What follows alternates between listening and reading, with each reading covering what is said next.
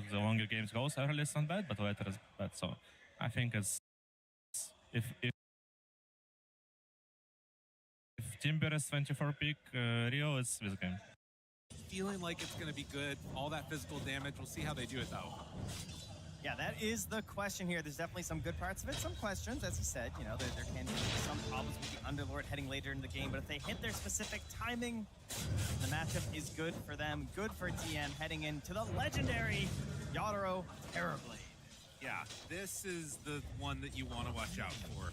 This man has made millions of dollars playing this hero and looking to try and do it again here on Grand Finals day, trying to make it to that last one. And this is not the way that you want it to start. His DM chase down. Yatoro finds him. The last hit, yes. Start the day off with a first blood. Yeah, Soxa will get some vengeance, but a pittance compared to taking down that Timber Saw nice and early here. Exactly what you want to see with this Winter Wyvern. I mean, coming into today, I feel like this was the #1 hero that everyone is looking at, just with the way the bans are working out. We've got so many problematic heroes, and whether or not they're banned, this Wyvern does fairly well with most of the top-tier heroes and manages to slip through. And again, TM right back in the lane, right back to getting gold. Face down, bringing a lot of heat towards him early on, and now turns their sights to Soxa. Keeps him pressured underneath the tower. I mean, this is the power of Metamorphosis. Getting that first kill on DM without having to use it, that was the real backbreaker in that one. And Terribly, as you can see, starts with 11 armor here. So when you have this level 1 heal in the Winter Wyvern, the value is just absolutely disgusting, right? Like, every bit of HP is so much value on this hero. So juicing him right back up to full HP like that, it makes the trade so difficult for Yandex. Well, and obviously that's going to change over as DM starts to get more of these levels, right? This Timber Saw traditionally a counter to the Terrorblade, but as you can see, if you can get off to an early start, and particularly having like this Nature's Prophet as a support, not providing a ton at the early stages from Soxa to try and mess with the TV as Piranha gets brought down bottom. Yeah, this is not the forte of the hero, and really not where Soxa truly shines as a player. These first couple minutes in his own lane, not where he's a beast. Going anywhere else on the map, that's where you've seen this guy dominate all of these games on Nature's Prophet or Bounty Hunter, anyone who can sneak in behind, but losing them on down bottom, try to get a little pressure. Malady on the way out, but yeah, Malady's going in, not me. Oh no, he messed up. Oh, managed to pop the Starstorm before he came out of the Shadow Realm, so no damage dealt there. A rare flub from Malady here on the big stage. Fifth lane, Laurel a little low right now, and also low on the CS at the moment. So Cheer Jr. off to a good start here.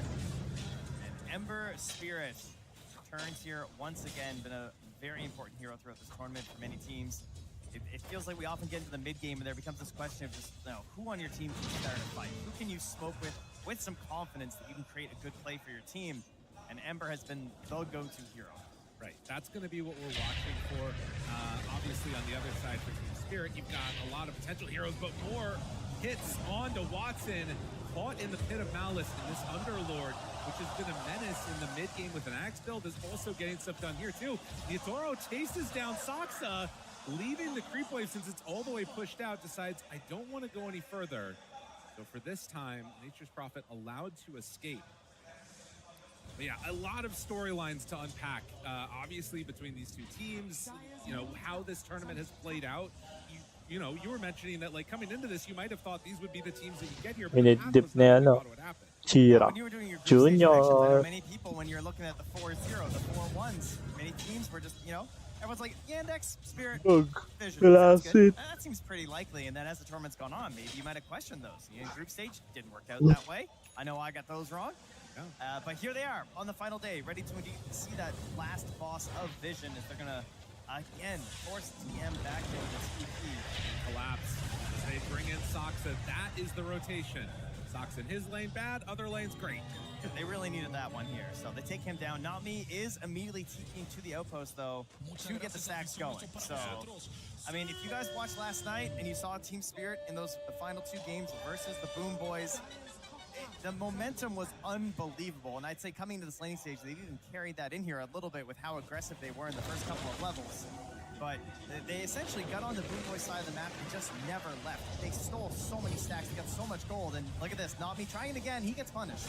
Yes, So Yandex seeming to be comfortable matching the Sagot lang tempo. pala Fury Maybe yun. having watched those games last night, they take this Nature's Prophet who can kind of be all over the map and help stop this pressure coming in. Something to watch for. I think there was definitely some fear if you watch those games, and look what he's doing now. Yeah, in here at these camps, dropping a ward down, wants to know if they're going to be farming these up, and potentially they want to take some of that for themselves in the field. Now Laryl, he's got no way out. Level 6 there for Chira Jr. Now they do have the cold embrace, but a good amount of magic GG here ka. coming in, although Chira Jr. is actually Dito. taking a lot of power from the arrow move. Grabe That naman. Rana answer to the Winter Wyvern is looking solid. So they get the kill on the Pango. Rue will steal Naku, away Papa. an arcane rune at the very least. That's Swerteng very good for kupal. Team Spirit. Taking that away from a level 6 Ember Spirit. And that easily could have been a way into those stacks.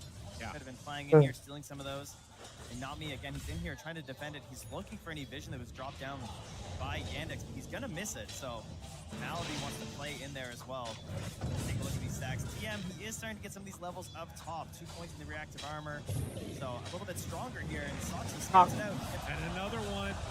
Malady goes Grabe forward naman. with the arrow chains Narana Lord. combination. An easy kill.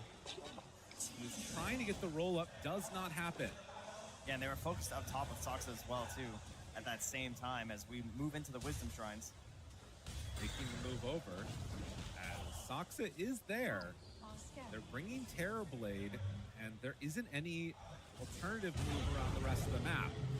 Pop Metamorphosis, turn on to DM, now turn towards Soxa. They're in trouble. They're going to lose the Nature's Prophet. DM not able to take that one away, so it is going to be double Shrines of Wisdom going their direction. Oro continues to hit DM, chasing. They're actually going to Fiend's Gate into this one. Well, Rue dies to Chira Jr. DM manages to TP out. Just TP out. barely misses the pit.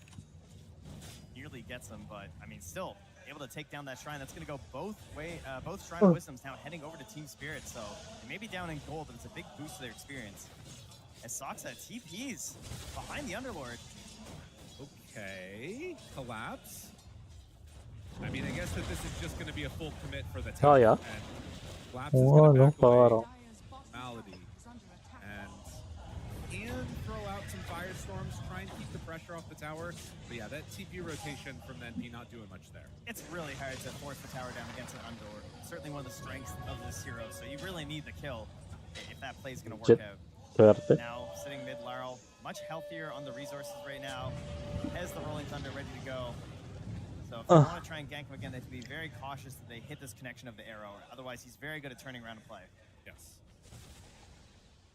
See here as well as 6-4, 2,000 gold lead. Sierra Junior. It's kind of mirroring what you were talking about last night, where Spirit were trying to bully GPK. It feels like there's been a lot of emphasis in trying to shut down Laurel, as the Pango is going to be the main hero trying to set the tempo in this one. Yeah, 100%. And then when you pick this Timbersaw in the off lane as well, you want a lot of control to pair up with it. So giving your Ember a good game so that he can rotate in towards his Timbersaw, that's going to put a lot more fear in their hearts when it comes to DM. Likely we're going to be seeing a retreat back to the jungle for Yatoro. And Spirit Vessel online. And then the arrow combo, able to get away from that one. And so the TP out will be successful. I mean, the big difference we're seeing compared to last night and why Team Spirit were able to run over Blue Boys is the supports as well. They got so much space yesterday. Cores were heading to the jungle. They got really fast level 6s. They have gotten both Shrines of Wisdom, and yet their supports are 5.5 and 4.5 right now. So Team Spirit are not off to this ridiculous start like they were previously, and Yandex are using the pressure mid. Rolling through the trees, Laurel heads back the other direction, finds Soxa, hits on the Chira Jr. Not he is going to lay the brambles out. They have enough to take down this Ember. It feels unlikely. Collapse is going to focus Soxa, find him there. Chira Jr. still being chased. Good hits out. But as he remnants away, looks like Spirit are going to give up on that chase. So defend the tower, find a support, couldn't get the Ember. Kind of just a ticking time bomb then on your Timbersaw, right? Like wondering, when does he need to join into these engagements? When do they want to actually link in towards him? Because so far, no damage on that top tower. Knocking that down would feel pretty good right now if you were Yandex. Him here is more focused on trying to get into these items and farm up camps as opposed to really pressuring the tower, which granted, it would be a little bit tough. But when you can be this free in a Terrorblade game against the Timbersaw, not really that much energy brought his direction. Gotta feel at least a little good about that. I would say we haven't really talked that much about is the Shadow Fiend. Watson, Mask of Madness done. Yeah, he's certainly in farm mode here. I think we'll probably see him join in on the next push. It's definitely a good time to do it, right? You want to get a little use out of your Requiem. You have all this control, and you're trying to outnumber your opponents whenever you have this Nature's Prophet. Speaking of which, he's also closing in on the level 6 for Sox as well, so that little extra oomph of damage might be just what they need to try and bring down some of these heroes. Junior kind of casually pushing this one with the catapult. Looks have to let it go at this point, though. Blade going to be coming out next. Just barely off the mark, trying to get that vision dewarded. Not me. Still building up stacks for his buddy. But again, on this big stage, seeing these players, both Maldi and Not Me, first time up on the TI stage, they've been performing incredibly well. See if they can keep that up, and they're going to need the Willow to have some real value in these team fights later on. The Terrorizers feel like they're going to be super. Yeah, and I think this early damage to the Bedlam could also be a real difference maker too. The damage isn't quite, monumental yet. They've actually got a bit of a lockdown thing with the Pango, but not enough damage to finish some of these guys off, particularly because of this, high reactive armor on the TV. The Pango can chain stun you, but may struggle to kill you. That's where the Dark Willow can come to play here. So now level 6 on Not Me. If he has any nerves whatsoever, they were certainly not on display last night. Ooh. Gets caught here though. Stunned again. And drops it down, terrorized, pump faking it, wants to throw it, not gonna happen. Shira Jr. runs and remnants right on out of there. Yeah, and no terrorize means there's no chance to link up there with the Pit of Malice when Collapse comes in. So a bit of a wasted rotation again for him as his tower is tanking a wave right now. He's gonna miss out on quite a bit of gold next because of this. Yeah, super annoying. And that mid tower, I mean, it's still not quite dead, but it's pretty damn close. Yeah, it's going down now. Wyvern, what can you do? I mean, there's really not much. So they do eventually get it. Shira Jr. takes the tower, has this amp damage bottled up with the Spirit Vessel done. This feels like it could be time to play. But finding the Timbersaw, and now the Bedlam, like you talk about, just eating through that HP pool. He's gone. Not Me. Knew the mission. Took a while to get 6, a little longer than he would have wanted, but immediately achieves what he needed. And that arrow connects on a creep. Rue is still gonna die, but not the kill they were hoping for. Would love to be able to combo that better onto the Terrorblade. That's 3 remnants still left here for Cheer Jr. as well. So he's in here pretty deep, but should be able to get out of this situation. Tango, Laurel, Patay. trouble. Laurel gone Sana, again. That's the big amp deep. damage. Collapse moves in. They have the Bedlam. Cheer Jr. actually low on mana. Wait a minute, Nice. he doesn't have enough to activate Remnant. Does now as he bottles up and gets out of there, but a little close on that one. And this comes back to that earlier gate, right? They don't have the gate play to try and... I was thinking the Emperor might be in trouble, but there's no gate available, so he turns on them with the amplified damage, and the hunted becomes the hunter. Again, for Yandex, a team that has traditionally done incredibly well against Team Spirit. Now, we were looking at some of the stats earlier, and it's undefeated so far throughout the season. Only were able to draw series with them.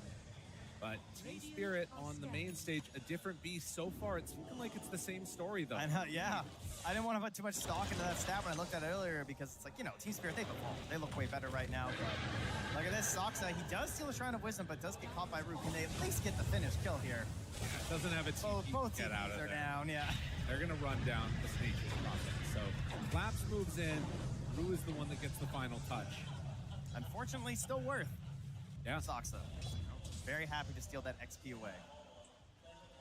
640 for them, 1,000 for your team. They'll take that trade as they keep their gold lead here. The shining star of Team Spirit, as per usual though, it is Yotaro. Still 8,500 gold, still top of the board. So if they can bring him into the fold for some of these engagements, they definitely have the tools to win. Any sort of fight they want to bring at them, as they again are going to try and hunt TM. Yotaro moving in. Can he hit another Bramble into Terrorize here? Oh, I mean, if you walk in like that, that's how it's going to happen. Feared, caught, going to be chased and killed. Don't even need the Bedlam there with the help of the TV. They're finding somebody to bully in each of these games. And taking out this Timbersaw, it's going to be a nice little boon. Getting the Terrorblade set up for a good mid-game. knocking down his tier 1 tower, killing him in behind by the tier 2, trying to take him out of this game. Collapse, sensing danger. TP's out of there. Oh, Uy. this is the chains, and Collapse gonna give the tip over to the Ember. Insta-tip. Interesting. Yeah, he's still losing his tower. Gotta do something to build up that. Sayang yun. But understanding what was coming his direction.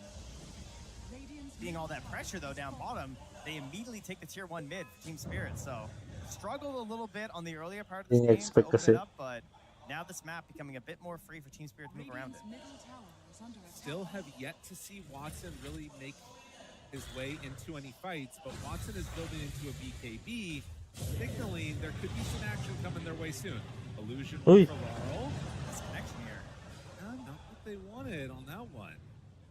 I mean, I guess not a mountain anything anyway. But it's a confidence arrow. You know, Yeah. you don't want to be missing those. Or it's a calibrating arrow and it's okay. The next one will be more on point. Yeah, he's getting there. That's the other way to look at it here.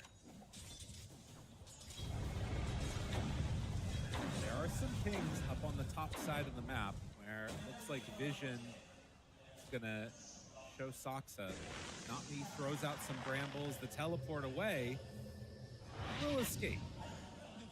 I'd say their first good timing for the side of Team Spirit probably comes out with the Aghanim Scepter on this Underlord. Gives them another way to get a root going.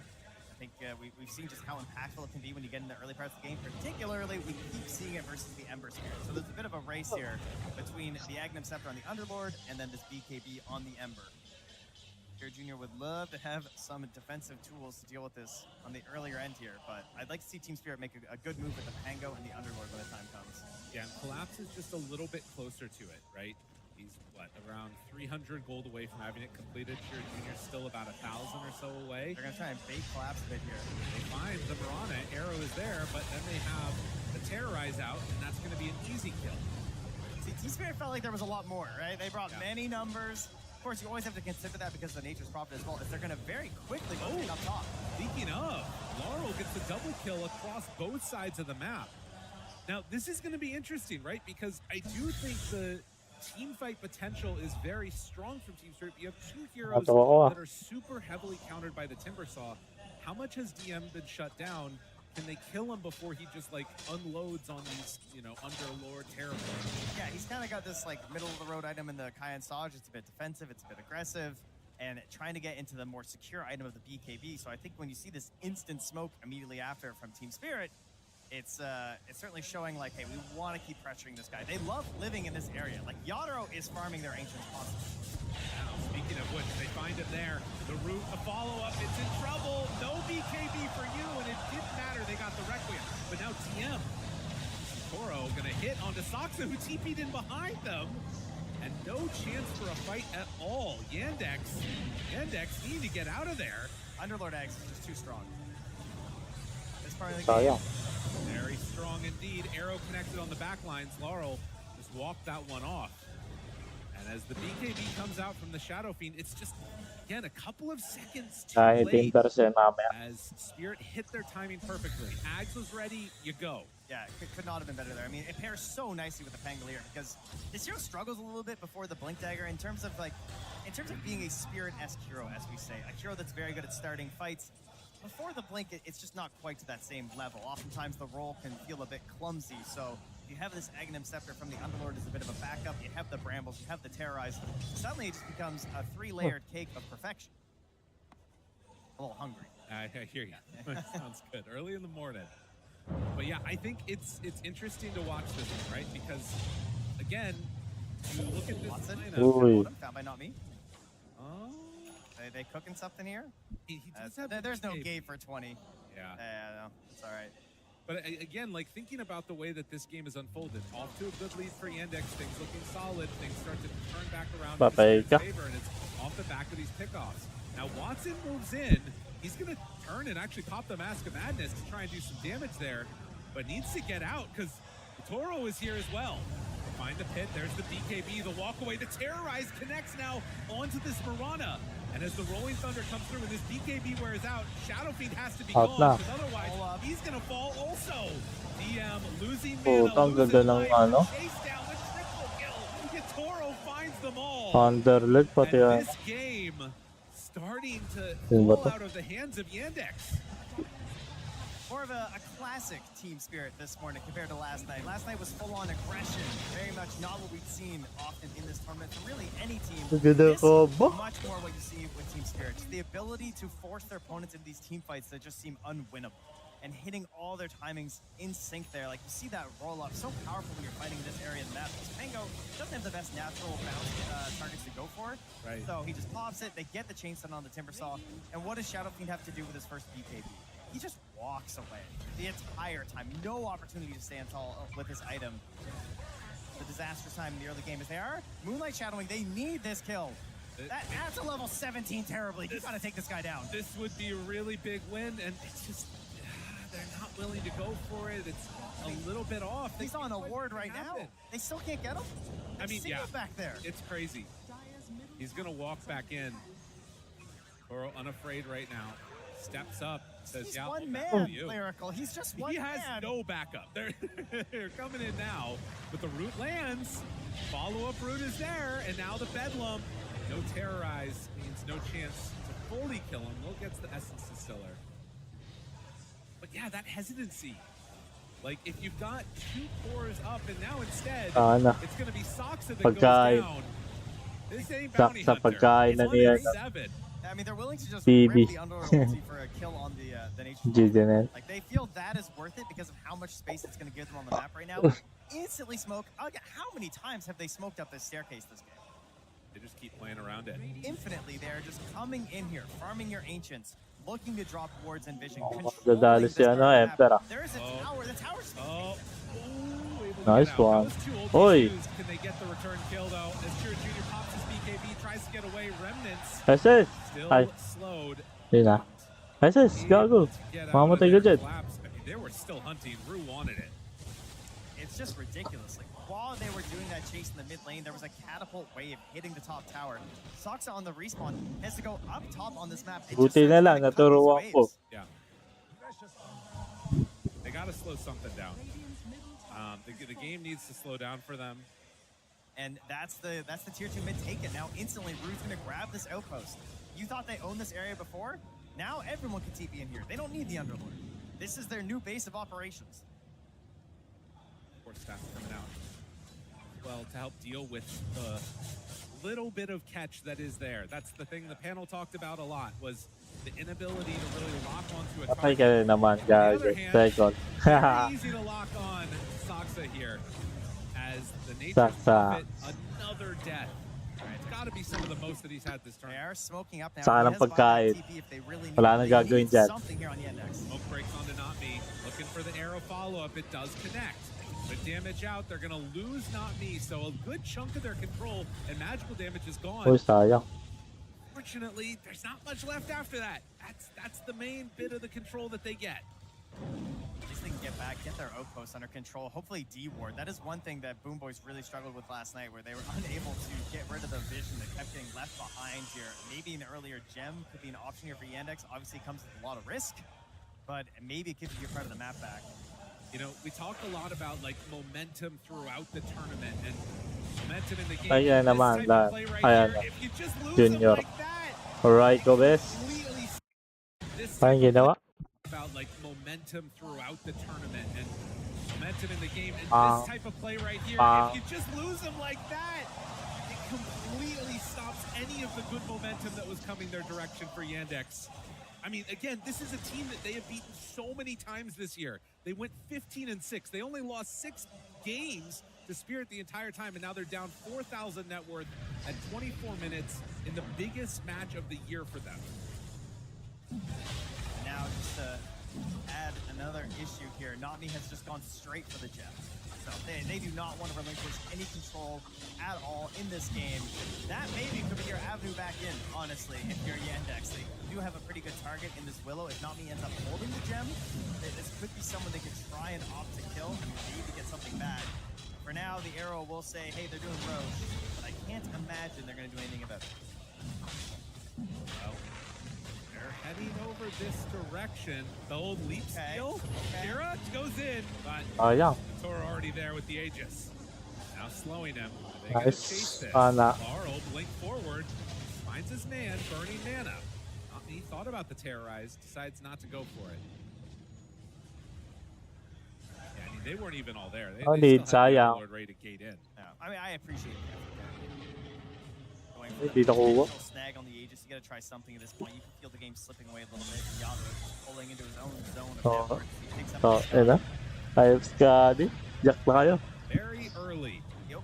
on that Scotty against these heroes, and particularly against the Timbersaw, who has been bullied a good chunk. Yeah, you can see Dota Plus feels it, but Watson right now, the Requiem, this could be it. Just go for it. You gotta get something. They're not gonna do Huh? it. What I the mean, I fuck? don't think it's gonna matter. I don't think it's enough. It would have to be so frame perfect. Yeah, and there's the Sunder possibility of turning it around. Oh no, and now he walks into a ward. Watson, don't go over there. You're not safe, sir. Oh, Rue shows up and they find him. BKB, Two guys wala. out for the BKB, the Requiem. TP. The Requiem TP out. Wait a minute. No, not gonna happen. Not going to happen. Watson, the saddest of Shadow Fiends. All this farm for what? Cannot find an opportunity to use his damage whatsoever in this game. His teammates, they try and get it on the map right now, trying to find some vision, trying to find a little bit of wave push here. I mean, the bright side, they have a 9-second EPD on this Timbersaw, right? And they have 8 seconds still left there on the Ember. Maybe that will give them some opportunity. I mean, it feels like they don't have those like pieces that they need. That blink stun hero, that little bit of control. They've got plenty of damage, but what happens if Team Spirit just back away? What happens if they run out of there? And it felt like they had it, right? It felt like they had this Ember. He got off to a really good start in this game, but he has now fallen behind this Pangolier. Yeah. They weren't able to link up. They weren't able to keep forcing things on the other side of the map. I wouldn't say they had many opportunities. Like, DM kind of got off to a decent start, even after the shenanigans the first couple of waves. But they didn't create any linkages. They didn't knock down that top tower super early. Team Spirit were just very good at keeping the pressure up on that top half of the map. Speaking of keeping the pressure up, this has been a tournament that has had a lot of super late game Dota. But over the past couple of days, it appears Team Spirit have found avenues to try and end games. Are they going to do the same thing here right now? Look what Collapse is doing, so he's shepherding the wave. Yeah. He was just walking alongside it. He got up there to just kill some treants. Make sure that another wave could come down. Oh, and now he's going back. Thankfully, the Observer Ward spots that he's here, or else that could have been bad news for Soxa. So they farm up that wave. Still have another 2 minutes left on Aegis. Metamorphosis a little bit longer going to be around, but no. They're instead going to go over here, secure the shrine, and listen, for everybody out there, he swaps in the dust.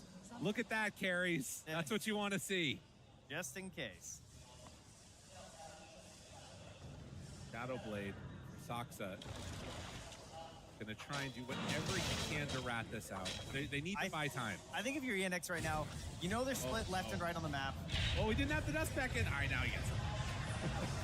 I think this is your chance, man. I think you take this outpost. You recognize that we are getting a little bit of pressure up the mid wave right now. I mean, Cheer Jr. is out here, but he's on his own. The Aegis is expiring soon. I feel like if there's any opportunity to be going for an aggressive play, it's hitting right now. Yeah. Maybe around this bottom tier 2 tower, potentially. I mean, they're playing pretty far forward, but with a minute left, just they're not feeling confident doing it. I mean, it's again, like, I feel like the mental of this is so tough to be like, to not fall into the trap of we just need one more item, we just need one more item. Like, Team Spirit are running at your base, and it might not matter. Although, that said, there is no Fiend's Gate. Have a little while left on that. Send the illusions forward to take that arrow. But Toro continues to hit the tier 3 tower. Gets good damage. DM forward. Low 30 seconds left. Gotta do something here. Gotta find a way to punish this. Too difficult. Say this is not the time. If not now, then when? Let's try and figure that out here. Collapse. Staying steady. Rock solid. Oh, Soxa, you came to the wrong neighborhood, sir. That was never gonna work. A 10th death for this Nature's Prophet. And again, it's what he kind of has to do. He has to be the one to make it happen. Not me. The Hurricane Pike. They find Watson out of the base, trying to bait a BKB out of him. The fear, the second round, now popping meta. They finally get the BKB out of him. But without everybody here, I mean, Ember's not actually joining the rest of the team. Almost the same way they forced this top racks last night against the Boom Boys, catching the Lina up there with their own Tiny. This time, they force him back. DM decides to go in. He's rooted. BKB used. They don't have the BKB on the Shadow Fiend, though, so the damage coming in on DM is insane. You bring Toro somewhat low. Now the Winter's Curse Shadow Fiend hitting his friend. They're just buying time, too. They buy enough time to get out, and now if they want to, they can keep going for more. They're not even trying to kill the Ember there, you know? Yeah. It's just, push them back. We're going to get this top racks. This simplifies your game a lot because now it is constant pressure on the top side of the map. I'd say against most teams and most heroes, they would be in a worse spot right now as Yandex, but this Nature's Prophet has been constantly getting deep, catching a random wave, and it has delayed this situation where they're able to just trap you inside of your base. But now that you've managed to finish off one of these sets of racks, that pressure will remain constant. It's going to take a lot of the attention here from that Nature's Prophet, and they can focus more on just the middle and the bottom waves. If there is one bright spot right now, it's of all the items that Yutoro has, he does not have a BKB. Okay, yeah. They have a good amount of magical damage. If Watson can get in on top of him and do some type of a Requiem, I mean, it's more right-click some focus, pure damage there from the Timbersaw as well. Could be something, right? He does still have 3,300 HP, so it's a lot to chunk It's a lot. There's a Wyvern as well, you know. They have some issues for sure. Here, getting most of what they wanted. And worth noting, Vision waiting in the grand finals when asked who it was that they wanted to play up against, it was Team Spirit. They felt like they were the team that was picking up steam, and as evidenced by the last 2 days of 2-0s and now coming in strong in this game number 1, it appears to be the case. They look awoken here on Team Spirit. No doubt about that. Maybe even a little sleepy in the first couple of minutes of this one, but they're up now. Kira Jr., the glorious Aghanim Scepter for the Ember Spirit, much like the Underlord. I feel like it's been the item of the hero, where it really feels like you operate on another level. Try and use that here as, again, Team Spirit coming in, not concerned about their well-being. They're hitting your buildings. Trying to get one more item. And Yandex, I mean, you can see Laurel. He's smoked up outside, ready to go at a moment's notice, but they're just going to keep sending in these illusions. Old school illusion push? I mean, why not? Back away from the arrow, let the illusions hit it. You got to stop this Terrorblade at some point, and it's not super easy. It's tough. It's 500 gold away from the Aghanims. He knows how much stronger he's going to be soon as Kira Jr. The Manta illusion, not even needing to send in his real hero. And now DM jumps out of the base. He's BKB'd. So they will be able to walk back inside, but now the fight feels really hard. Laurel taking a good chunk of damage though from the Shadow Fiend. Is it going to be enough? No, the Cold Embrace comes out right at the last second. So Team Spirit will not be taken down there. Toro Lotus stunned. The damage out. Do they have enough looking for the Requiem? But there it is. The save. Actually, no, they got him. Just barely before he was able to get that Sunder off.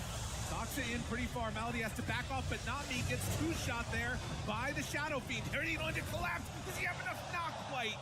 Needed a few more crits to end that one. But Yandex says we're not out of it yet. Finally, they just go a little bit too deep. A massive arrow connects there onto the Terrorblade. A miracle moment there. Do they have any way to break the TP? Doesn't look like it. A good bit of damage, but not enough. So they do manage to finally punish. It came at a heavy cost. Another tier 3 tower down. But they did get a lot of gold on their cores, a lot of experience. I mean, Team Spirit were looking to put the final nail in the coffin of this game, though. Yeah. They were saying that if we can clean up this Rax and we get out of here just throwing out a Pango roll and backing it up, how are they ever going to come back? So, Yandex, maybe all this patience has finally paid off. They found a big win here. The Aegis, it's a bit of a later spawn. It's back up in another 50 seconds. So, unfortunately for them, Yadro will be back in the game. They don't get this one for free. Yeah, but they have a way to play for it at the very least. And you also just now completed the MKB. So while the butterfly was done, you didn't get a ton of value out of that on Toro. And there's ways here that this could potentially turn around. It's only a 4K gold lead. The sort of creep advantage of having a lane of racks is going to be hurtful, but we'll see. Yeah, they also did finish the heart onto DM, so it's been one of the items of the tournament pretty much for every offlaner. Going to give them a better chance at staying alive in these fights and trying to outlast the healing essentially of the Wyvern, as well as these terrorizes and just constant roots and delays of the engagement that come out from the Stark Willow.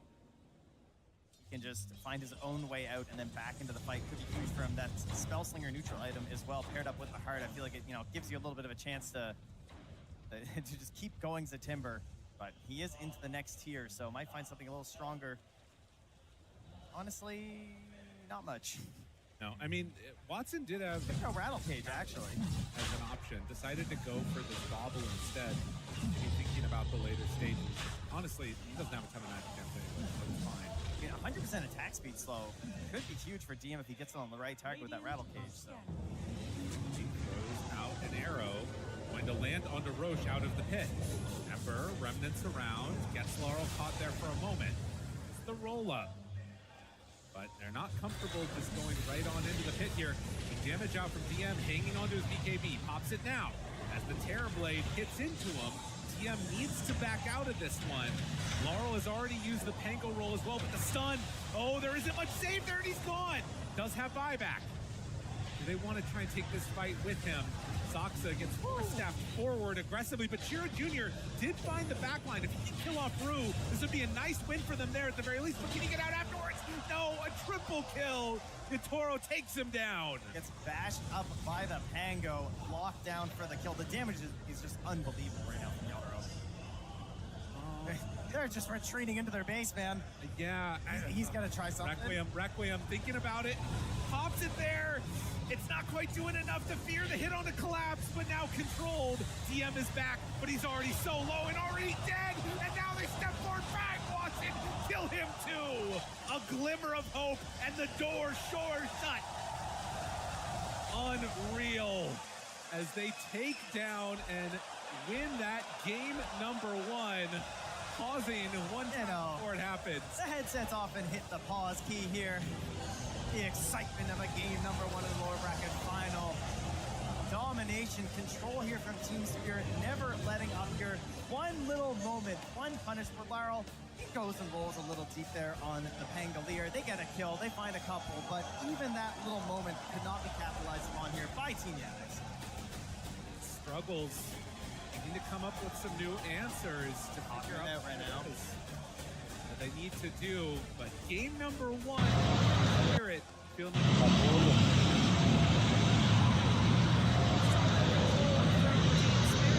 right there. Matulog siya. Sa UP Town.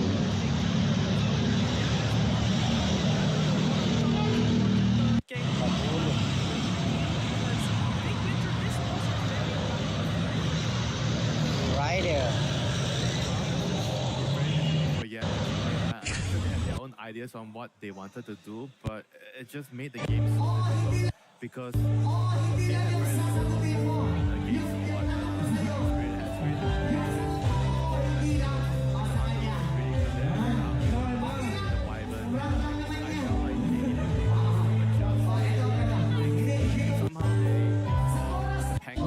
maybe they felt like, oh, yeah, I should buffer away from the Toro into a support role because I don't want to play that matchup.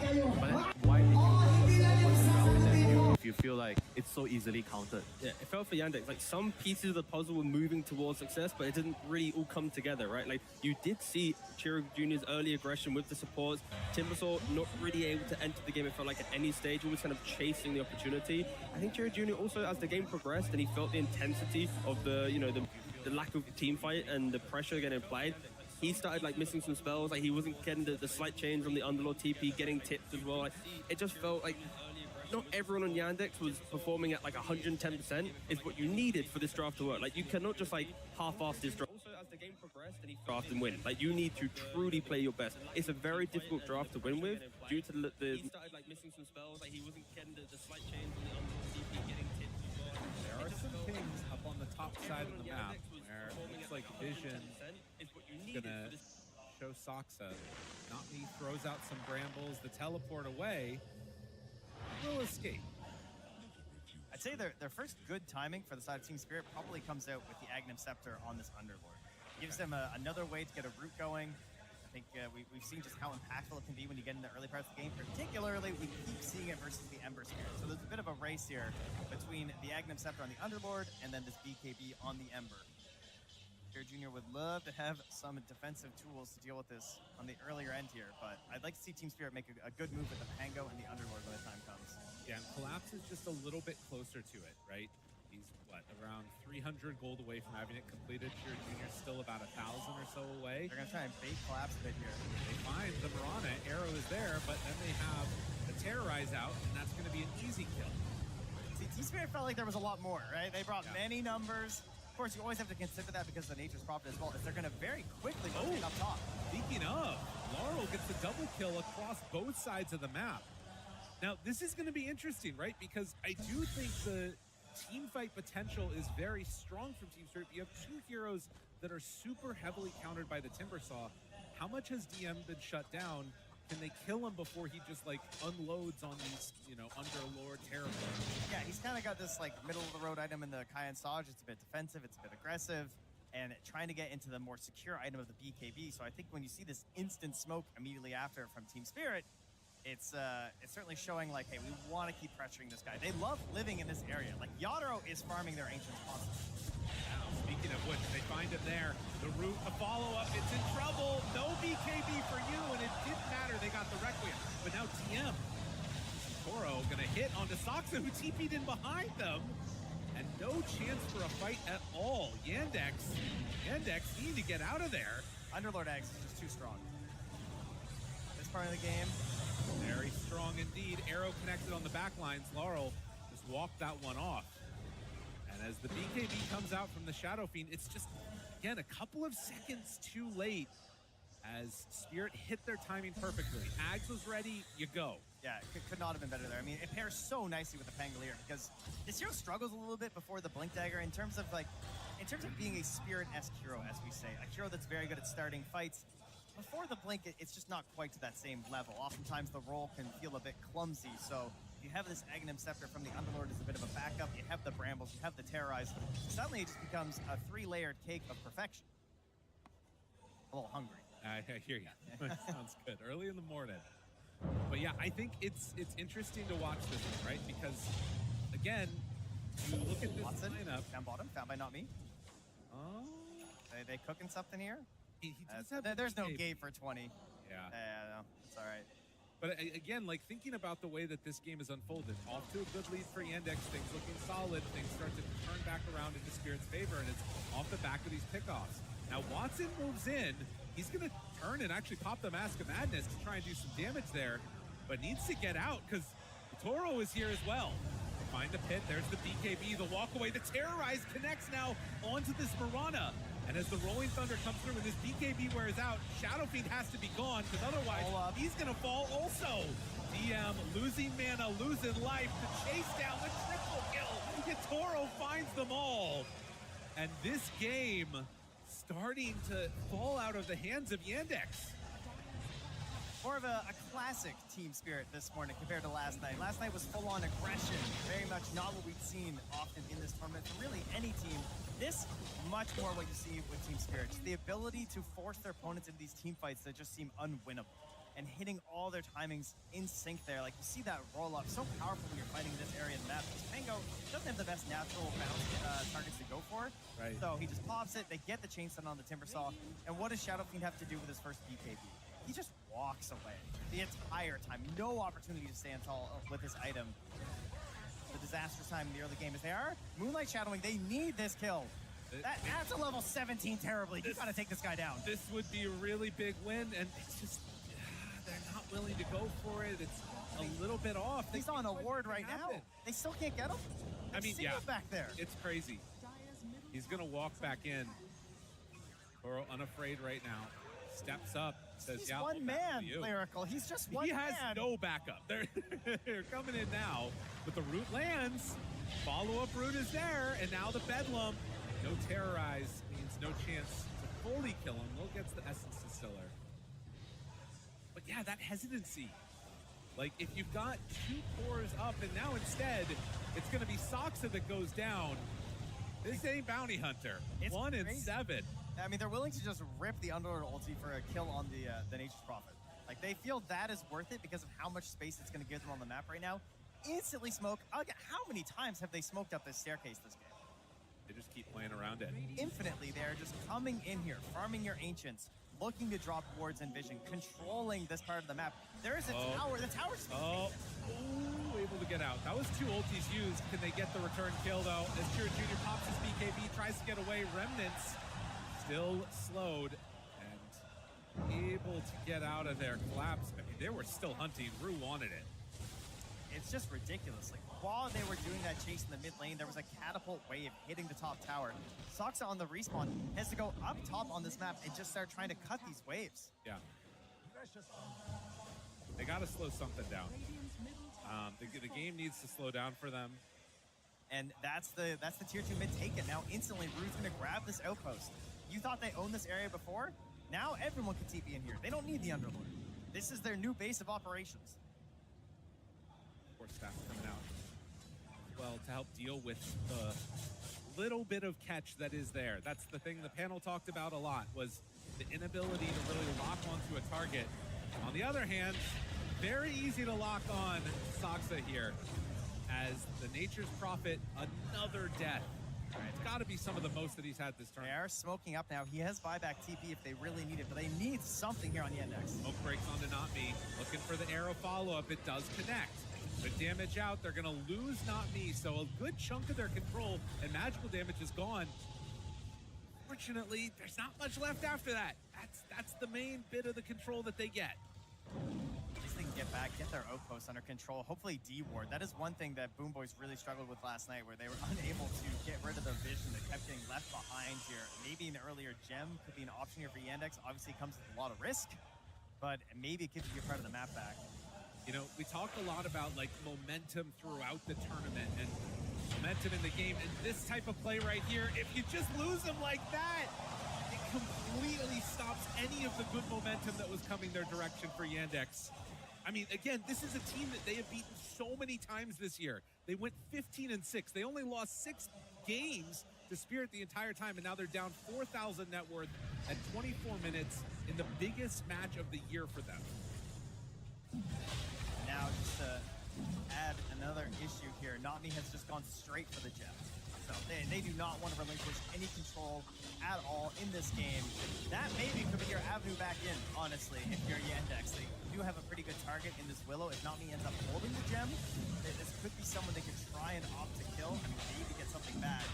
For now, the arrow will say, hey, they're doing Roche, but I can't imagine they're going to do anything about it.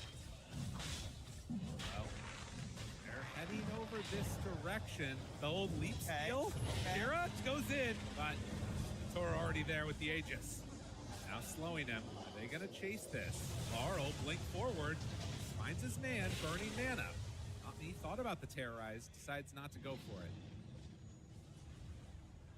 Yeah, I mean, they weren't even all there. They still had the Underlord ready to gate in. Yeah, I mean, I appreciate the effort there. Going for the potential snag on the Aegis, you got to try something at this point. You can feel the game slipping away a little bit. Yadro pulling into his own zone of network. He picks up the Scott. Very early Yep. on that Scotty against these heroes, and particularly against the Timbersaw, who has been bullied a good chunk. Yeah, you can see Dota Plus feels it, but Watson right now, the Requiem, this could be it. Just go for it. You got to get something. They're not going to do it. I mean, I don't think it's going to matter. I don't think it's enough. It would have to be so frame perfect. Yeah, and there's the Sunder possibility of turning it around. Oh, no, and now he walks into a ward. Watson, don't go over there. You're not safe, sir. Oh, Rue shows up, and they find him. Gonna go for the BKB, the Requiem. The Requiem TP out. Wait a minute. No, not going to happen. Not going to happen. Watson, the saddest of Shadow Fiends. All this farm for what? Cannot find an opportunity to use his damage whatsoever in this game. His teammates, they try and get it on the map right now, trying to find some vision, trying to find a little bit of wave push here. mean, the bright side, they have a 9-second PTB on this Timbersaw. Right. And they have 8 seconds still left there on the Ember. Maybe that will give them some opportunity. I mean, it feels like they don't have those like pieces that they need. That blink stun hero, that little bit of control. They've got plenty of damage, but what happens if Team Spirit just back away? What happens if they run out of there? I mean, it felt like they had it, right? It felt like they had this Ember. He got off to a really good start in this game, but he has now fallen behind this Pangolier. Yeah. They weren't able to link up. They weren't able to keep forcing things on the other side of the map. I wouldn't say they had many opportunities. Like, DM kind of got off to a decent start, even after the shenanigans the first couple of waves. But they didn't create any linkages. They didn't knock down that top tower super early. Team Spirit were just very good at keeping the pressure up on that top half of the map. Speaking of keeping the pressure up, this has been a tournament that has had a lot of super late game Dota. But over the past couple of days, it appears Team Spirit have found avenues to try and end games. Are they going to do the same thing here right now? Look what Collapse is doing too. He's shepherding the wave. Yeah. He was just walking alongside it. He got up there to just kill some treants. Make sure that another wave could come down. Oh, and now he's going back. Thankfully, the Observer Ward spots that he's here, or else that could have been bad news for Soxa. So they farm up that wave. Still have another 2 minutes left on Aegis. Metamorphosis a little bit longer going to be around. But no. They're instead going to go over here, secure the shrine. And listen, for everybody out there, he swaps in the dust. Look at that, carries. That's what you want to see. Just in case. Shadowblade, Soxa, going to try and do whatever he can to rat this out. They need to buy time. I think if you're ENX right now, you know they're split left and right on the map. Oh, we didn't have the dust back in. All right, now he gets it. I think this is your chance, man. I think you take this outpost. You recognize that we are getting a little bit of pressure up the mid wave right now. I mean, Cheer Jr. is out here, but he's on his own. The Aegis is expiring soon. I feel like if there's any opportunity to be going for an aggressive play, it's hitting right now. Yeah. Maybe around this bottom tier 2 tower, potentially. I mean, they're playing pretty far forward, but with a minute left, just they're not feeling confident doing it.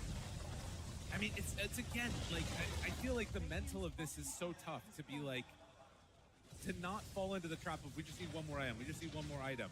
Like, Team Spirit are running at your base, and it might not matter. Although, that said, there is no Fiend's Gate. Have a little while left on that. Send the illusions forward to take that arrow. But Toro continues to hit the tier 3 tower.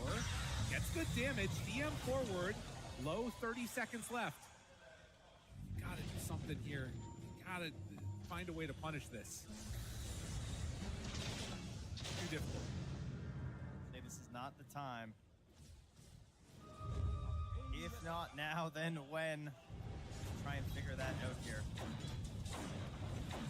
Collapse. Staying steady, rock solid. Oh, Soxa, you came to the wrong neighborhood, sir. That was never gonna work. A 10th death for this Nature's Prophet. And again, it's what he kind of has to do. He has to be the one to make it happen. Not me. The Hurricane Pike. They find Watson out of the base, trying to bait a BKB out of him. The fear, the second round, now popping meta. They finally get the BKB out of him. But without everybody here, I mean, Ember's not actually joining the rest of the team. Almost the same way they forced this top racks last night against the Boom Boys, catching the Lina up there with their own Tiny. This time, they force him back. DM decides to go in. He's rooted. BKB used. They don't have the BKB on the Shadow Fiend, though, so the damage coming in on DM is insane. You bring Toro somewhat low. Now the Winter's Curse. Shadow Fiend hitting his friend. And they're just buying time, too. They buy enough time to get out, and now if they want to, they can keep going for more. They're not even trying to kill the Ember there, you know? Yeah. It's just, oh, push them back. We're going to get this top racks. This simplifies your game a lot, because now it is constant pressure on the top side of the map. Most of what they wanted. Swap the pick order. We have Yandex with the overall first pick and Team Spirit with the overall last pick. Now, normally overall last pick is a strategic advantage. Last game we saw Yandex being pushed in a corner, forced to pick a Timbersaw.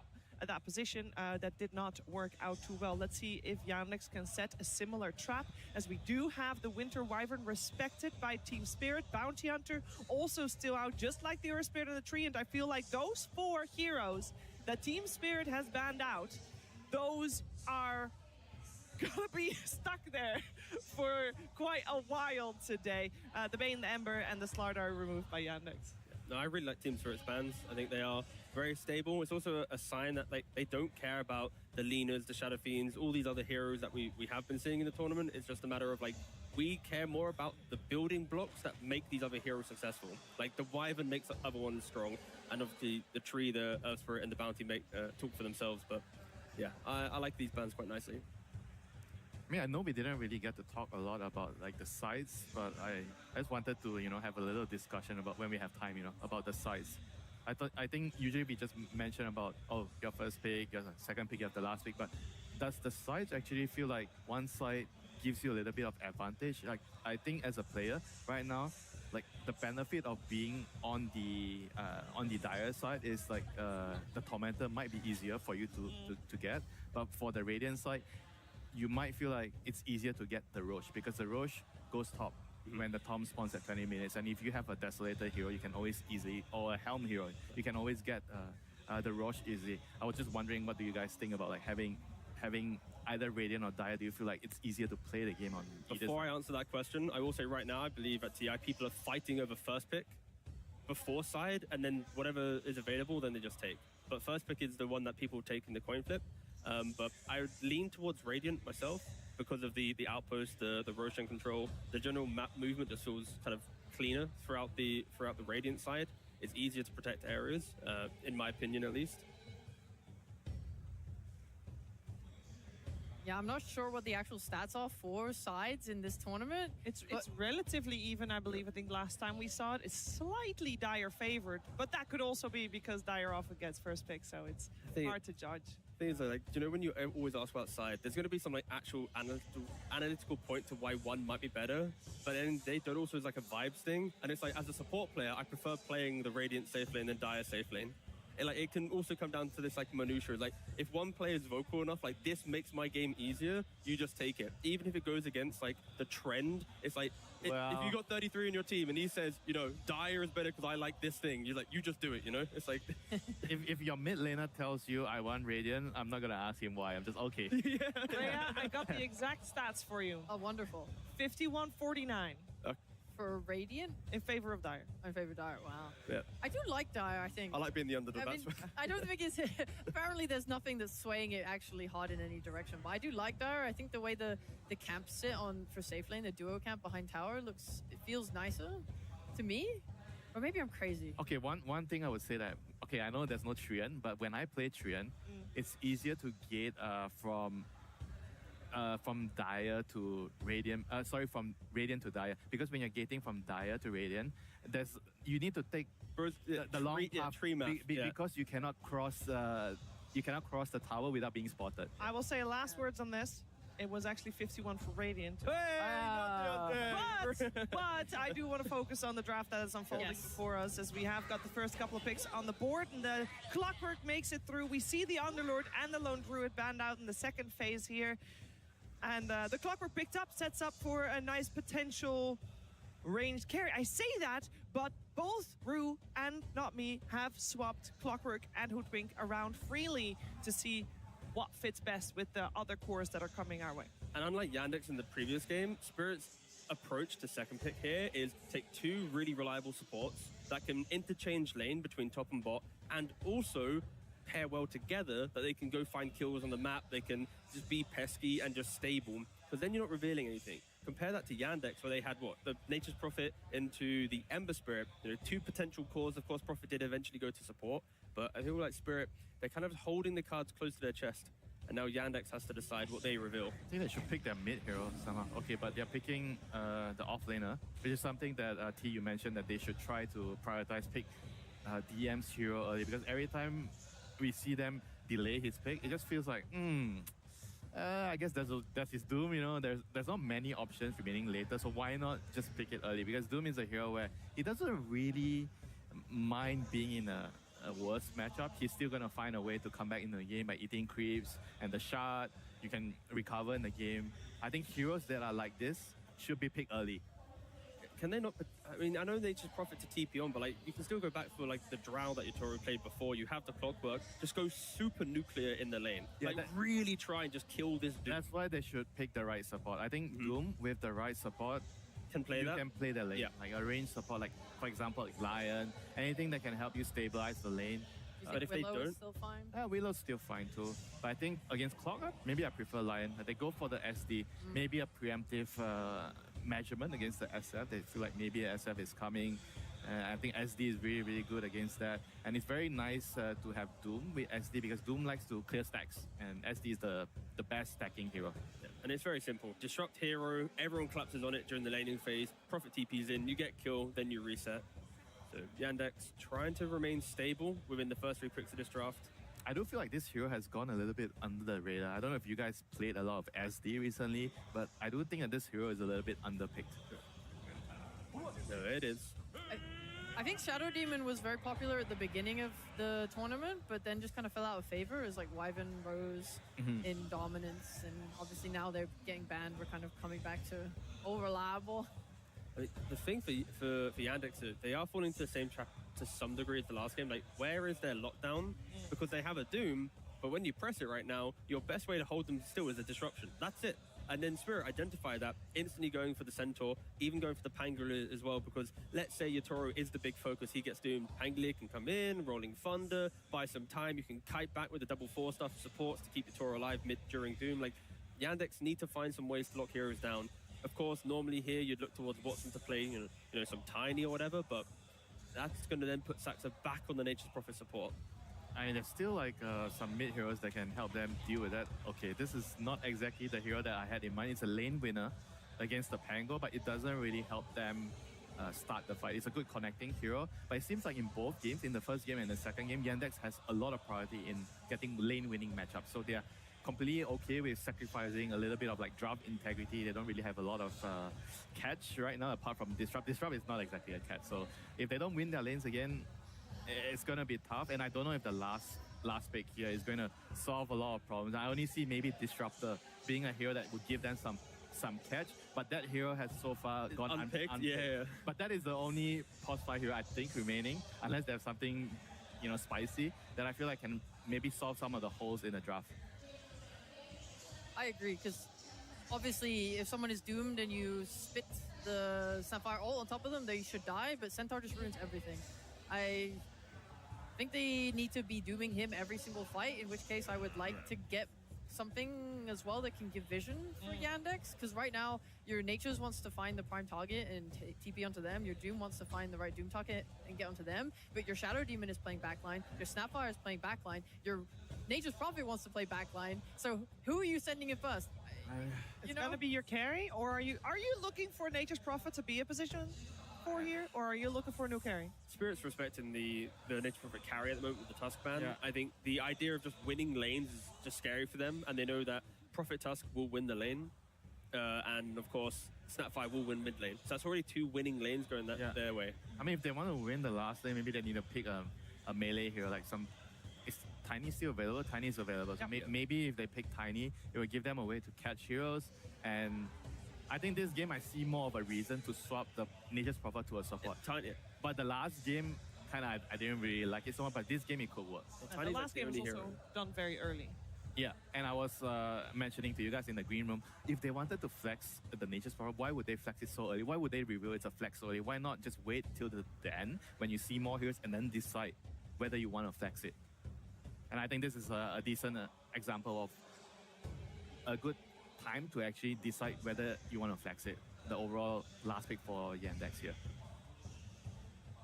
Other than Tiny carry, I'm not seeing another carry that really kind of makes the whole draft feel complete because of that need of that additional stun. Like, the fact that they are looking for an initiating hero, if Watson is to take it, like, there aren't many heroes that do that. I think Elk maybe could work.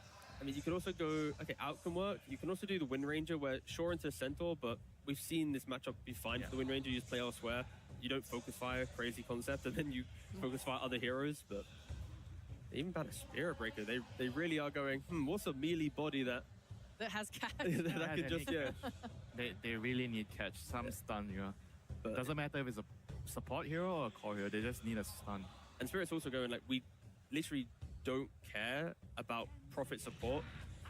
That's the melee support that we forgot about. It's not a stun, but it's a body. It's really good against the centaur in the lane. So you can see the focus here on Yandex very clearly. They want to win the lanes and they want to run them over. Yeah.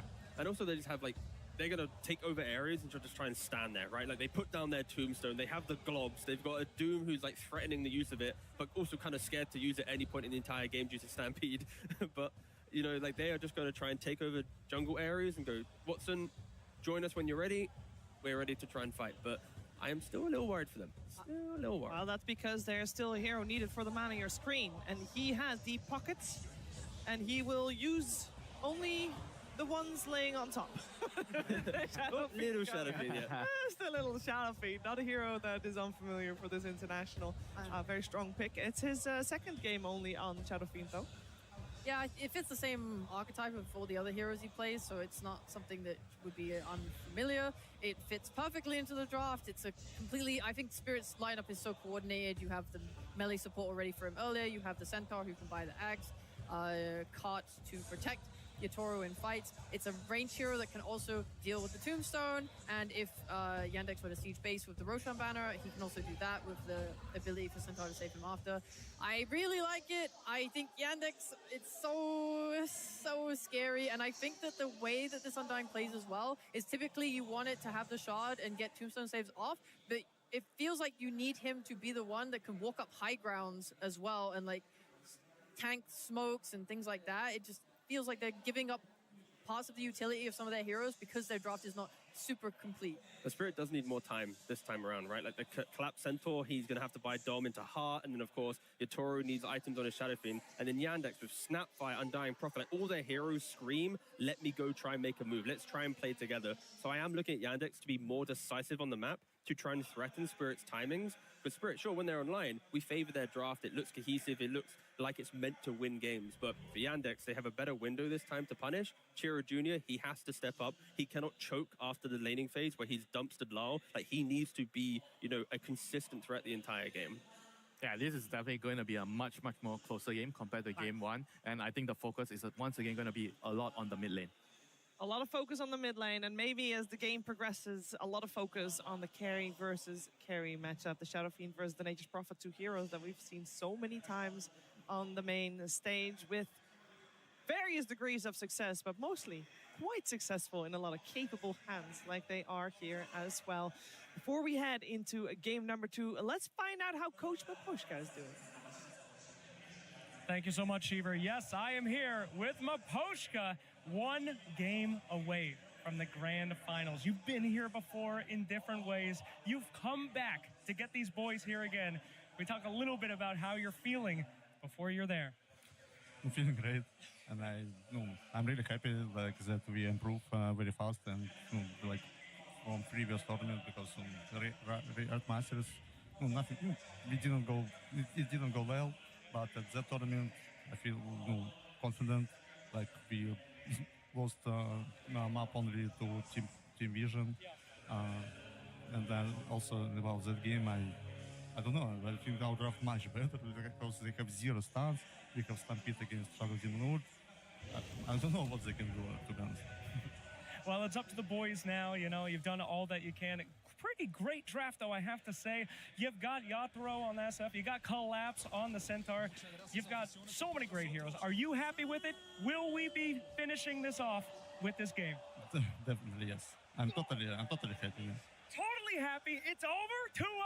Yeah, I'm sure. That's my man. All right, fantastic. What an honor. What a pleasure. We'll see if you can get some revenge on Vision soon, or if you have a little more battles to do here. Let's go to our casters, Trent and Lyrical. Thank you so much, Slacks. a lot of confidence. They have no stuns. I don't know what they can do. Yes, we're going to finish it off. He's already talking about team vision in the freaking interview for game 2. Sounds exactly like the green room. I don't know what they could. There's no stuns. You know, Ted's down there. He's counting stuns. What are they going to do? They got no way to play the game. And I mean, if Maposhka says it. Well, if the lanes go well, it could start looking pretty okay for them. Zoro down bottom takes a lot of damage before being able to walk that one off. But yeah, I mean, it's you know, pretty clear. There's not all that much control, and when that Centaur came out, it was pretty clear that they're just going to be running away from trouble and then able to dish them out themselves. I mean, he talks confidently, they play confidently. We'll see who is right and who is wrong this time. Yandex, they do return here with the much coveted Nature's Prophet, but they're going to keep it in the core role this time. So not swapping it over to the support. And then they're bringing back the Snap, the hero who seemingly cannot be killed, no matter how much it is nerfed. I really love this one a lot as they're playing some Xiao 8 lines for him. Yeah, Yadro, yeah, he knows what to do. He knows the game. Gets the people fired up for sure. I mean, that's the thing, right? This Team Spirit roster at TI, they're always doing something to try and hype up the crowd in some capacity. And no, it's not an insignificant part of it. The momentum that you can build both when you're walking into the stadium and then when you're walking out of those booths victorious. See if they can make it happen here, though. And the other thing that we're going to need to watch for is, like, of course, how much are these supports going to be able to get done? Not me, just a bully. Yeah, he was unbelievable on his Clockwork last night. He hit a Centaur with 4 cogs. I didn't know that was possible in the late game when they were dominating so hard yesterday. So he is very much ready to play on this Clockwork, but they have the matchup of the Undying into the Centaur. Yeah, and this is a good start to it right there. The cogs trying to keep him alive. That actually burns enough so he can't get another decay off. So Malady not able to get that kill onto Collapse, but this like little move where you're playing in between the tier 1 and the tier 2 tower, it's really hard to contend with. We saw this a little bit in the group stage, where teams were willing to take the Undying and just dive right past like this and try and deny you entire waves of farm. Collapse trying to figure out what to do, right? He's got the treants on him. Yeah. The creeps are just dying here. Got to get back at least an XP range. And they will manage to do just that, but that little start is going to mean that this Collapse Centaur not having as nice of a time as the cogs get spammed out a little bit. Be able to walk those one off again, but it's pretty valuable, like the mana burn, because that would have been a kill most likely onto the Centaur with all those zombies chasing him and the decay coming out. But I want to talk a little bit more about this Snapfire here that you're talking about, because obviously very strong team fight oriented stuff. You can do a ton of damage, a lane dominator, but also, as we've seen, sometimes a late game transition with the right click build. Yeah, that has been a serious issue heading into the late game. And I mean, just in game number 1, too, obviously it didn't go too well for Tier Junior in the mid and the late game, but early things looked promising for his Ember and already off to another good start here. Laryl, though, I mean, he knows if he gets off to a bad start, he's got some teammates to help him out. Last time it was the Underlord with the Aghanim Scepter. This time it's the Stampede. They have ways to enable this mid-hero every game, even if he gets off to a rougher start. Definitely going to be a nice little boon for them, because Centaur likely to be a little bit underfarmed, although that said, he's 16-1, so it's not completely demolishing by any stretch. But the other thing that you're going to want to watch for is, like, how much can they pressure the Shadow Fiend down bottom? The Doom Shadow Demon lane, a little bit strange as Laurel's walking back home. Yeah, fighting up against one of the most powerful supports in the patch right now of the Hoodlink as well, so very hard to pressure her. And, I mean, my question's the Doom. I mean, what are you getting out of the Doom this game? You're not expected to really win your lane. You know, you tend to get itemization on an easier path because of your ability to get the Shard or sometimes even the Midas. Some players, let's pray not at this point. But how valuable is Doom this game? Like, what are the chances you get Doom off before the roll? What happens when you Doom a Shadowflux? You know, how often are you going to be Dooming a Centaur when he still has spells to use? I mean, I think getting into, like, the big heart and scaling Centaur, that's where the Doom seems to have a little bit of value, right? Like, Dooming him actually feels like it does something. But I worry that his impact might be very minimal this game. Some TP rotations also going down bottom. Try to find Toro and do get him. Soxic gets the first blood with that disruption play. And the rotation in from Watson. This is what I want to see from the Doom, right? I want to see a little bit of early aggression. I want to see the rotations in from the Nature's Prophet. Scorched Earth is a very good spell. So being able to amplify that with a little bit of pressure from your core's global TP, excellent way to get him involved in the game. As the bullying continues on to Larl, he has managed to crack into the double digits of last hits, now at 14, but that is 33 for Chira Jr. And DM realizes he was going to die there. He's just going to be brought down. Yeah. Feel great though. No, it's definitely been bully Laurel o'clock. Pinko the crap out of him there a bit, and as they leave on Not Me, now some pressure on the collapse. They move back in with the Undying. Continues to just be bullied by these cogs. It's damned out. It's interesting to see what the cost was though. The reason DM dies down there is because Soxa went and he took the bounty room. So he took that away from Larl. He couldn't get his bottle. He's now just getting back to the well. Snapfire's in the bottom lane right now in level 6. Oh, wow. Like, they really want this play. Yatoro, he has no, oh yeah, he has the Flame Blade in there. Never mind. He's good. Okay, so no free plays. But this doesn't feel good either. Like, dodging this gank does not mean this is a win for Team Spirit. Like, your Shadow Fiend is jungling now. That, and look, Shiro believes he's down bottom. We got a disagreement here, maybe. As to where he's at. Yep. All right. So it's a win and a loss at the same time, as you said. You don't die, but I mean, think about it. Snap, she's going to farm through some of these jungle camps. She's also missing out, and a bit of recovery here for Larl. They give the space to Malady on the Undying, so he gets quite a bit of a bonus here. He's got a bracer done, actually. And actually going to connect that wave, too. So we'll try and take away this range creep. As the Snapfire moves back in, they can't really do much there. Doesn't feel like. They'd have to commit pretty but hard. wait a minute. This could work. I think they're out of spells, though. No more cogs. They don't have enough. The Chira Jr. survives that gank. A very mobile early start between the mid and this bottom lane, as a lot of heroes rotating around trying to get Laurel into a better position. So far, it's been basically the Snapfire NP dominating. And Not Me moves in. Watson not able to get in there and deny trying to Wisdom. Bit of outmaneuvering performed here by Team Spirit, though, I gotta say. You know, they get the kill on the Malady. He'll instantly respawn, but gives a nice bounty over to Larl. Yatoro dodged all of that aggression from the Snapfire, wasted an opportunity. I mean, you could have been like farming stacks, or obviously maybe getting a more secure kill somewhere else, rather than trying to chasing this Shadow Fiend through the jungle. And Yatoro is still very farmed at the moment. True, with the tombstone down, he's gonna get chased. They bring in Watson, and the Shadow Fiend in a lot of trouble as he's being hounded here by these Treants. They'll go for the Stampede. This was the escape. They got level 6 on the Centaur, and that's enough to get him away. This time they don't have the Snapfire. There's no kisses. You're just shy of the level 6. He just got it on Nature's Prophet. If that's there, they get that kill.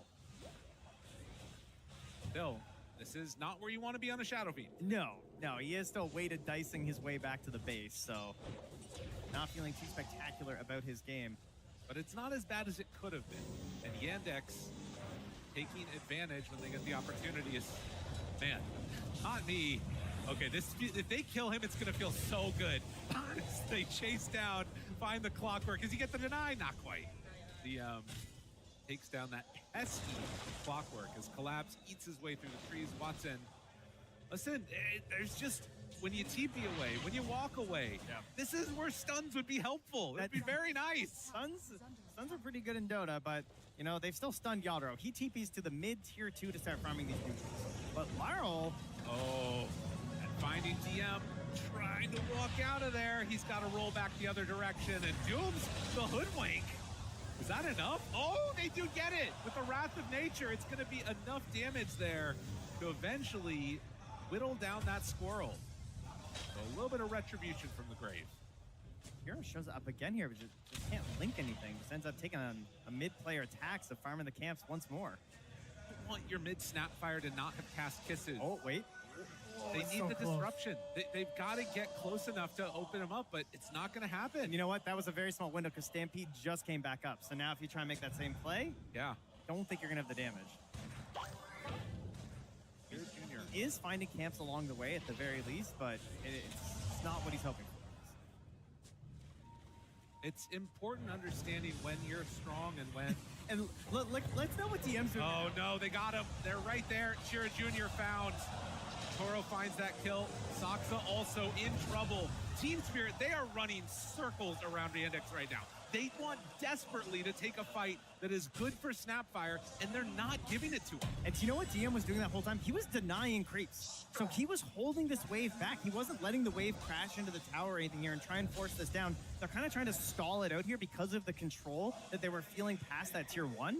But then your Snap just dies, and it's kind of like, should I have just been pressuring this tower this whole time? Now they're going to find Malady. Underneath a tree. Is there any retribution? They dropped the tombstone. DM, I Where's mean, my you can't NP? do anything. Just more gold for the Shadow Fiend. I mean, you can sense it right now. Yandex, they want to make a play, but there is no play to make. Oh, Watson feels like he can't even get in. Like, he thought about teleporting in, but at the same time, there was also a bit of a battle going on between the Snap as well as the Pangolier. So things just a little bit too fragmented right now for the side of Yandex. They got to figure something out too, because Team Spirit, they are not taking their foot off the gas. Yadro is coming through that twin gate. Yeah. He wants to get in behind Watson right now. Stampede not available though, so it will be a tougher catch. They're bringing in Rue. Oh, is he going to walk right into it? The reads, ladies and gentlemen, like a book. Yep. Tries to get out. Not going to happen. Walks through the gate, gifted a kill. Laurel now diving in towards mid. Making sure that there couldn't be any TPs to help up top. I mean, Team Spirit dotting their I's, crossing their T's. And Yandex, who is going to be the one that can step up and turn the fortunes a little bit? I mean, it's got to be in the game. It's got to be out of the game. Someone's got to be having a talk right now. We got to, like, calm down. We got to think. We got to realize, what do our heroes do? Right? What gives us strength in this game? We got an Undying. We got the kisses. We got to find a way to use this spell, man. Yep. Sapphire's the broken hero. What's her damage right now? It's bad. I don't think it's going to be very high. They are struggling to get in there, so he's going straight into this Blink Dagger. Probably the shard after that, you would imagine. Yeah. They need this to connect desperately right now. It's got to happen. And from Team Spirit, I think a really good just recognition of what it is that allows the Yandex draft to function, and then not allowing that to happen. Saksa has not really been able to disrupt somebody. Okay, Rue is level 8 right now. Not me, just hit level 5. Yeah. He has been just cogging his way around this game. He has no cares for the hook shot. He has just been an absolute menace. And Rue is huge. Good hero to have off to a good start. All right, Blink Dagger, Chira Jr. Hook up now. Laurel waiting on the high ground, anticipating this potentially. The Stampede again. Maposha talked about it. You know? Chira Jr. Who's stunning who here? Smoke breaks. Finds him. Hey. Nicely done there. A good connection. Gets pushed down to the low ground, and a good disruption by Sox that keeps him alive. Now the Requiem of Souls out, still living. Chira Jr. through this. They drop the Doom down onto the Stampede. All right, let him fly. Stampede is there. Finding Laurel. They have enough to kill him off. They finally connect with the kisses. A double for Chira Jr. It wasn't pretty, but it's what they needed. They managed to pick up the Centaur on the side there. They killed the streak on Laurel. That finally is what they have been trying to do for a while. The Blink Dagger enabling things. And imagine if that Bushwhack had connected right off the bat. Yeah. I mean, this game could truly be over mentally for the side of Yandex had that gone sideways. Paddling back here, it's going to send Yadro back into the jungle, back to his own side, continuing to grow though, still stays on the top of the board, but those next 3 heroes, they are all Yandex. They are successfully finding a lot of gold right now, and, you know, continuing to keep this tower alive though, as they catch a quick burst on the Sox. Oxa just way too far forward there. Gets punished. Rue didn't have Bushwhack back up anyways, so it's going to be movement through the gate as they look like they're going to pressure. Yeah, a little circle on the map there from Yadro, and yeah, he is correct. There's some serious gold in there. There's an Dire Observer ward keeping it safe, so they will have an idea if the movement comes in. Not me with that hook shot, though. He's certainly ready to start playing on the other side of the map. Yeah, and Laurel comes in, he sees, he's like, oh, this is a good idea, Yadro. Thanks, man. Now they have vision here, so if they try and go for the full commit, Team Spirit, it's a no scary kisses, one. but there's a haste rune. Hunting. Chira Jr. gets the stun right out of the gate with the Bushwhack to turn. He's gone! Didn't stand a chance. That's their big hero. Hook shots out is not me. I don't really understand the math on that one, Lyrical. I'm not gonna lie. I mean, it was the Cogs mess up again, I think. Yes, but I mean, there's no kisses in that fight. There's no doom in that fight. I think that the idea of defending it is good, but the idea of chasing into it, it feels like I don't blame them. They feel like they have to force something, but that's exactly the kind of play Team Spirit is hoping you're gonna make. They did manage to clean up the Ancients at the very least, so that gold not going into Team Spirit's coffers. Yeah, and up top, Collapse immediately starts dragging waves with his creep, forcing Watson to come back up here and push it off. At the very least, they have the Prophet to do this as they catch DM. Trying to run. It's pretty quick on this one, but with Bushwhack back up in a couple, they're not going to chase anymore. DM gets away and into the shard for himself. Oh, well, and, you know, this is Dota. At the end of the day, you can buy disables. Watson surrounded. Hook shot there. Lands. Another round. Another round. Another round. He's just beaten to death. Not no more mana. The Cogs. The Diffusal Blade. Yeah, they do trade it for Collapse. See the way Collapse backed away there as well to kind of bait him in, you know? Yeah. And Laurel wrapping in behind, but Collapse not able to survive even with that nice play. Tombstone out. They TP away with not me, and guess what? No stuns means no problem. They're out of there. Laurel, Yes. down. Yeah, he has no TP, but Shira Jr., Sox, and Malady, they don't have any connections they can make on them. They'll just roll it back to the camps. Bring in the wave with them. Very nice. So it's still 1,000 gold lead for Yandex. And there is tremendous team fight potential as Chira Jr. walks in. Misses on the stun, and now Not Me is right there. He's got him caught in the cogs. Toro finishes that one up. Was not counting on the Shadow Fiend being so close at hand. They don't have everything ready. You're coming in and trying to pressure into this area of the map without the Tombstone, you know? So you can't lock down this area. It feels like they're trying to emulate what they saw from Team Spirit, and they're not hitting it. All it took was the Mask of Madness out and a very, very dead Shadow Demon. Yadro is unpressured in these engagements. He is just standing there. He is just casting any spell he wishes and right-clicking you to death. Impressive performance so far. Level 13 on the Shadow Fiend. Basically even with the Nature's Prophet in terms of farm. But Chira Jr., after a good start, has started to fall down that leaderboard because of the failed ganked attempts. It's just like last game. It's the exact same story. Has a solid start in the lane, but they fail to make their connections together. They don't hit the necessary timings they need with their items. And then he's also missing his combos. You know, he missed some slight chains last game. He's missing a follow-up cookie after the banish. I mean, this is the kind of stuff that you're not going to see when you're playing a nice, comfortable tournament from your room. Maybe even from the hotel room, you know? This is the gap that occurs upon the main stage on the last day of the International 15. Let's see if they can turn it around here. Team Spirit, they've been very strong. Toro right in the middle. They were waiting with Lauro, who has his Blink Dagger done. It's also a Blink Dagger done on Doom. Just a little Undying here. They're ready to go. Now, Rouge shows himself for a moment. Stampede. The Cogs. Get back. That's Stampede a little funky. And maybe it opens up an opportunity here. I mean, they have an Invis rune on Shira. Maybe he feels like at the end of this, they could try and go in with it. Always a risky one, but they definitely need something a little bit edgy right now.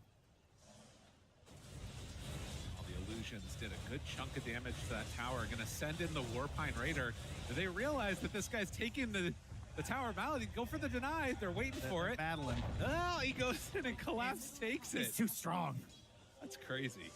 I mean, it's unbelievable that you just had 5 heroes sitting here trying to set up a play on this. Yeah. You can't get your play, and the tower just falls for free, too. Like, it feels really bad. This movement now, Laurel is rolling around down bottom. Finds DM. DM thought about the Doom. It's not gonna quite happen, but he does finally get it off on the Pingo. Okay, could be a good trade. Okay, Tombstone down. And yeah, with the poison stacked up, it's gonna be enough. Got the Hoodwink, too?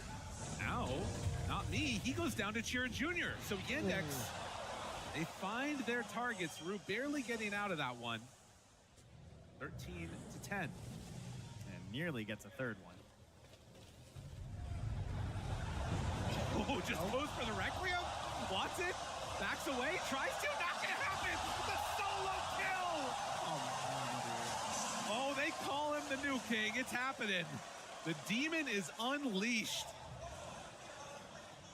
That's unbelievable, man. What can you do? You know? Sometimes Yadro is just gonna beast on you. That is a backbreaker. Shira now being found by Not Me. He might have his vengeance here. Essence is still there to track him. Hoodwink coming too. Yeah. It's a hazardous support duo. Getting up on the high ground there. Trying to get away, but with the hook shot follow-up there. Oh, they get the bushwhack.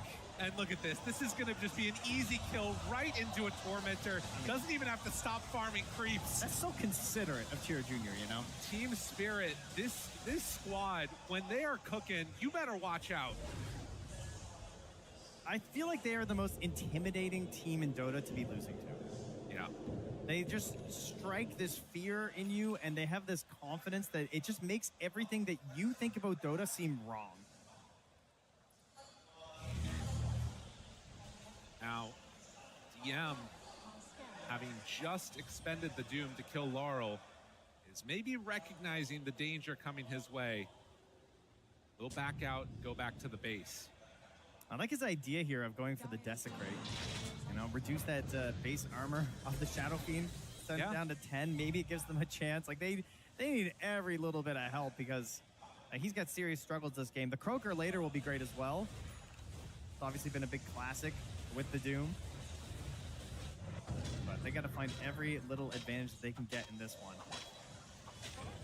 4,000 gold lead now, and very similar to last game. Early lanes go well for Yandex. It starts to break down. Team Spirit find avenues to get back into this fight. Now, they're going to blink over to the side. I think they have an idea that he's over here and collapse. This should be a kill. They drop the Doom. Control is there. And honestly, this hard build does give him a lot of value now. Yeah. Like, it really does. He completely shuts down the way you're seeing the Centaur. I mean, every fight in the late game is Malady here. As a pop the ulti and a tombstone. Unfortunately, we'll still have to feed the way to Laurel. Comes in, tries to find the bushwhack. It's not quite there, but one little hit from the Shadow Fiend does a lot. Now Watson doesn't have any friends here either. He's gone again. Yadro goes for it. Requiem's on top of the TP that was coming in, says, yeah, I dare you. Now 4-step up the high ground. Oh, he's feeling himself. He's feeling himself now. Triple kill. Yatoro. He hungers for the grand finals. There's smiles on their faces. An ultra kill. Get on back over here. Come on. Come on. Get back over here. They're chasing. Oh, dude, they're scanning. No, they're not stopping. They're never stopping. Where's that hook shot? Not me. What do you got for me? Can they get there just in time? Not quite. The crowd wants it too. Oh, man. Watson getting caught back there. That can't happen, man. He was so close to having a game. His BKB was 100 gold away or less. Now he's dead. He loses all this gold. This is supposed to just be an undying dying. Why is NP dying? Yes. Why? How does this happen? I mean, Laurel just keeps going. He's like, hey, this guy's just here, guys. And then more show up. And then more show up. I mean, it feels pretty rough. Kira Jr. found. Laurel gets him. The wheels have come off. It just wasn't that bad at this point. They were so close to hitting their timing. They were going to have the BKB on the Nature's Prophet. Maybe it gives them a chance to stand in these fights. There's still a lot of damage from Yadro. I understand that. But it gives you something. Now it feels like their hope is just turning into maybe I can TP out when I kill a wave somewhere. I mean, that's basically what they're hoping for now. They get the BKB completed on Nature's Prophet. Chira Jr. dead for a little bit. Does have the Kaya up. Doom is close to BKB also. Just don't know if it's going to be enough at this point, because if they Doom the Shadow Fiend, then you're Centauring away, and if you know, Not Me is just ready to chase. Yeah, Essence Distiller was there. He puts him inside of the Tombstone for a moment, but Laurel running back and forth over these guys. Yatoro, he hits very hard. He hits very, very hard. Watson BKB. Yeah, nice job, buddy. They turn now. Hit onto Malady. That's not going to last long either, as he doesn't quite do the timing right. Laurel finishes that one off. Anyone else? DM, gotta hide. Gotta blink. He's just swaggering, walking him down. They thought about it. Decides not to go. Woo, man. It's a privilege to be here on the last day, Lyrical. It's not a right, you know. Yadro, he's seizing the opportunity. He wants to grasp that Aegis just another time. Maybe not even just the last time, maybe a couple more times. Potentially. There's no signs of slowing down. There are signs that there could be a hero up here that's dead. He finds the right angle, going through the I mean, he's okay. Yeah. When you know the game is in your hand right now. Yeah. Zero fear. Perhaps more impressively, 0 TPs in from the index. At least they didn't panic. Speaking of panic, collapse right next to 2 heroes here. Jumps in, finds him, Doom, out. But now the turn onto the rest of these heroes. Chira Jr. backing away. They are going to kill off Collapse. DM pops the BKB, runs away. Have Team Spirit maybe overextended a little bit here? We'll see if they can chase this any further, but he's right on top of him. Watson throws him into the Sprout, but there's no control. There's no anything. You can only slow him down for a moment as he turns and hits and kills Malady. 19,000 net worth at 25 minutes. Chira Jr. trying to put the team on his back. He does a good amount of damage, but it stops there. He is fortunate he did not get flared there. That could have been really bad. They can't establish a foothold on any terrain of this map. Every time they plant the tombstone, that is supposed to be your signal to, we win this area. Right. Doesn't feel like that at all. Yadro is just hurricane piking into the tombstone and just attacking people. He just does too much damage right now. He's got too much backup. Saw, again, early start, the 2-0s that started the day yesterday for Team Spirit and have continued on. Are they going to be able to do it again? Maposhka felt the confidence. Yandex, who this entire year have not lost a series to Team Spirit, on the verge of being eliminated here in the lower bracket finals, main event of TI. He can't quite get the connection onto Chira Jr. Brew, he's getting the game closers, you know. The Vlads at 26 minutes. Oh, yeah. That's I'm finished. You know, we got enough. We got all the right items. We are ready to end this game at our leisure. A minute 40 still left on this Aegis. Very well set for a potential tier 3 push if they want to clean up this top lane. Watson could go ahead and try and catch some of these waves, but he just has to be careful. DM, Malady, Watson, they're all on the bottom side of the map here. No intention of fighting this top tier 2. What do we have here? I mean, we got... Looks special. What the hell is this, man? They got all the items. They got items outside of the game. We have the Congregations of the Deep. There we go. Upon DM, the Croaker, the Riverborn Aura.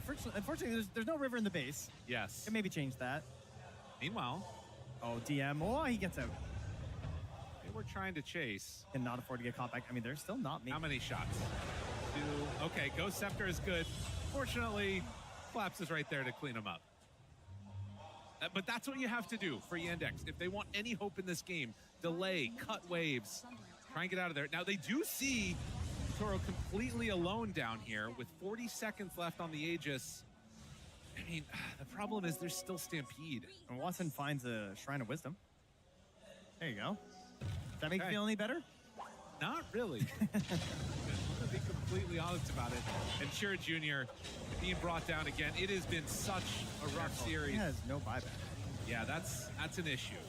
That is an issue. That is a major problem here. They can take this outpost. They can start pressuring the high ground if they wish. It is only 10 seconds left on the Aegis, so perhaps they could consider it unnecessary, but has that really stopped Team Spirit in their last 4 games? I don't think so. They were going high ground when they still had the tier 2 up. Yeah. He was just going to kill people. I mean, they don't have a Shivas, so the initial jump is a little sketch compared to most games, but you got the clockwork, so if you want to just put all your faith in not me, personally, I would, after seeing how he's played the last couple of days.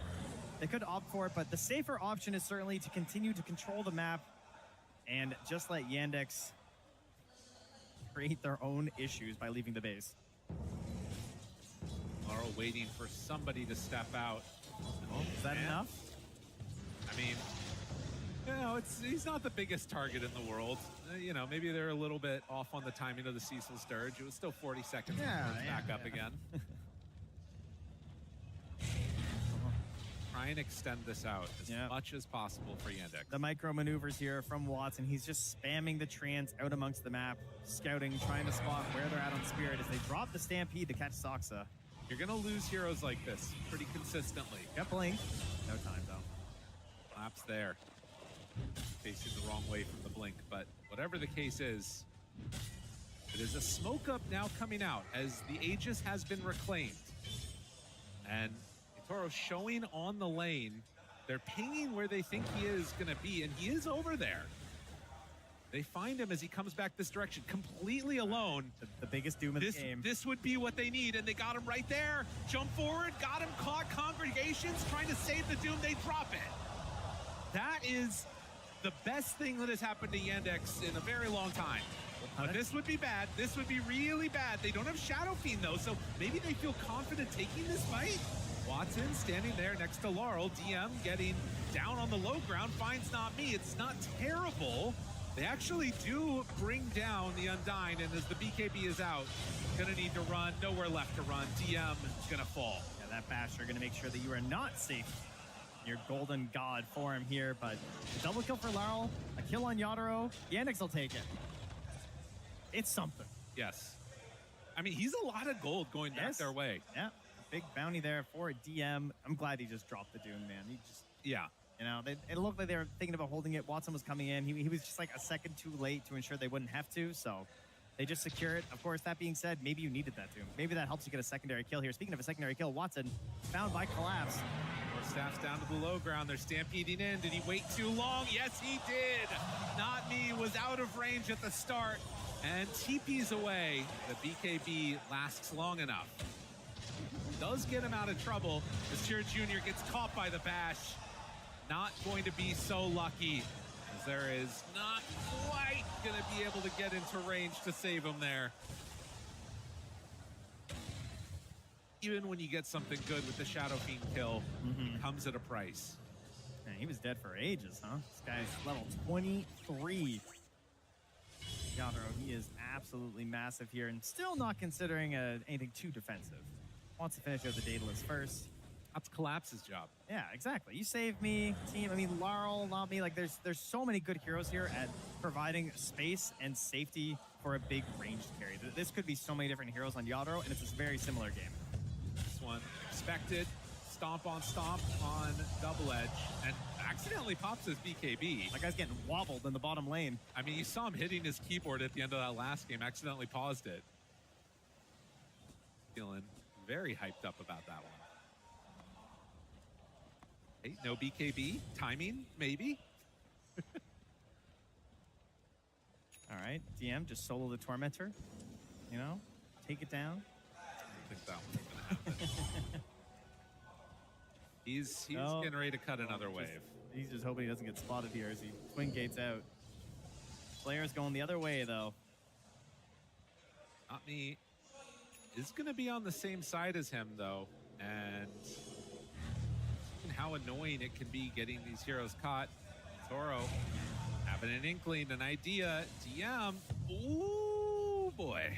Rocket Flare gets out of trouble. I like some of the ideas they've gone for in terms of itemization, though, on the side of Yandex. Like going for the Shiva's Guard on the Snapfire. I like this over the BKB. I feel like if you go BKB, it's just not going to be enough. I don't think you can stand tall with the BKB anyway. Right. Scepter, trying to live a little bit longer, is going to tombstone himself. Chira Jr. is up on the high ground.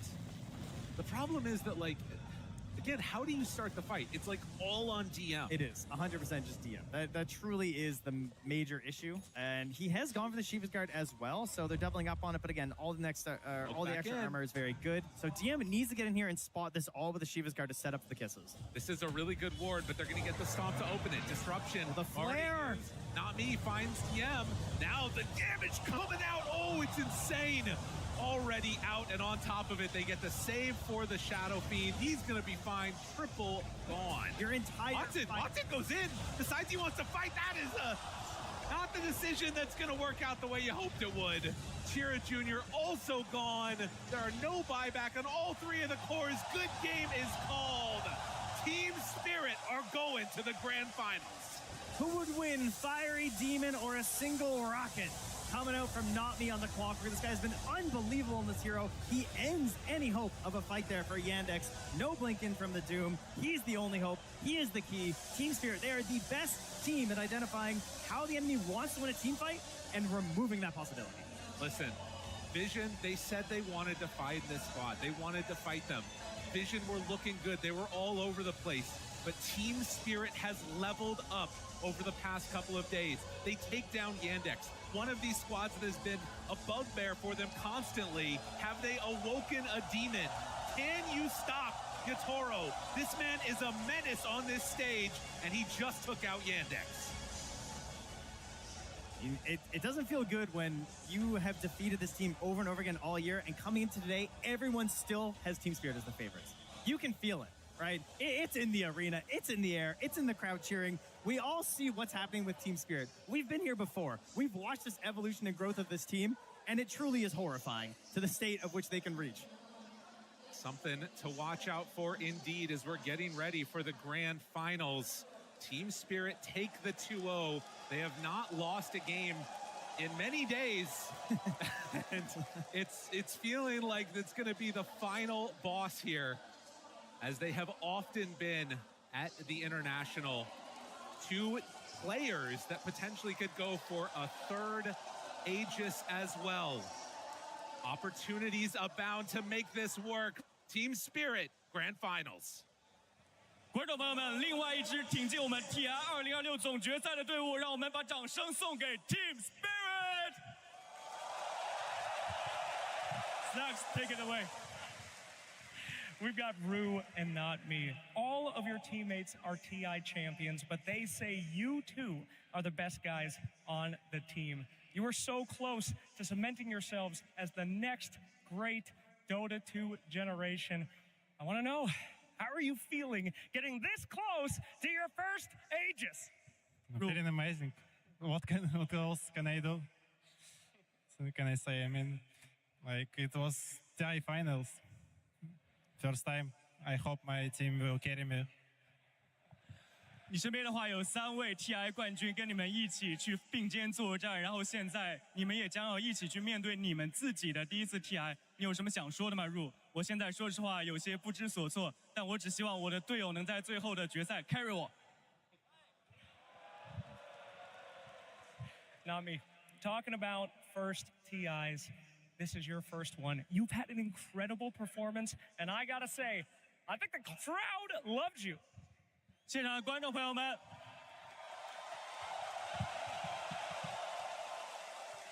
，Do you have anything to say to them? Thank you all for support, guys. I love you. More tribune. More these guys. 感谢现场所有的观众，我爱你们！我希望你们能更多的来支持我们的比赛。All right, now going into this tournament, a lot of people have known that Vision is the team to beat, but they seem invincible. They have beaten you guys before, but after that series, it looks like you are a different team. Are you ready to take Vision down? 你们之前跟 Vision 交手过很多次，但是在刚刚取得胜利的系列赛里面，你们看起来已经准备就绪了。你们准备好战胜 Vision 了吗 Yes. Of course. Of course. Let's go. 观众朋友们，我们再一次把掌声送给我们 Team Spirit 的 Ru Not Me。把剩下的时间交给我们的分析台。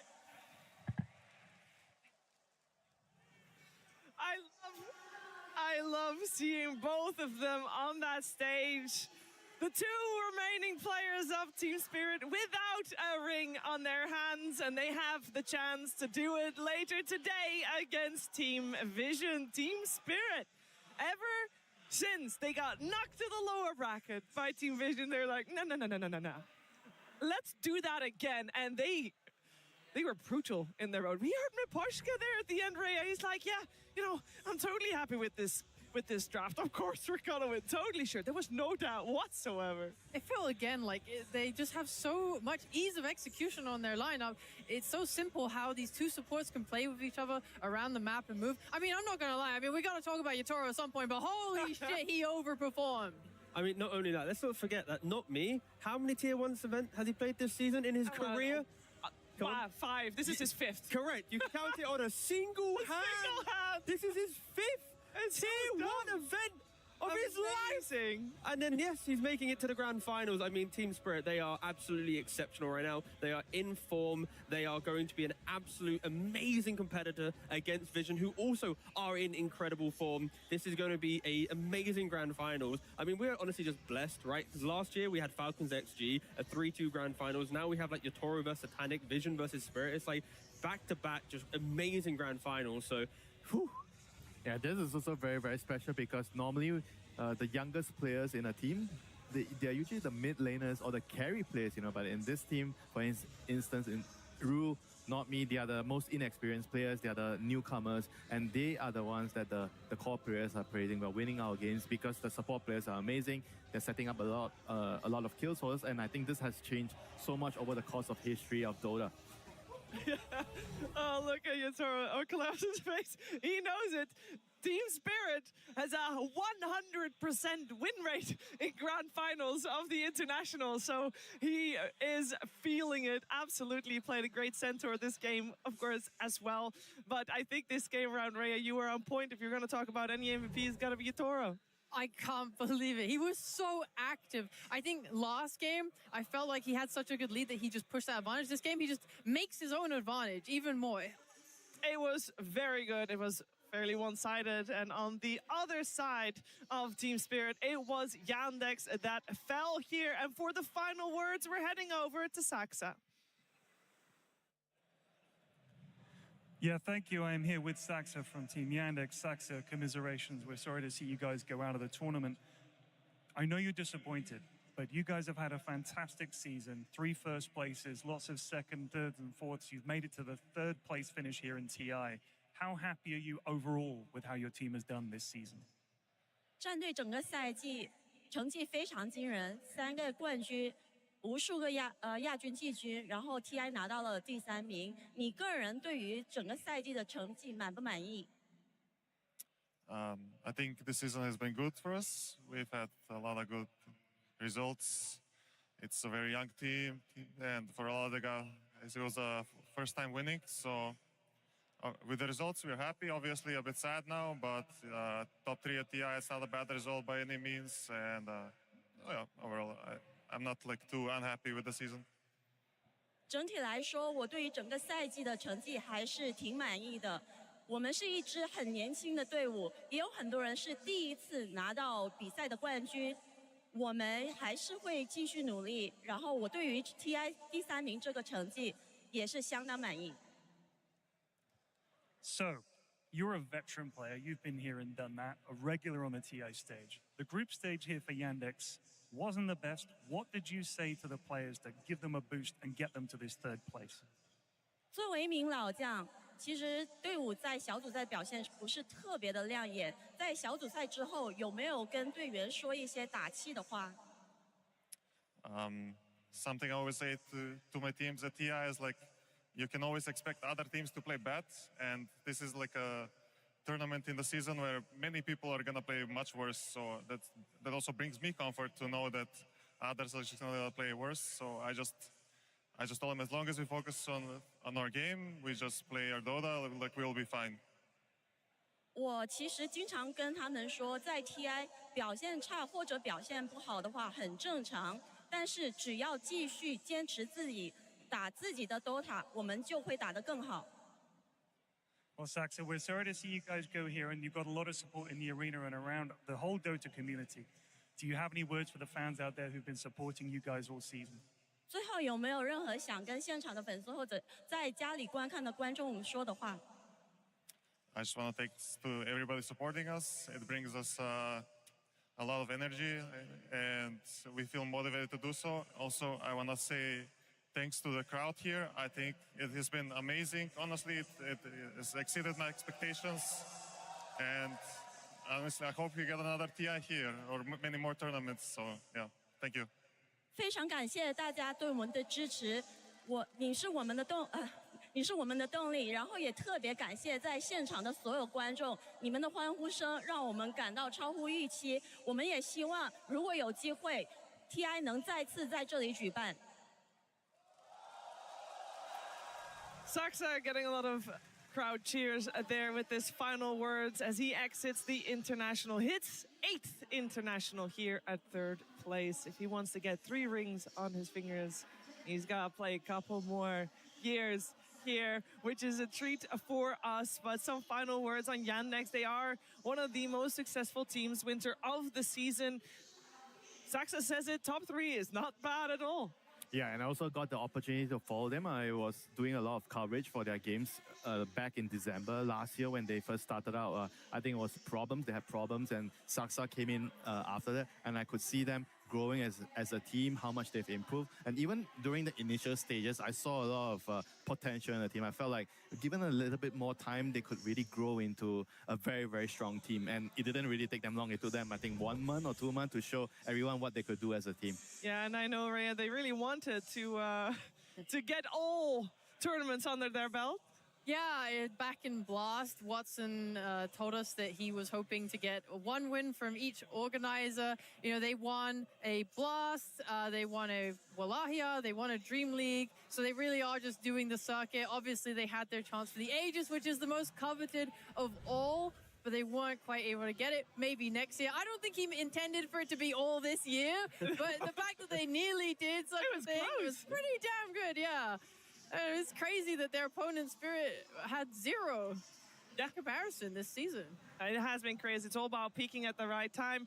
And to be honest, Yandex did have a very good year, and maybe this game number 2 wasn't as good as they wanted it to be, but there were definitely some highlights for them. For example, Shiro Jr. in that mid lane. I'm sure we're going to see a lot more of him. Actually, we're going to see a lot more of him right now as we head over to Purge.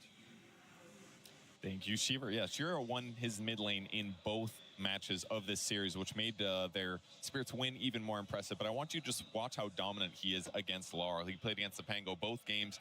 Both games he had their number. He was getting a consistent amount of last hits, tons of harass and denies. And what he's been doing very well is he's generally spending his mana to harass, and Laurel is being forced to use his spells simply to get last hits. And when you have that kind of a inequality, the mana that Shiro Jr. gains and the money that he gains from the last hits ends up making a really big difference. In fact, he zones him so much. At this point, he's got 21 last hits, 12 denies versus the 8 last hits of Laurel.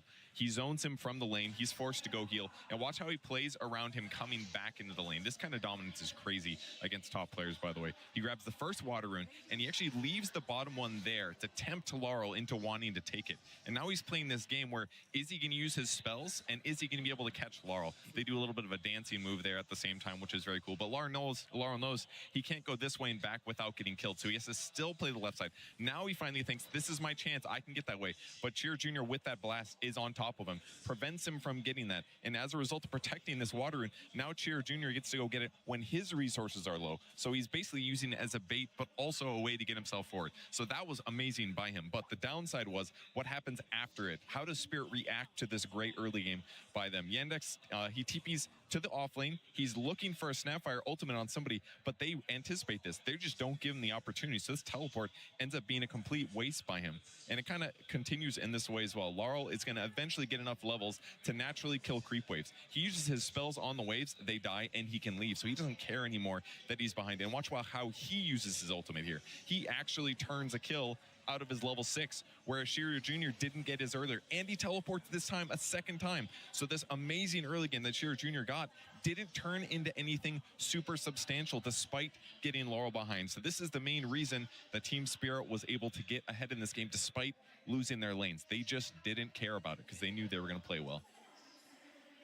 Thank you very much, Purge. Yeah, the movements of Team Spirit, we keep bringing it up time and time again because they are just superb. But we had a couple movements, of course, also from Team Yandex, and one of them was when Shiro Jr. had his Blink Dagger, Rhea. Yeah, I think what Purge just brought up was fantastic. The fact that Team Spirit anticipated the level 6 timing from the Snapfire and avoided it, it's very consistent throughout this game. So Yandex smoke up when they get the blink from Snapfire and they move to bot lane. However, even in that moment, Team Spirit are aware of this move and they have Lal positioned on the one high ground, and then they have their supports positioned on the other entrance to their jungle to try and break this smoke and make it so that they cannot get the opportunity they need for a kill.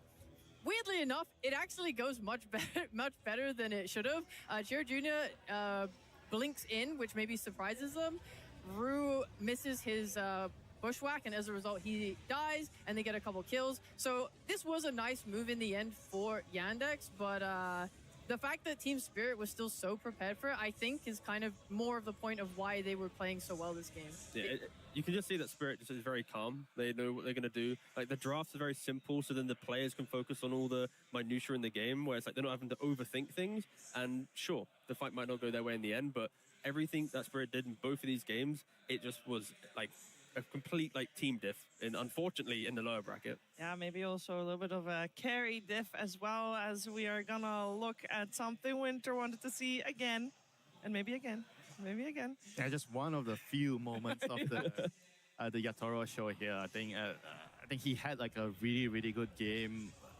There was this one moment where his game was so good. He was farming again. He was farming the enemy triangle. He's trying to farm the enemy ancients, and Watson's like, I'm gonna TP there, But guess what? Yatoro's already there first, And thank you very much for that bonus kill. Yeah, it was really cool because there was a fight happening on the bottom side where his team was dying. So he was like, I'll stay in the triangle a little bit longer because maybe they'll retreat up into the triangle. Then he gets the kills, and then of course, Lao. I think the main thing as well is like Yatoro's popping off, but Lao has been so aggressive in both of these games. Sure, his laning into difficult matchups has been maybe not going his way. The Ember, the Marana in game 1, this time around playing into the Snapfire. But his bounce back, his ability to open up the game, to match Yatoro's energy, Lao was just everywhere in this game on the Pangolier. And then, they were just diving and not giving a hoot about any this tower. game is a perfect example of why right now laning phase is not as important, and you see teams like Boom Boys, they really prioritize the laning phase. They did really well, but still, like when it came down to the best teams, the absolute best teams, is just not really a way of winning the game. I think ensuring that you have draft integrity, ensuring that you have a way to play the mid game. It's okay to lose the lane, even though they lost the lane this badly on the Pango. The main question I think a lot of people will be asking themselves is if this type of laning stage T happens against Vision. I mean, I feel like this is going to be very back and forth, of course, in the grand finals. Like, these two teams, they've already, they 2-1 earlier in the tournament. Like, this is not going to be a shutout where it's a 3-0. It feels like it's meant to be a lot harder. I think Spirit are going to have to put up a better fight. The drafts aren't going to be as easy. I do feel like Yandex dropped the ball quite heavily in the drafts today, unfortunately not putting up the fight. So, yeah, it's just only going to get harder for Spirit now. Yeah, Team Vision will be the ultimate boss for Team Spirit, or the other way around, because did you really win a TI without beating Team Spirit in the grand finals? I don't know about that, Ray. I think this is a very poetic end. I think it is a very beautiful end. Like you said earlier, Team Spirit haven't lost a grand finals that they've played in yet. This could be the first time. I do think we will definitely get more than a 3-0 with how these games have been going. I think the crowd is so in love with Spirit and how Vision have been playing. I think the environment, the mood, the vibe is going to be way up to the ceiling. I genuinely don't think we could have asked for a better grand final right now. Yeah, the student Satanic meets the master Yatoro. Yeah. That's going to be a hell of a show. But also the two old-timers, right? The two legacy POS 5 players, Puppy and Maposhka, transitioning to coaching. And now it's like, who is the better new coach on the block? I was going to say for both, it's their first time in the coaching slot. Exactly. Yeah, that's what I mean. It's kind of crazy to think that, when you have such a big career, it's quite easy to just, to take a little sidestep to coaching. But I just like how happy Maposhka looks on stage. He's like, when he leaves a draft, like, he knows, like, I've done my job. I don't have to play the game now. Yay. And then, of course, Puppy, like, he's just there, just enjoying inventing some stuff. Like, hey, go try this. It doesn't work in game 2. Yeah, it's fine. We'll win game 3, you know? Me and my pawns will try this exactly. It's such a different style of coaching between the two of them, but the drafting is going to be just on another level. It will be on another level. You mentioned there's a 3-time hopefuls in our grand finals here today as well, which is, I think, crazy. You know what makes it crazier? Yatoro and Collapse. Yatoro, for example, Winter. Now, don't worry. You're not old, but Yatoro is 23, and he's playing for his 3rd ring. You're making me feel old. I mean, it's amazing. He is one of the best offlaners of our time, and he is so good. The flexibility he has. The carry. Okay, the carry. Yeah, I mean, Yatoro is, I think the same can be said for Yatoro and Collapse. They're both very flexible in how they can play for a team. They can be greedy, they can be a team player. They can be the sacrificial lamb. I think this is what makes it so easy, we're talking about the draft. Why is it easy to draft, for these teams? Because your players are flexible. Because sometimes you can say, their draft sucks, their draft is not so good. But you can only work with what you have. But if what you have is everything, then it's easy to draft. I mean, they're actually doing a great service to Dota. Do they? Yeah, because if they are to win, right, and they have 3 Aegises, imagine being a new player. It's like, I got to win 4 TIs now. You can't just stop after 1. Like when you think about the new kids on the block, like here, of course, in the grand finals, right? Spirit, they are fighting for 3-time and 2-time. Saxo not anymore because he's just been eliminated. All of Vision are fighting for their first Aegis. But just think about it. If Vision are to win this TI finals, they've got to go play another one and another one. So it's like, we have so many more TIs ahead of us to get so many more Aegises and rings. You gotta have your whole hand covered. Yeah, surely. minimum. As many tier 1 events as not me. No, it is going to be an epic grand finals. Best of 5 is always different, and especially for coaches, especially for new coaches. And yes, I know they've drafted and they've been in best of 5s many times before. It's still a different beast that you don't get to practice that often, especially not on the main stage of the international. And it will be a spectacle, absolutely. And I think I want to also, we highlight a lot in Team Spirit because we did just see them win and they do have that momentum. But I want to focus a little bit on Vision here too, Rhea, because we got in the mid lane no one. If we're talking about young players that have many rings, we got to talk about the old timers that don't have any and are still here as a core role fighting in that mid lane. Yeah, it feels offensive to call him old when we are all older than him. We're decrepit. He is 28. He's 28. Oh my God. But yes, no one is has been around for a very long time. I think us old timers know him best from his stint on Virtus Pro. I mean, this guy was so damn dominant. If you haven't seen him, he went from being the best player in the world to just a complete drop off of he's taking a break. He's no longer competing for a bit, and then he starts this ascent again to becoming once more top of the world. It's unbelievable to go from such a height to nothing and then back to the height again. I don't think anyone else has achieved that level in Dota ever. Yeah. It's crazy. If he gets this TI, I think it is the perfect crowning achievement of what he has accomplished here. I mean, what's even more impressive, he did it on the mid lane. Yeah. Usually the mid laners, they just get younger. They don't get older, they get younger. I mean, but also for Vision as well, it's like you have no one who is just incredible for the Dota community in what he's done for mid lane. But then you have 9 Class who, a year ago or 2 years ago, he was a completely different style of POS 4. He had to reinvent himself. He had to kind of reshape his play style. So it's like a newer kid on the block. And then you have Satanic as well. I don't know, the whole idea of this team succeeding, it's like you got Satanic who's going to potentially be out your Toro and get his Aegis, where when he was unfortunately kind of crumbling under the pressure of the previous TIs, it didn't really work his way. Vision has so many different storylines that also are so beautiful if they are to succeed. Yeah, there's a lot of stories going into this best of 5 grand finals. Thank you so much for all your thoughts on the lower bracket finals that we have completed. Team Spirit, they are the ones that will go up against Team Vision. Now, they do get a bit of a break. Don't worry, we're not going to make them play straight away, even though, from the way they were playing, they probably could have done it. They only played 2 games and it was pretty convincing, but they need some time to prepare against Team Vision, who's been waiting in the wings, watching the series unfold. And I'm sure that they have their own plans as well, but they can rest a little bit longer because before we get to the grand finals, we're going to have a spectacle of our own on the stage.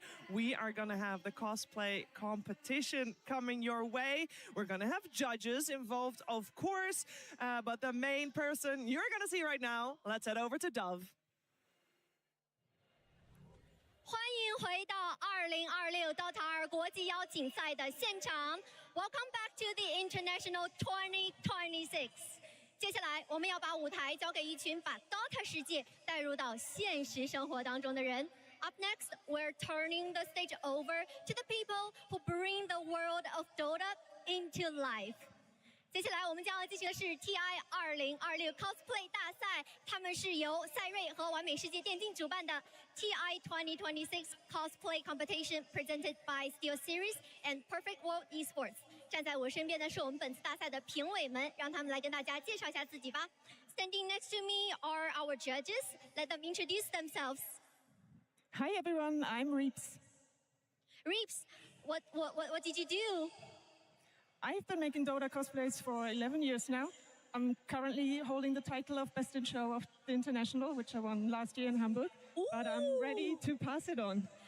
在我身边第一位评委是 Reeves， 他有11年的 cosplay 经验，并且他夺得了去年 TI14的最佳大奖。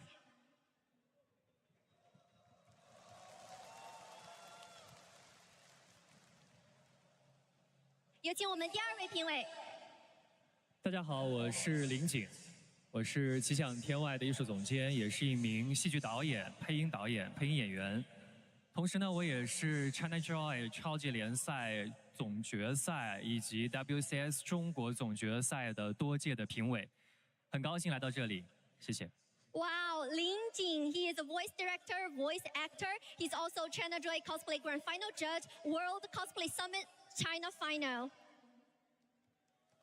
Welcome our next judge. 大家好，我是瑞，就是瑞。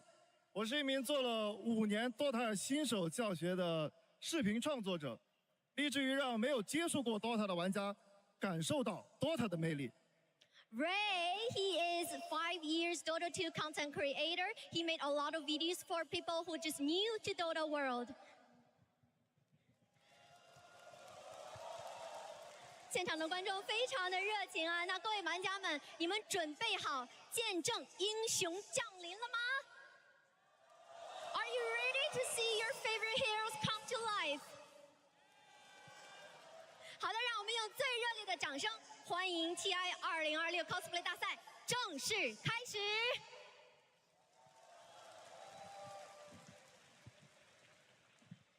接下来，让我们来看一下我们的第一个作品。Let's go to the number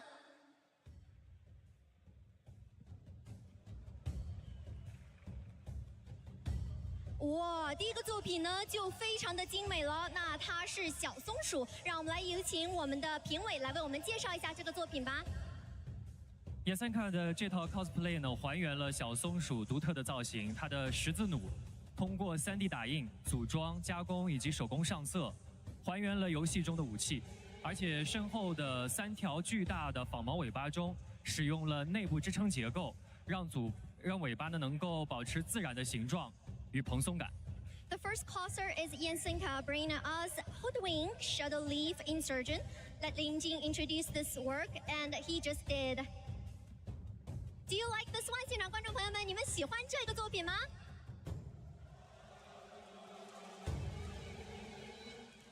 好的，那接下来我们来看一下我们的第2个作品。Let's move to the next cosplayer。哦，这是一个什么英雄呢 ？Who is this? Please, Ray。这个是我们的剑圣，这套造型主要使用了3D 打印加上 EVA 泡沫板进行雕刻拼接，最后组装并行竞逐了喷涂上色。 接下来我们看到的这一位 coser 是小狗帽子，他为我们带来的作品是主宰，那也是大家熟悉的剑圣啊。他的这套作品呢是由3D 打印完成的，刚刚我们都已经听到了，可以说是非常非常的用心了。This modeling is completed by 3D printing combined with EVA form, board for curving and splicing. All right, let's move to the next one. 让我们来看一下3号作品。 现场的观众有认出这是谁吗 ？Can you tell who is this? Here we have Nika Lockhart as Dawnbreaker. This outfit took a whole year to make. She built 28 lights into it, which requires 20 meters of wires that are all hidden underneath the armor. This costume posed a lot of challenges, and Nika overcame them excellently. 这套令人惊叹的服装。 花费了整整1年的时间，并且搭载了28处灯光，更有20米的电线，巧妙地隐藏在铠甲之下。它就是我们的破晓星辰，星辰使者。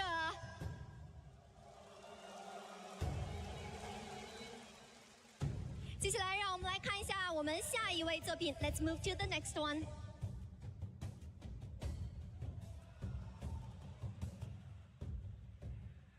大家海喵给我们带来的这个作品也是非常精致啊！它这套作品呢，均为手工制作及上色。帽子下的猫咪呢，是由建模打印贴毛制作而成。配饰上的磁吸猫眼用指甲油巧妙地做出了光泽，而翅膀也加入了机械结构，能够灵活扇动。Can we see more movements from you？ 我们可以看到我们这一位形影芳龄的一些其他的动作展示吗？谢谢。All right, what we see right now is Willow, Dark Willow. This work is handmade. The cat under the hat part is made of 3D printing. The wings are added with mechanical structure to allow flexible flapping. 非常的可爱 This is so cute. Let's move to the next one. 有请 Ray。好的，现在我们看到的是来自于 Maki 的死灵法师套装。这套作品拥有超过1000片蛇灵。于 Maki 将细节做到了极致，从材料选择、塑形、纹理制作到做旧、渐变、高光效果，甚至是 LED 灯光，力求将游戏中的角色完美还原到现实之中。而选择这个角色也有特别的意义。于 Maki 希望通过他独特的白蛇主题和服装设计，展现 TI 2026东道主的中国特色。Wow, this is NEC. Wow, I can tell immediately. It's so classic.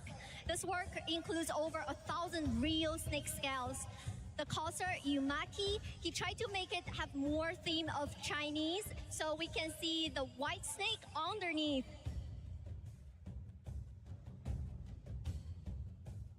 好的，感谢这一位 coser， 让我们移步到下一位。Let's go to the next one. Here we have Shimbalus as Omni Knight. He completed this whole work in just 45 days. I don't know how.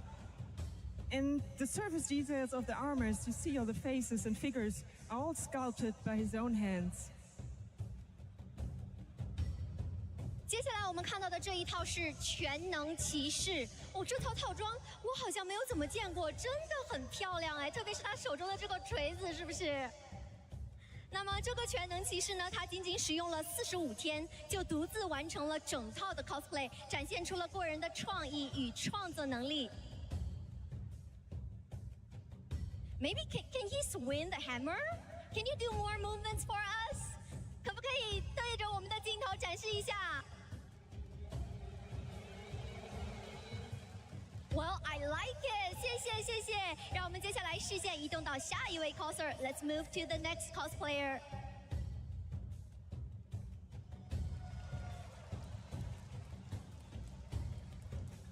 这是威人为我们带来的拉比克。那这套作品其实非常繁复，它融合了3D 打印、布料制作以及 EVA 泡沫雕刻，并且加入了 LED 灯光、烟雾效果，还有旋转机械装置等机关。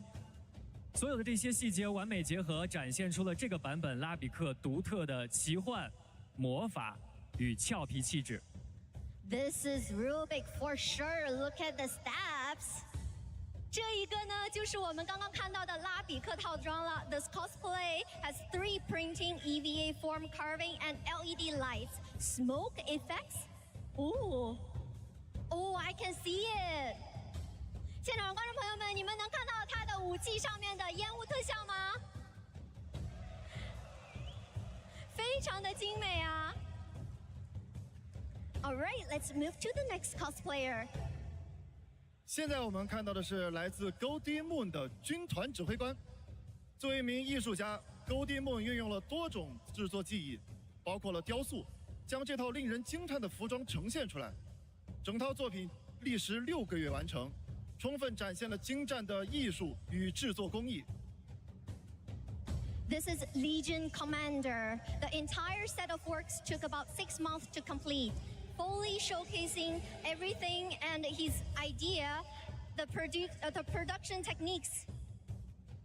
哇，这个军团指挥官感觉也非常的漂亮啊！现场的观众有没有喜欢玩军团指挥官的？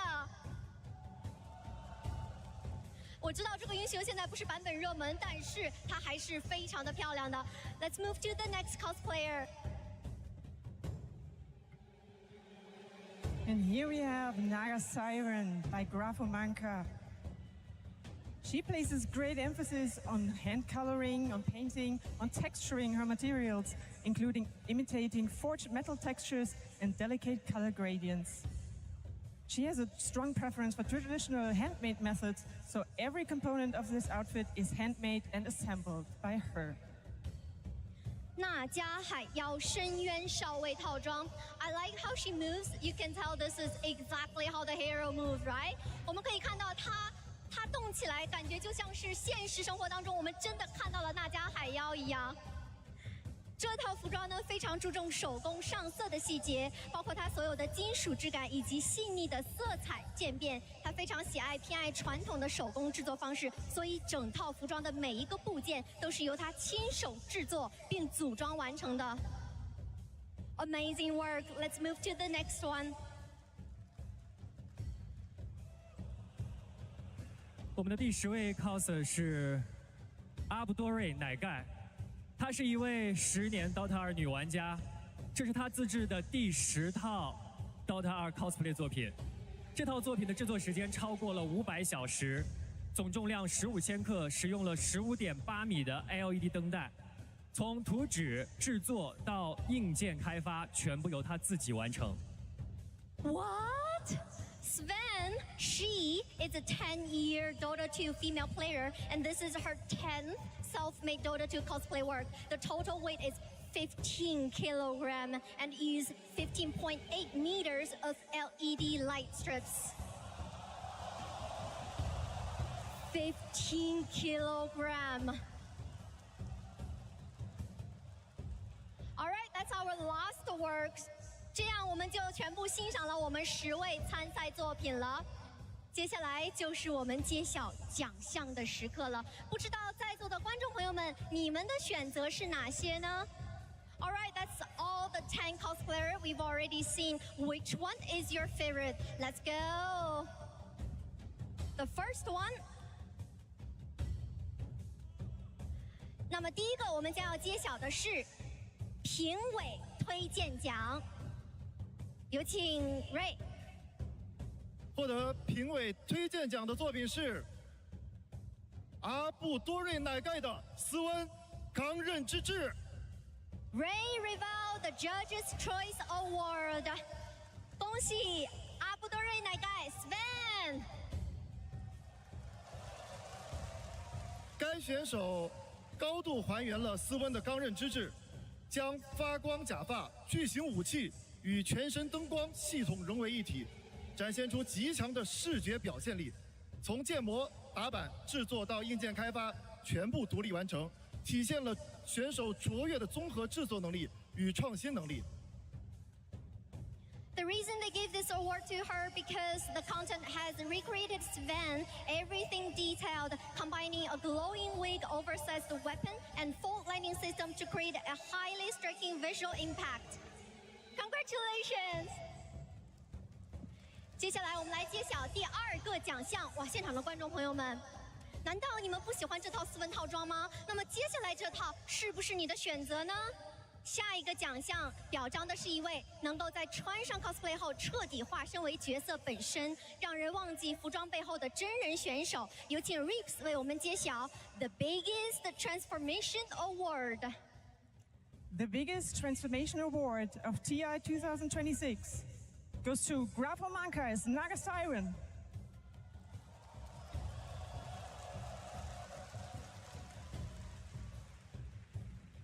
Every single scale is cut and painted with precision. The skillful construction of Naga's signature tail. I wish we could see it. Maybe, can we get some turn in there? Or you'll have to wait for pictures. The headpiece is impressive as well. The beautifully executed makeup, all that convinced the judges that Graphomanka deserves the award for the biggest transformation. 它的每一片鳞片都经过了精准的裁剪与上色，那家标志性的尾巴与鱼鳞的制作技巧，再搭配令人印象深刻的头饰和精致的妆容，最终让评委们一致认为，它就是当之无愧获得了最佳复刻奖。Yeah, I wish we can see more details about it. It looks so amazing. It's not easy to move with a tail like this, and I think she had to leave her device that she has for it upstairs in the room, so we'll have to wait for the photos later. But I tell you, it's amazing. 那么我刚刚问他说，我希望我能够看到更多的细节呀。他说，因为穿着这一套装备实在是很难动起来，所以呢，在后面我们会补上更多的图片，请大家关注一下喽。那接下来我们要揭晓的奖项是最佳技术奖，这个奖项是颁给在还原度、制作工艺和创意方面得分突出的选手。有请林景老师。Next award is the Best Technique Award。获得本届最佳技术奖的是 Goldie Moon 军团指挥官复仇魔刃。Goldie Moon, the Legion Commander。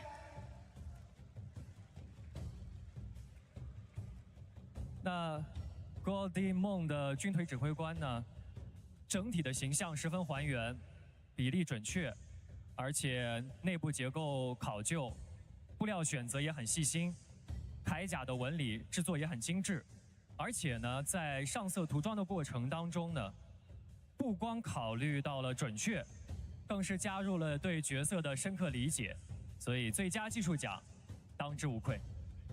Careful fabric choices and finely detailed armor texture highlight the work. The painting process balance strict accuracy with profound insight into the character. Congratulations! 那么我们已经揭晓了3个奖项，我相信大家都在期待这一刻，那就是我们 TI 2026的年度最佳作品奖。全场只有一个，将会颁给得分最高的选手。We've seen the impressive winners in 3 categories, but there can only be one Best in Show. This award goes to the cosplayer with the highest overall score. Please, Reeves. The Best in Show of the TI 2026 cosplay competition presented by SteelSeries and Perfect World goes to Shimbalus with Omni Knight. Congratulations, Shimbalus!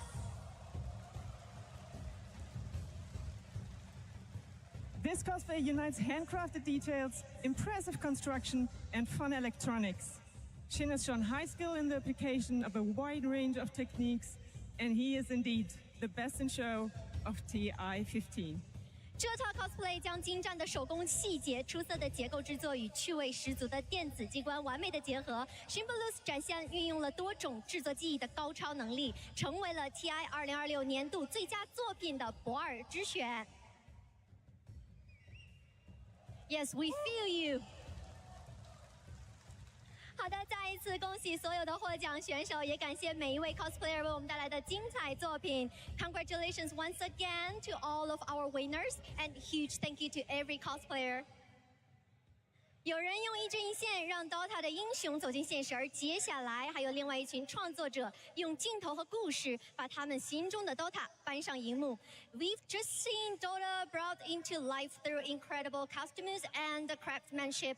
Now it's time to see DOTA brought to life in a different way through cameras, stories, and imagination of filmmakers. 接下来舞台交给你 ，Take it over, Slacks. Thank you. For 15 years, the Dota 2 International has acted as a showcase of the finest teams and players from around the world. But that isn't it. No, TI is a place for the community to come together. From making signs in the arena to drafting some dank memes to post on the internet and spending thousands of hours on incredible cosplays like the ones we saw here today. These are all ways that the Dota community shows us their passion, drive, and love for this game. Now, for the last 10 years, the Dota 2 short film contest has been another way for fans to celebrate the community and show their love for Dota right here on the main stage. So many talented people have come together to participate in this contest over the last decade. And we thought it might be a little fun to talk to some of the finalists and get a backstage look at what it takes to make it here to the International. Hi, I'm Genevieve Sai. My name is Nicholas Kundashizel. My name is Mario. Mi nombre es Pamela y soy más conocida como Maidot. Hello, my name is Kevin Siri. Hi, I'm Dopa2. My name is Shaylin Ham. Меня зовут Михаил Пахомов. And I'm Sam Siri. Hi, my name is Lawrence. I'm known online as Lozenger, and in 2015 I won the very first short film contest with an entry called The Calling. I submitted the award in 2017.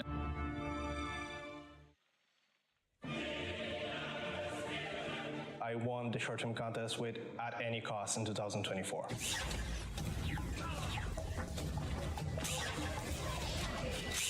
Yo participé en el 2022 con el corto de Just Hold On Here and I Wake Me.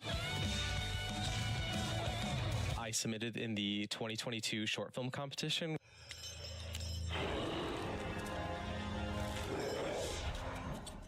My video was called Low Purity Story, and it was about my dog playing Dora. В прошлом году выиграл первое место, занял с работой кино.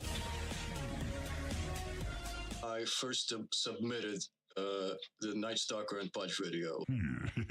Fresh made. Not yet. And we made Tiny and Io Elemental Adventure in 2016. Tiny and Io Elemental Adventure. I've always had an interest in animation. I was always kind of this creative kid. I love drawing, I love painting, I love playing the music. I love like making something that people have fun with. Like, I love making something that makes people happy. As a form of storytelling, I think it could be something that's very powerful. And when you express it artistically, whether that's animation or drawing or music, someone else is going to be touched and someone else is going to relate. And when they tell you they feel the same way, it's going to be this magical moment for you. When I got to know about the short film contests, I just had to jump in. Как только появился конкурс короткометражек от Valve, я ушел. The first time that I saw the short film contest was in 2016, and seeing like the amazing quality videos that they were putting out there made me really inspired, and I felt like, okay, I gotta try next year. When I found out about the Dota 2 short film contest, I'm like, this is it. This is my chance. This was honestly my first kind of animation for a project. I submitted many times. I remember my first submission sucked. I don't care if this sucks. Ever since I heard Timbersaw's voice, I just had this intense need to animate him. I just want to show the world what I see when I hear his voice. It's great to be back. Well, that's what I tell people anyway. I had no experience whatsoever in animation, especially in Source Filmmaker. But I tried my best to learn it as much as I could, so every single year I was trying to improve. El proceso sí fue duro. Fue bastante duro. Because it's all in your head and you know what you want to put out, but like not everyone will understand what you're trying to tell. And like the hardest thing to get better at was definitely directing and like finding a way to tell a story in 1.5 minutes. Just like anything else, you need like a plan, a draft, a sketch. So you have to like really think about what's gonna be my story. Am I gonna make it comedy or drama or action? From makeup to wardrobe to the director, the producers, or if you need a PA or if you need production designers, set dressers. And for me, even though you're so exhausted, I have that feeling of just knowing that this is exactly what I would want to do. I wouldn't rather do anything else. I'm the voice of the song. A rock and a ball, best friends forever. Super simple and elementary, but it was cool to be like, oh, I wrote that. Tiny and I would say, brought us closer together. We got married 2 years later after the video. And I love you. I created several short films for the short film contest, which for me was one of the biggest moments, I think, in my entire creative career, where for the first time something that I made was put on a big screen and millions of people watched it at one point in time. Seeing your video inside the game client later and all your friends are watching and people are adding you to their friend lists, people I don't know. It was just fun. When they chose me as a finalist, I was like, ah! Oh my God, I just could not believe it. Hearing my name, like hearing like the title of the video was really something that I'll never forget, really. I was just like jumping and screaming. I was super, super happy, super, super excited. I remember watching a lot of reaction videos from people who were watching the award for the first time and just really laughing at it. And that just brought me a lot of joy, you know? That was a beautiful moment for me. It kind of made my family proud of me. I live in a small village in a rural area. I said to a couple of guys, and the thing spread throughout the community. And people now know that I have a YouTube channel. I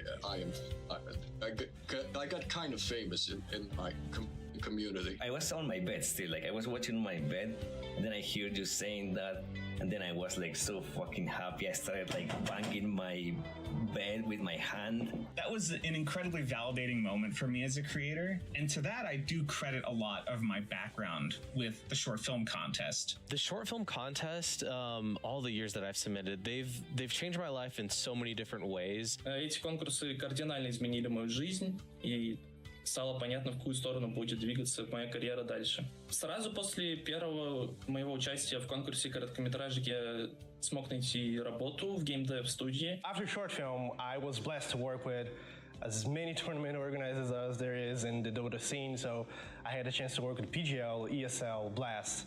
For PGL, for instance, I worked on those animations that you guys see, like the draft animations where the heroes pop up during the draft phase. And definitely like the craziest thing that I've ever worked on was this year's TI, so the embroidery theme, the opening ceremony that you guys seen. Now I've been working with animations for like 10 years, which is something I never imagined I would do. After the film contest, I've gone on to continue my career in character design, and previously I've worked on The Wild Robot as a story artist and a character designer. And currently, DreamWorks feature animation. A new movie I have been working on is coming out called The Forgotten Island. And I was a character designer and story artist on that as well. My advice for someone starting out in the creative space for something like Dota 2, just do it. Please, please, please get over your anxiety of making something that sucks, because you can rest assured that the next thing that you're going to make is going to be even better. So my best advice is just make something. Make something, make it as best as you can, put it out in the world, and then make your next thing, because the next thing is going to be better. And trust me, 3 years after that very first video, you're gonna be happy you hit that button. Working in animation is just being surrounded by a community of nerds like me. Dota is this wonderful heritage for us because it's come from a very bottom-up place. It's very grassroots. It's been built by the effort of the community and the love of the community. And that includes not just the game, but the community around it that's making the art. So all I have to say is thank you. Thank you so much to the community for inspiring me and so many others over this last 10 years. Thank you for your support. Dota 2 wouldn't be the same without the players. Dota 2 wouldn't be the same without the creators. You guys mean the world to everybody else involved. Thank you very much for supporting the game and for supporting our work. Congratulations. Congratulations. Congratulations. Congrats. Congratulations. Поздравляю, Zizi. Congratulations. Congratulations on 10 years of the short film contest. Thank you so much. Now, besides just introducing you to some of the real people behind the winning films, we wanted to celebrate the first 10 years of the Dota 2 short film contest with a little something different for its 10-year anniversary. We asked all of the finalists to come together and craft something special for you. We wanted to make something for the game that we all love and touch upon some of the most memorable moments from the International over its last 15 years that we all share. Hope you guys enjoy.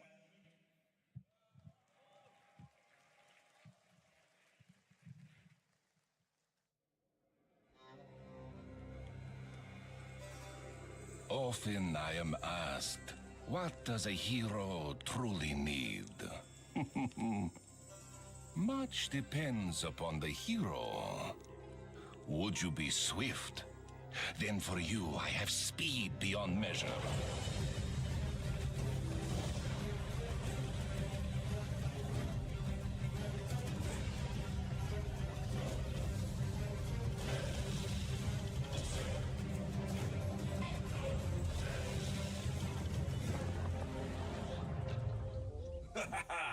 the best. Did you see that? No. It was the play from TI2. I was all, black hole. Okay. It's like the most famous play ever. Okay. Speaking of famous plays, TI3 had a pretty good one. Okay.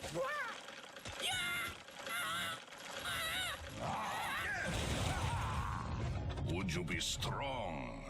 Then I can grant you the might to overpower any foe.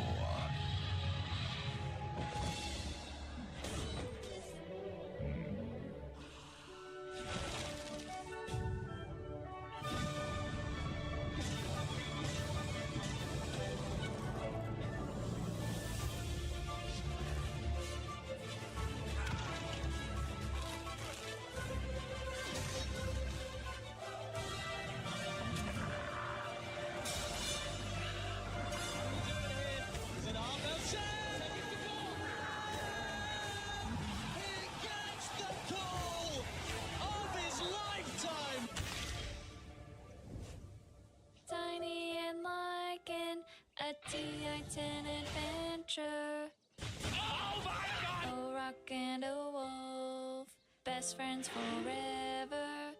My wolf gets blown up! I can't take this seriously.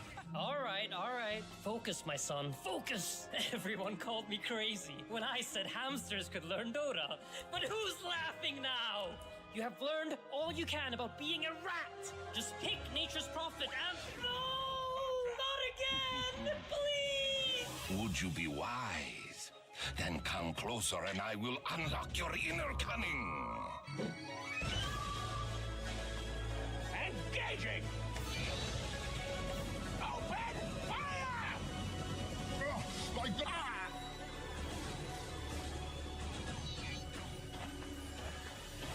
Mega Creeps inbound. EG with their last chance. Can they hold? Here we go. Ice going in. Saturday move the Dagon. It's not doing much, but the other Dagons are triple Dagons. Timbersaw, he's dead. They might be able to do this. Divine Rapier on Void. He's going in. EG with the impossible comeback.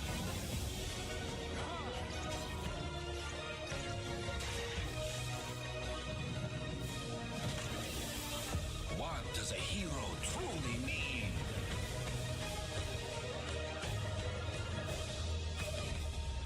That is for you to decide.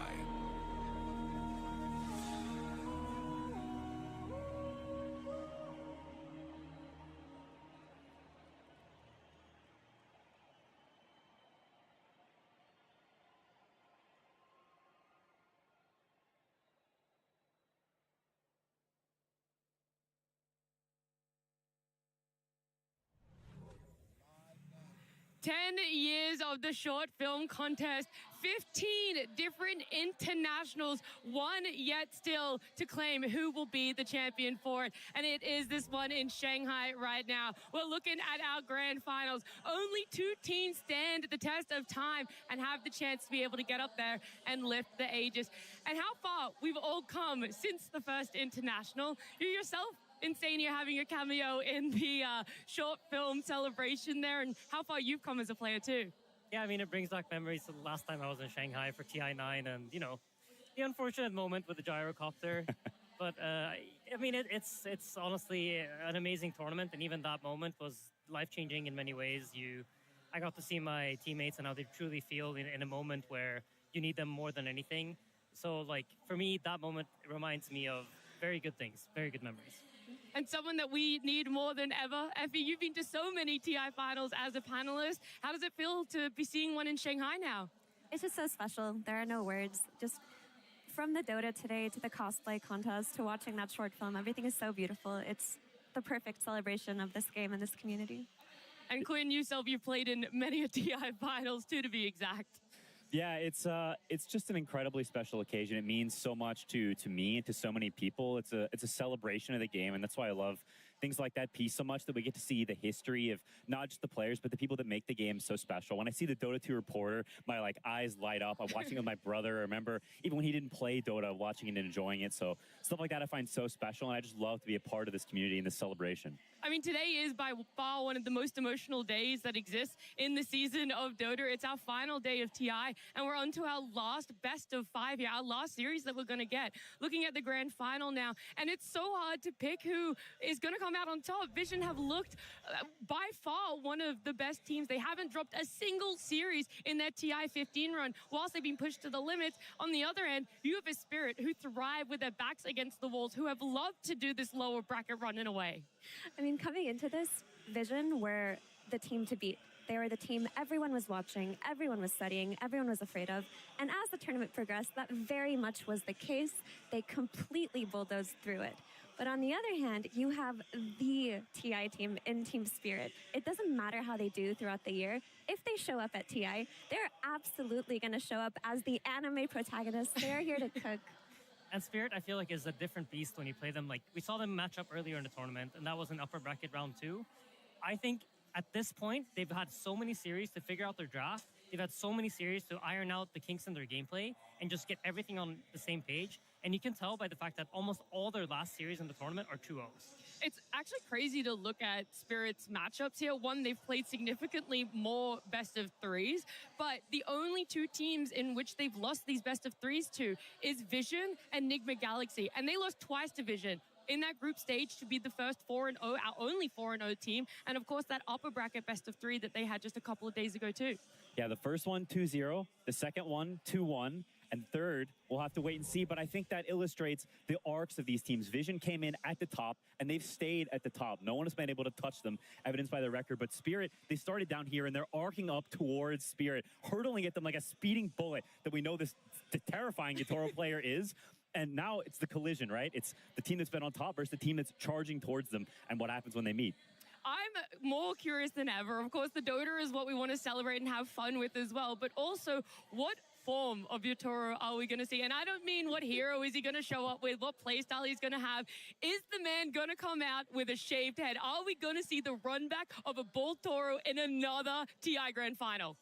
I hope so. I mean, I can tell you, as someone who on stage and witnessed the horror firsthand, seeing my dreams crumble in front of me, it's just so iconic, such an epic moment in Dota history. And he is, I don't know, for the last 6 years or so has been like the iconic player. And so the fact that we're even questioning what his hairstyle is going to be for the grand finals is, I don't know, a testament to how legendary he is. And just for context, for those who may be tuning into this TI as their first ever TI, Yatoro, every time that he has won the international, he has shown up on the finals day with a shaved head and has just completely unleashed himself upon his enemies as the best carry in TI. I believe the quote goes something like, at TI 10, he sacrificed his hair to the Dota gods in order to win that final against LGD. So then he did it again in Seattle. So, I mean, if he's not bald, I will be very sad. I think we could all agree with that one. Then I wonder on the flip side, you know, does that play into Vision's mentality at all? Because for every single member of that 5-stack, they have not lifted in ages. For many of them, actually, they've never made it to a TI grand final. I think about last year for Vision, how close they were. They were having this extremely dominant game 3 in the lower bracket final, and the lead slips away from them slowly but surely. They sink in the reality that we don't have control of this game, and unfortunately that's where their previous TI run ended, top 3. Now it's secured at least top 2, but they won't be happy with that one. Yeah, it's a totally different beast, and I think it's something you dream about for so long, so that when it finally becomes tangible, it becomes in your grasp. Even the idea of being in a grand finals is so distant. There's so many series, there's so many steps along the way that you can't really focus on that. And so then when you're suddenly there, because you've been focusing on the moment, you've been focusing on the journey, wow, now it's very real, and it's quite an overwhelming feeling to go through. And so I hope for them that they're able to steel themselves and actually focus on the gameplay and not let the sort of the grandeur of the moment overwhelm them. looking at all the TI appearances of the roster as well, we've included the coach because Puppy has a little bit of a fantasy or fairy tale for himself. Everyone talked about how he got that 4th place. He got that 3rd place at the next TI. He got 2nd place all the way back at Singapore in TI 11. And we go, okay, this is it. The next TI is Puppy's. But there was the caveat. Maybe it was the next TI Puppy attended was going to be his 1st place. I mean, yeah, that's the script, and that's what it's saying for them, right? Puppy is supposed to win this TI. That's like if the script does exist, and many Dota tournaments has made it seem like there is a script, then it should be Puppy's. Yeah, Puppy, it's not an exaggeration to say he's one of the greatest players to ever touch Dota. He's been so consistent throughout his career. He's had so many definitive ideas as a captain. And at this stage in Dota, it feels like such a natural transition for him to come into the international as a coach. And we've already seen the results of him as a coach on Team Vision. He came in, he whipped them into shape. He took 5 of the best players in the world and turned them into the best team in the world. And it just feels like no matter what Puppy can do, he will always have a place in Dota. And look at this, the longevity of his career is ridiculous. On the other hand, you have Miposhka Quinn, who is no slouch himself. Yeah, it's 2 titans, really. I think the parallel of Puppy coming in, whipping him in shape, I think Miposhka is the same thing. He was not on this team for a solid chunk of time, and they did not look like themselves. They were in shambles for a big period of that. And then Miposhka joins, and you slowly see them ramp up to the form that they're in now. I think he is such an integral and core part of this team's identity and history. And honestly, I think they would not be even close to the same without him. He's definitely like made them look more like they used to. And I think we had Laurel say it, and it's so true that they are now able to play fast and slow. And this has been one of the things that's the scariest to go up against, because it's quite easy when you're only facing up against one playstyle to try to match. And it's the same thing that Vision brought up, right? When they talked about Yandex, is that Yandex are the kings of split pushing. But we can split push and team fight. And when you have multiple avenues that you can go down, it just makes the team so much scarier. And that's why I feel like both these coaches have added to their teams. Yeah, to me, Miposhka in a lot of ways is team spirit. It felt like his team when they won both of those Aegises. And yes, he had a star-studded roster, especially in Yatoro and Collapse being some of the greatest players ever. But he was the player who brought that energy of resilience, that heart, that ability to overcome difficult situations. And if you ever watched the way that he interacted with his team and the way that he guided them, he was the one lifting their spirits. He was the one enabling them to play the late-game comeback Dota. And we saw that in all the moments Spirit had roster changes. They brought in new players. They had to train them. They all had that team spirit energy because of Miposhka. So when he did leave this roster, it did feel like a massive loss. And now that he's back as a coach, they're in the TI Grandfinals. Slowly we're seeing his voice show up in game, even though he's not there for them. And that has been such a pivotal point for Spirit here. And I just love the fact that we're seeing them be Spirit of old, because we missed out on them on the main stage 2 TIs in a row. They make it to a main stage, they drop to a lower bracket, and they are completely unfazed, Quinn. They go, okay, and...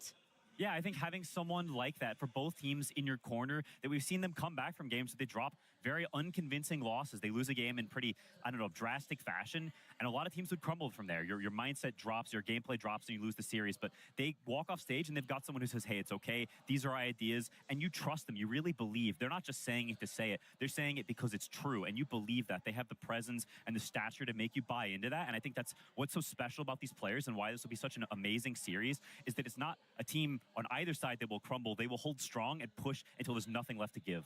I think what adds context to how surprising it is that Spirit are here, because if you tune in for TI every year, you go, oh, this is an org, a roster, lineups, players that we're expecting to make deep runs. But this is the one year in which we have not seen Spirit win a single Tier 1 event. Every other TI since that TI 10 run for themselves, and even including in that year, right, they were able to get an event win for themselves. This time around, 2 second places was the best that they were able to do in Senior. And so they really did, I think, slip to the wayside in people's minds about the potential threat of what they can all be together as a roster.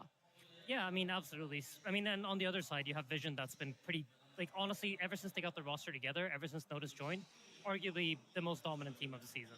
And I think everybody coming into TI knew what these guys are capable of. So in many ways, it is like David versus Goliath, but it's Spirit. So, like... It's Goliath versus Goliath in TI terms. Yeah, exactly, yeah. No, I think another really cool thing, and it ties back to what you said, like, TI 10, I think, is an iconic tournament. It's when Spirit first, like, came to be the greatest team in the world. And I know, like, Team Secret at that tournament coming in, they were like the favorites of that year. They had this super dominant online era, and they come to TI, they lose to Spirit in the end, in this like kind of crazy game with like, I think it's a Like and Tiny situation going on. Anyhow, I'm just rambling. But the reason I bring it up is because we talked to Sumail at some point, and I remember he mentioned that he thinks Vision is the most similar team to that Secret ever since Puppy's joined. So I think for Puppy, this is also like revenge for TI-10. And if that TI-10 mattered more than any TI, I think, to most players that were there. So for him, I think this moment means everything.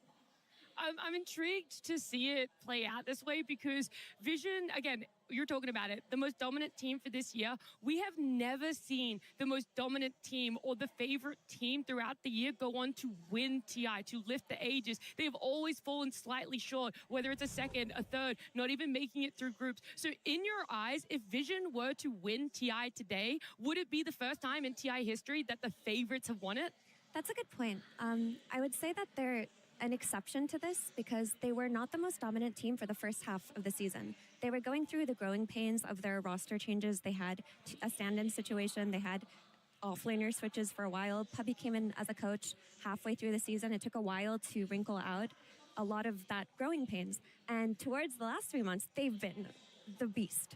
So maybe they can break that curse by peaking at just the right time. It's very reflective because both Spirit and Vision had to go through qualifiers. We always have our direct invites every year, and whilst most of those teams placed really well for themselves, we have two teams that had to fight through the qualifiers to be here, Quinn. Fight through qualifiers, group stage, upper bracket, lower bracket, you name it, they've done it between the 10 of them.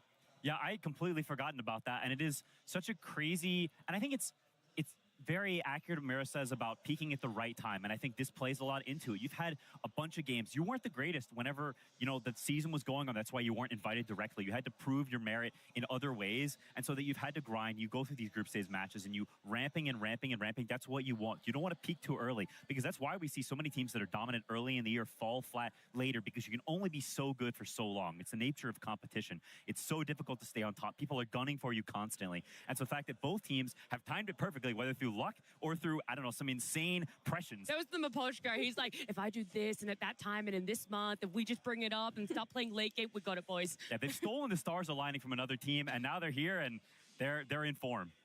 I mean, peaking at the right time, honestly, it's a skill you learn as a team. It's something that we put a lot of effort into on Liquid, and I think especially Blitz was very adamant about, like, let's not burn ourselves out throughout the year. We need to kind of think about how we put effort into tournaments, because there's only so many events that you can actually put in your 100% in.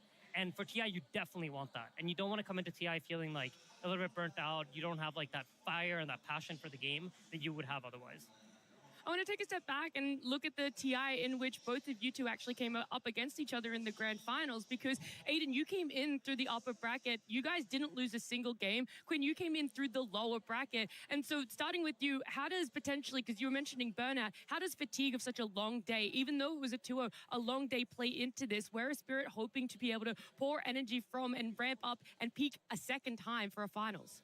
Yeah, it's the hardest part of a lower bracket run, and it's not just this day alone, it's the prior days coming into it. They played 2 series yesterday, they played a stressful lower bracket run, and it's not also just the physical fatigue, it's the mental fatigue of all of these are elimination series, and that weighs on you. There's a stress and a pressure there. If everything is on the line, and everything can only be on the line so many times before you break. And so doing that lower bracket run and getting to the grand finals, they've done it before, but it is an incredible feat, both physically and emotionally, completely unrelated to the Dota. Yeah, absolutely. And something that is really tough and maybe hard to relate to unless you've been there is the fact that the day before the grand finals, you're also playing a double series day. And they had the first series of the day into the last series of the day into today, again, the first series of the day, and then you get to play another series. And this drain over the course of 2 days is crazy tough. Well, it's great for them then that they had so many quick 2-0s. It feels like the last 3 rounds for them have just been, all right, we're tired. Let's make quick work of this and go home and sleep. Like, we even had Collapse say, I had 5 hours of sleep. We're going to do this fast. And they did it really fast yesterday. Hopefully he's gotten a little bit more sleep. But Aiden, is there anything that plays in your mind when you're coming in from the upper bracket? Because some people do talk about or allude to Spirit have now had 2 games to warm up for themselves. They're in the group of it a little bit more, and maybe they're ready that off the rip, they're going to be playing at a tempo that you haven't yet done because you haven't walked out on that stage on the side of Vision. I think usually when you're in the upper bracket, you have this confidence of like we haven't dropped a single game. You're coming into that series thinking like we're gonna absolutely smash the other team, and I think I wouldn't say it really is a factor in that way. I don't think you really care that they're warmed up. You're thinking, if anything, like we've beaten them twice this tournament already. We're gonna beat them a third time. It's no problem for us. Yeah, it's.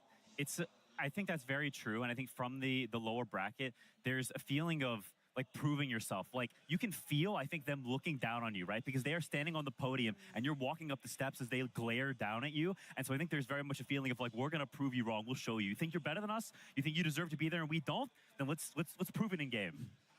Oh, that talking is going to happen when we see our grand finals there. But it's just so insane to think about that no one's mentality over this last year that we're aware of, we're not sure how long that this has been a shift for him, has been so much more about the journey. And ever since then, it feels like we've seen a resurgence of him. We've seen him back to the no one of old. Before, we saw him do a lot of region swapping and org changing. And now it is a no one that is consistent, is willing to play whatever role it is. And I'm so intrigued as to how much progress and how much effort has gone into this, and almost this satisfaction that he must have that because of it, he is now in a grand final for TI. Absolutely. And the thing with the whole, it's all about the journey, is really interesting until you reach the end destination, right? Now it can't be all about the journey. It has to be about this moment. And I'm very curious to see how that affects him, because if this has been the thing that he's been relying on, like just enjoy the road, enjoy all the past steps to get there. Now that you're here, can you stay in that mindset? Can you stay in that idea of like, there's always next year that this team is going to continue on. And even though this moment means so much to you, to not get stuck up on it and not think like, this is where we were meant to like end up and this is what it's all about.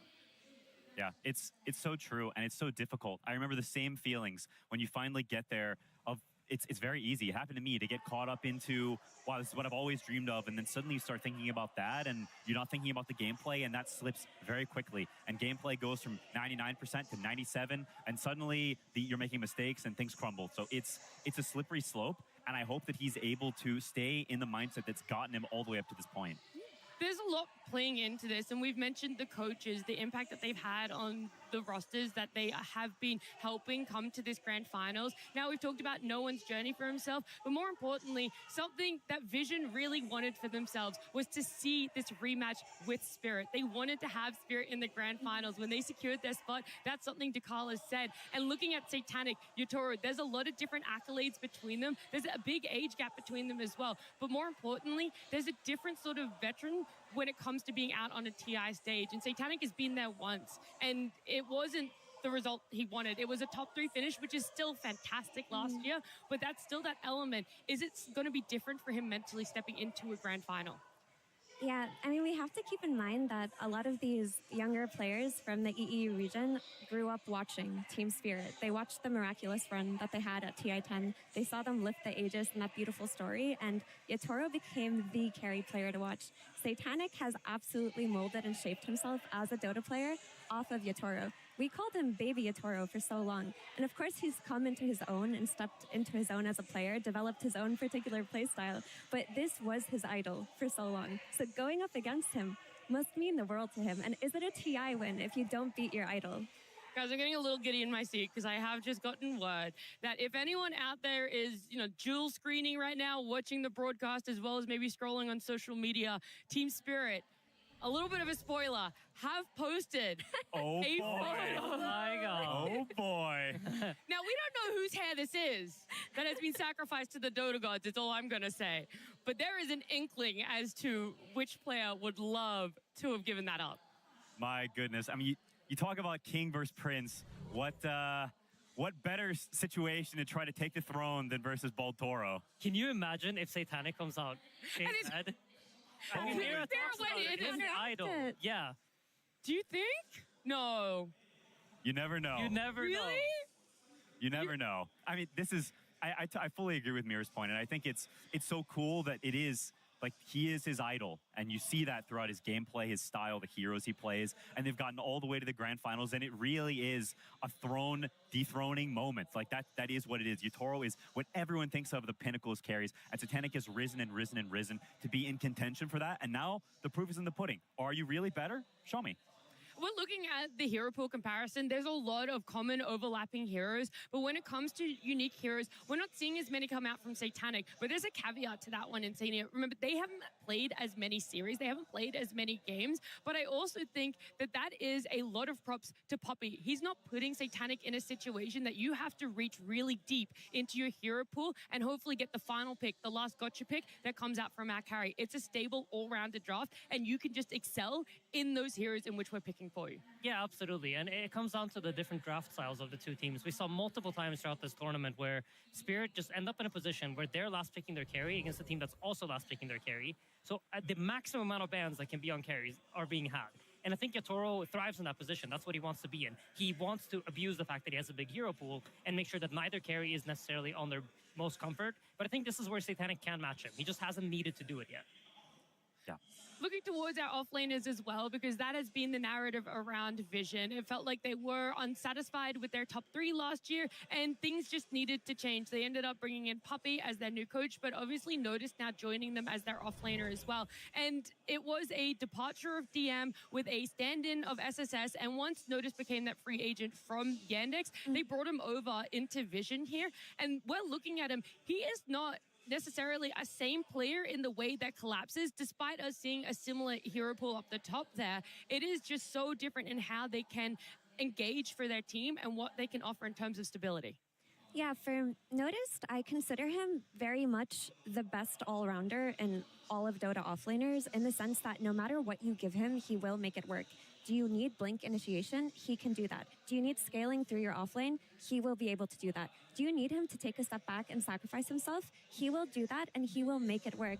Whereas for Collapse, he has, of course, naturally shifted his hero pool as the meta has shifted. But what he's the best at in the entire world, and has been, is clutching team fights. He's the best blink initiator in all of Dota. He's the best Aegis stealer in all of Dota. And he is the player that you rely on when things are going bad. He finds a way to turn impossible situations. Yeah, he has this magic quality to him almost, that it just feels like if you have any player in the world at a clutch moment, you're picking him. I don't even care what role it is. If he's playing mid, you're still picking Collapse. He's just that, I don't know, he just has that special sauce.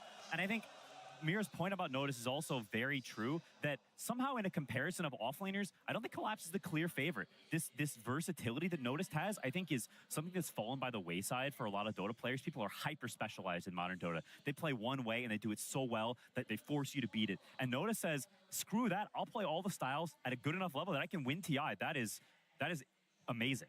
It reminds me of XXS last year. I feel like he had a similar thing going where, like, whatever the team needs, whatever way I can enable our draft to work, I'm going to do that. And it's a player that you can't really, like, ban against. Like, what do you can't take him out of the game. You know, he's always going to have some sort of impact. There's a lot of fun being had between these, all of us here. A lot of people in the arena as well. We can hear them cheering, having enjoyment of what's happening over on the Chinese broadcast too. But the arena has been filled out by everyone here in Shanghai. It has been such a phenomenal time. And Slacks, so thankfully, decided that he would give us all a preview of what you guys might be missing out if you're watching at home. Hey everybody, I thought I'd give you a tour around the arena. Sir Action Slacks here with a little walkthrough of all the different sights to see around the old bowl, as they say. We're gonna start things off with this embroidered Aegis. This is a real embroidery done by a master of embroidery in his own specific style, specifically to the Aegis that you'll be seeing on people's backs. Here we have our haul of different jerseys and rings throughout all the TIs. This is where it all started, baby. TI1 over for the free-to-play pin is there, the original shirt, the original ring, and there's so many beautiful designs. We've seen some of these before, but just seeing the growth of Dota 2, all the different rings, you get to pick your favorites. I know mine, one of mine used to be this guy right here, just a standard Team Liquid, got a bunch of gems and stuff. But I have to say, oh, this is a cool one. If you want to say, this one is Tundra, and they made the ring itself look like the logo. Very cool. But I got to take you to the new edition. This is last year, Team Falcons. Absolutely beautiful purple ring in there. I can't wait to see what next year's ring will be. But we'll have to do that on next year's tour as we keep going onto the attractions. Do you want to take a little seat? Well, come on over to the Secret Lab booth. You can see a beautiful replica of the Aegis, partake in some stuff, and go look at some chairs. Now, Secret Lab has been one of the only sponsors with the International here, one of our official partners here. We have had custom chairs every single year, and they are beautiful, dating back all the way to 9. Look at this purple bad boy. So yeah, I personally love this year's chair. I think it's fantastic. We've got that nice logo on the back celebrating our embroidery theme this year. A lot of Chinese stuff, but me at home, I'm a classic boy. Dota logo for life. Hi, hello everybody. Yes. What's your name? My name is Scarlett. Oh, fantastic. Welcome. This is our secret shop area. We saw you hanging out here, admiring it before we came. We have all the stuff in the secret shop in this glass case. What did you like? Was there anything interesting for you? I buy this one. Oh, the chess set?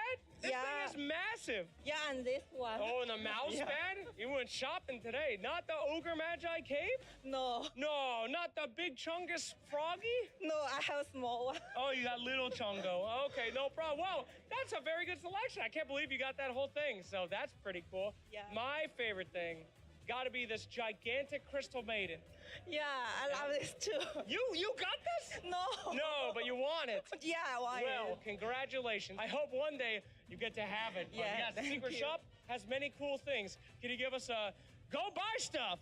Yay!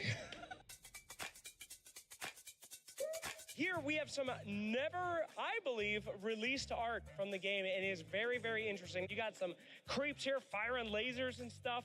Got some beautiful rivers out there before it actually got out. I know this one was a preview to the back of TI-10 on Roshan, which was cool. We've got some massive lane pictures. Now, you might have seen stuff like this anti-mage background picture before, but this is the full-size one. I never knew there were radiant towers behind anti-mage. This is early concept art of Dota 2 heroes and other things, and it is fascinating to see stuff like early Underlord, early TA, Arc Warden, Monkey King. These Slark before and afters are absolutely unreal. Did you know Abaddon was supposed to ride on the haunted Gryffindor? I never knew that. But yes, absolutely fantastic. And this one I know I've never seen, the early concepts of Aghanim. So if you're a lore nerd, come and check out the early concepts. It is super cool. Welcome to the secret shop, my friends. There he is, the shopkeeper and his beautiful pet. Do you have anything to say, shopkeeper? No, it's a picture. Don't get crazy, but you can absolutely come here with your friends and have a beautiful picture. Bring your friends if you have them. It's a lovely setup. And there you have it, our little tour around the bowl. So if you guys are here, I hope you have fun. I hope you explore a little bit. There's lots to see and lots to do. And if you're not, you should be here next year. We'll see you guys again. Thanks for watching. There's always so much to do at TI just outside of watching the amazing Dota that these players are putting on for us. And this year's theme has just taken it to another level. Everything about it feels so symbolic, so meaningful, and so emotional. And to see it spread around, to get to go through those journeys, having a look at the jerseys and the rings of all of our TI winners of past, I think that's just so amazing to get to witness with your own eyes, because it's not every day that someone wins a ring, let alone that you get to see it as well. Yeah, I think the theming of this TI and sort of the celebration, the decoration of the arena and the surrounding area has been really, really good. There's commemorative photos everywhere, and just these pictures of people lifting the Aegis, like so many moments captured. And I think it's really special to just be walking around and just see all those pieces of history. It's very nostalgic and very cool. It's incredibly impactful. I mean, and you're saying back in Shanghai as well. This one's going to have like so many different memories for you too, surely. I mean, for last Shanghai was like my first TI ever, so obviously it has like a special feeling in my heart. And this city is one of those places that I've always told like my girlfriend, like you have to come to Shanghai at some point. This is one of my favorite places in the entire world. It's where I essentially feel like my Dota journey started. So it holds a very special place in my heart. Yeah, it's my first time in China, and it's such a cool thing to be here because in Dota's history, China has always been an integral part of it, from teams to Dota culture to the back and forth of, the East versus West storylines we had for so long. And growing up being part of Dota and watching that, it's something that I've always wanted to do. It's always been a bucket list, so being here is so special. It has been amazing, 2 weeks of it as well, that everyone's just been so privileged in a way to get to experience. But if you guys have been here at the arena every day, grinding out what has been some phenomenal Dota, then maybe you've missed out on just how beautiful Shanghai is.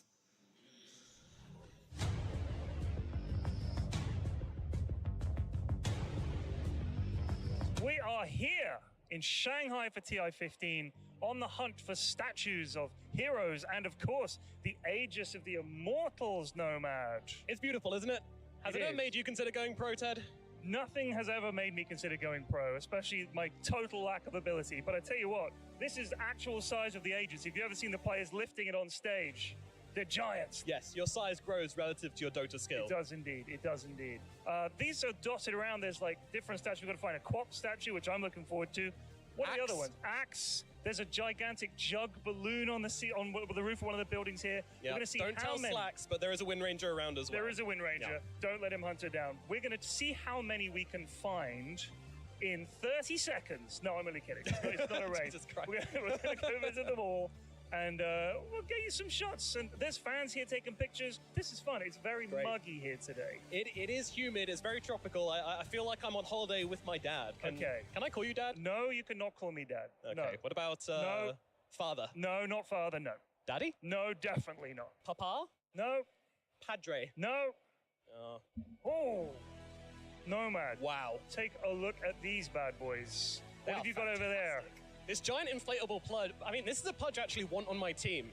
Yeah, carry Pudge. This is proper late game Pudge. A 10,000 health Pudge. I'll take my Quap Arcana. Thank you very, very much. This is my queen right here. I've got the blue Arcana because I unlocked it because I love Quap so much. Hail Quap, I love you, my queen. This thing is absolutely massive. This is taller than Saxa. I think it might actually be taller than Saxa. Anyway, Nomad, we got plenty more to find. Let's go. Let's have a look. Oh. Golly, Pyrion, I think that's an axe. I think you might be right, Nomad. Look at it. this. He's glorious. Absolutely phenomenal axe here. He looks very disappointed. Slightly disappointed axe. This is my offlaner when I'm pos4 supporting axe. I failed to pull the camp. The carry and the 5 have jumped him. They got level 2 before us. I'm nowhere to be seen. That's the face. That's the face you Some make. trauma coming out here, Pyrion. But yeah, I will say, usually there is a barrier around here, so you don't need to worry about someone coming around the corner too fast and getting beheaded by the axe. It is normally very safe. And if you do come here, you're not allowed to do this. Boop.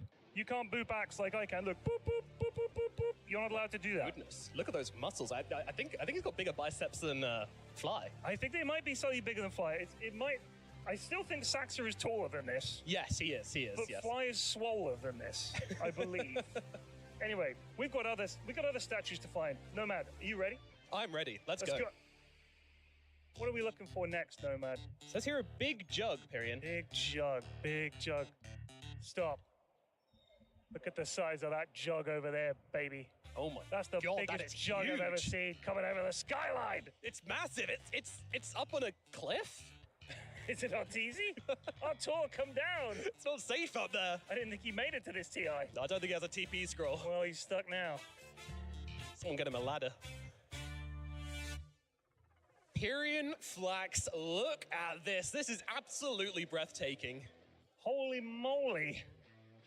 Wind Ranger in all her glory. The Arcana. Oh my God. Jesus, please, almost please broke don't touch it. Be Oh my careful. God, it's so delicate, it's so intricate, it's It so is. well made. It is. It's really good. I mean, the leaves, the detail on these is incredible. Each one of these was hand carved by an old Chinese lady. Is that right? Yes, that is true. Well, we found a lot of things so far on our trek around Shanghai. I think we've got 2 or 3 more things to find, so let's split up and search for clues. Okay, Daphne? All right, sounds like a good plan, Fred. Pyrion! Oh, there you are. Hello, mate. Hello. Look at these beauties. Oh my God. I mean, this, I don't even have jokes. This Mars is just fantastic. That is pretty blooming cool. And they got a Shadow Fiend as well, who's, well, turns out I'm taller than Shadow Fiend. So that feels pretty good. I mean, it's pretty good. It looks epic for sure. I mean, look at the colors, look at the rendering. It's sick. I mean, this is how every Shadow Fiend player thinks they look when they're playing this hero. After they've just missed their 3rd Yule's combo. Of course. And there in the middle is the true-sized Aegis, not like the gigantic one we saw at the start of this bit. This is more like what it actually looks like. It's realistic. You ever held the actual Aegis? I haven't. Have you? Several times. I'm sure you have. Several times. And every single time, there's a Valve person there who says, "Don't drop it." Well, we've done a full tour of these now. Yes, indeed. It's been a Yeah. full tour of all of the Dota heroes around here, and yeah, you can go out into the streets of Shanghai and see it yourself. They are fantastic, and some of them will be around the arena as well. For those of you who don't get a chance to come to Shanghai, we've done the tour for you. We've had a great time, seen all the sites, been driven all around Shanghai, and it all ends here, as it will, at the end of the Grand Finals next week, when someone lifts the actual version of this above their head and everyone goes ballistic. That's what's going to happen. From the streets of Shanghai, from us, bye-bye. A lot of effort and care and passion going into what we've been able to witness as Dota fans throughout the city of Shanghai, throughout our arena here as well. It feels like every time you think this is going to be the coolest thing, you get to see this TI, there is someone or something that proves you wrong and you get to experience something new again. But the seeing a replica Aegis, we've got the real Aegis out there on stage now, and it's either going to be Spirit with a couple of newbies, a couple of old faces lifting that Aegis again. Not as many as Ted clearly is lifted, but getting there.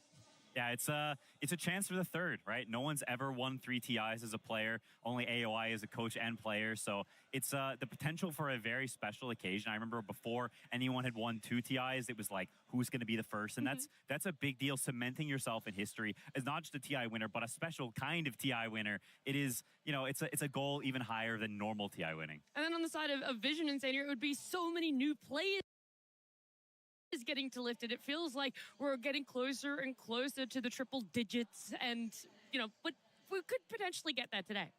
Yeah, I mean, if Spirit wins, it's entirely possible, right, to get the three-peat. But for Vision, I think it's really special because Puppy won the first TI, and he hasn't won ever since then, right? He's been so close so many times, and it can finally happen today for him. I think for Satanic, it's about closing in on Yotoro, trying to make that gap smaller, make sure that he can surpass his idol, really. And for no one, I think probably the most special person here today, so many times coming to TI as the favorites, so many times falling short, and now finally being in the grand final and having a shot at it. That's so amazing to think about, though. Puppy won the first ever international, and now we've come full circle, and he's still competing all of these years later at TI-15 as a coach. Like, to me, this is one of the most incredible storylines of this entire TI, if not the most incredible one. I just can't believe that someone has been that consistent throughout Dota. Like, this is longevity like we've never seen before. I don't even know if he has comparison in any other esport. Yeah, the legacy is crazy, especially considering how much Dota changes. Like, there's patches all the time and the game shifts and morphs. It's not a static thing, it's an ever-changing thing. And so to have the commitment to something, to stay with it, even while it changes, is doubly impressive, I think.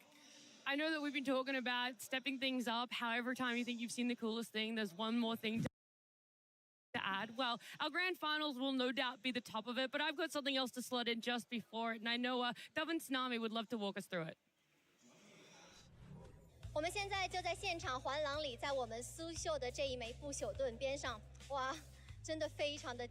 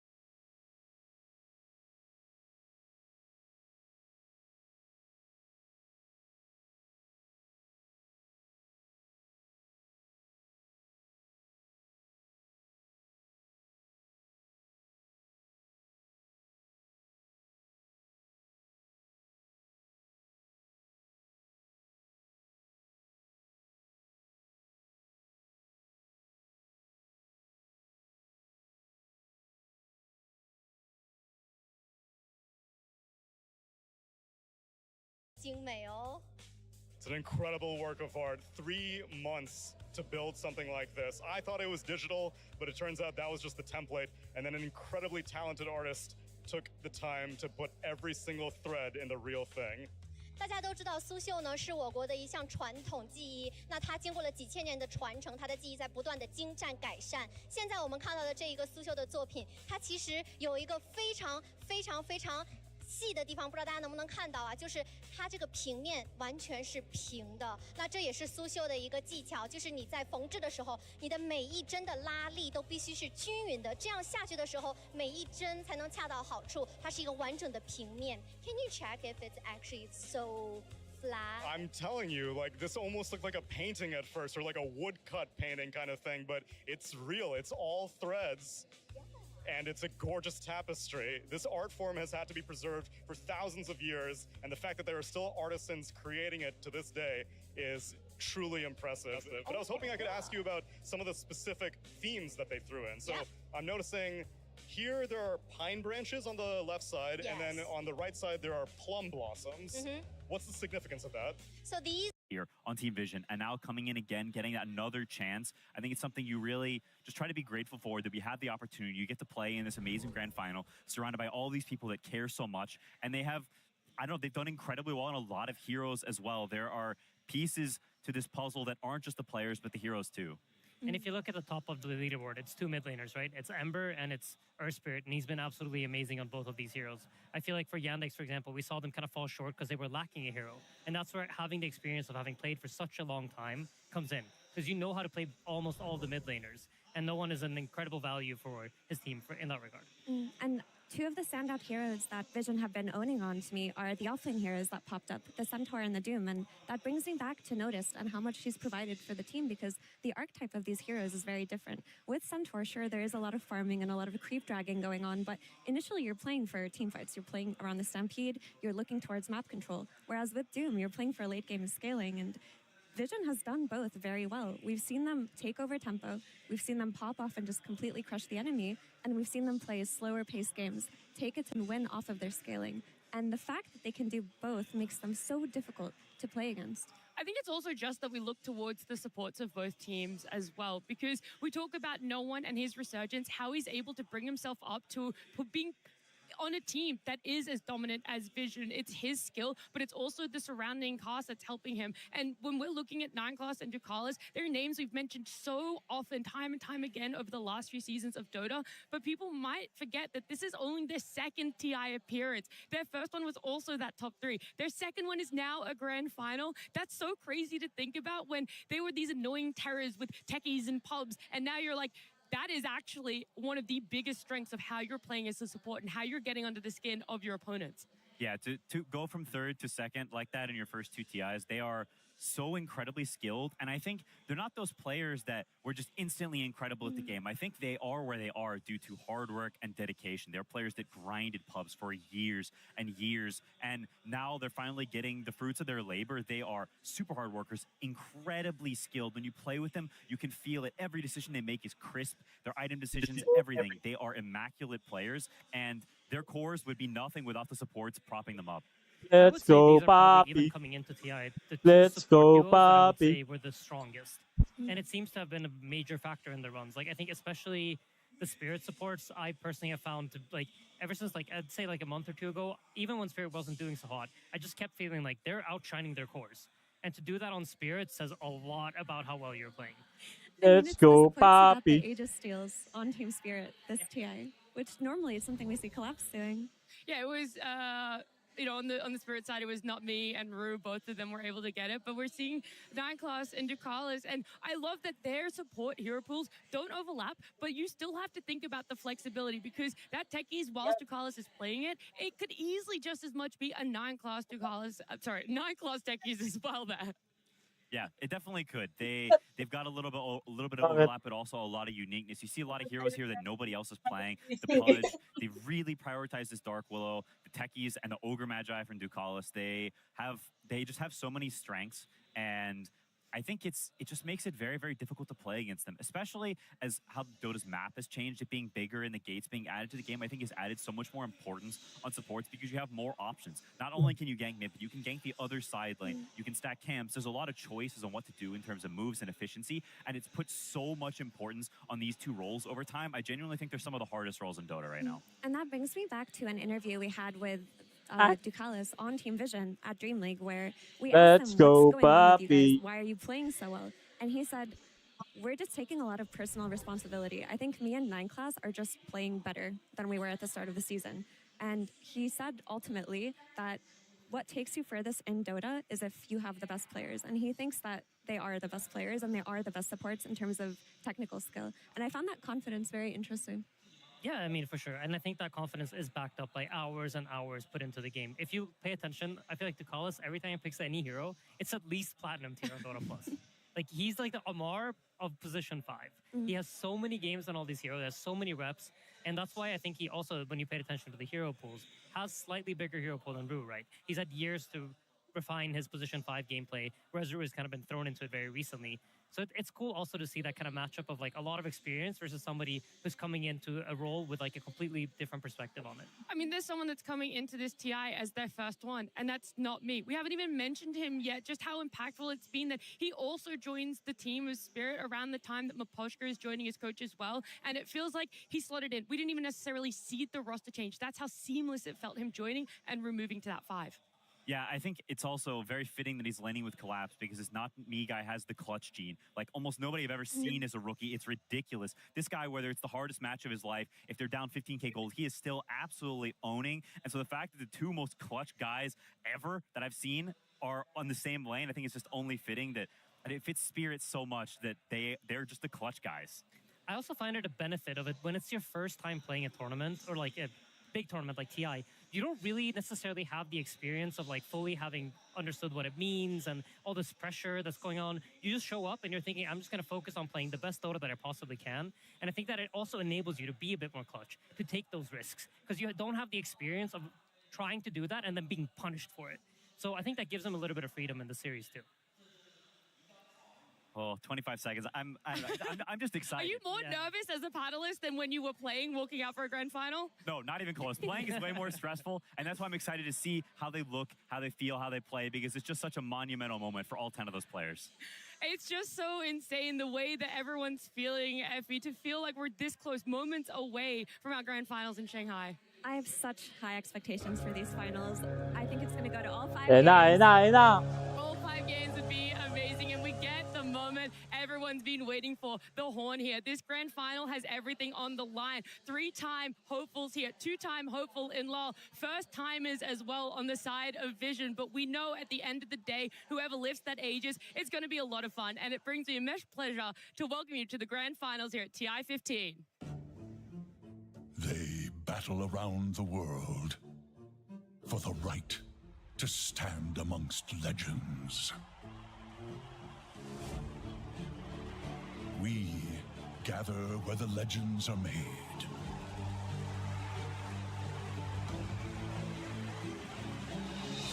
They overcome every challenge that stands in their way.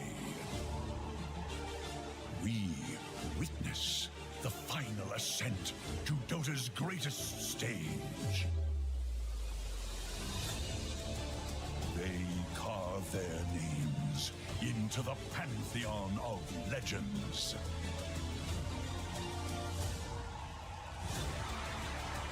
We cheer as the immortal pattern finally comes into view. Now, at last, we can answer the ultimate question. What shape does greatness take?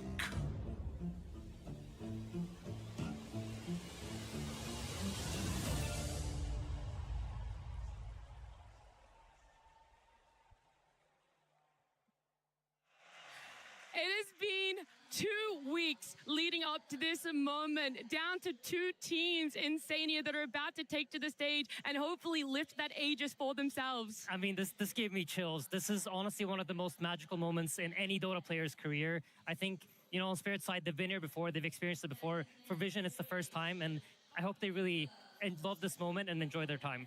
They've talked about enjoying the journey. Take in this moment and enjoy the walkout for a grand final taking to the stage.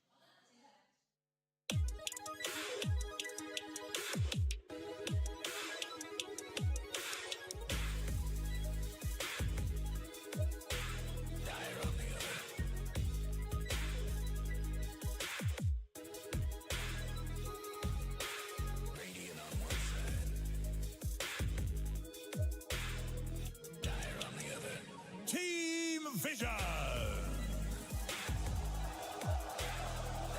Not a single series has been dropped by this team. They have proven they have what it takes to make it to the grand finals. Upper bracket.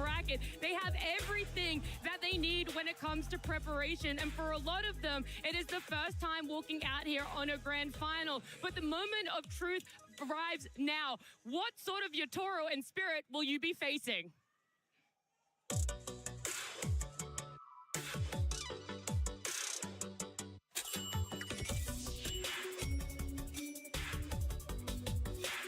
Đó.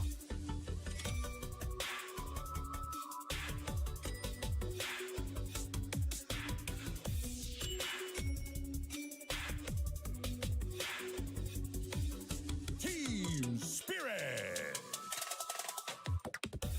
A 100% success rate when it comes to TI Grand Finals. We've got Spirit walking out there, and I think a little bit of a dismay to some of the Spirit fans. It is Yotaro with a full head of hair, but he doesn't need to make a sacrifice to the Dota gods to show that he has what it takes to potentially be our first ever three-time TI winner, along with Collapse there, and so many new players by their side. They've done it time and again, bringing in new players, changing up their roster, and still proving they have what it takes when it comes to a grand final, when it comes to Spirit being in TI form.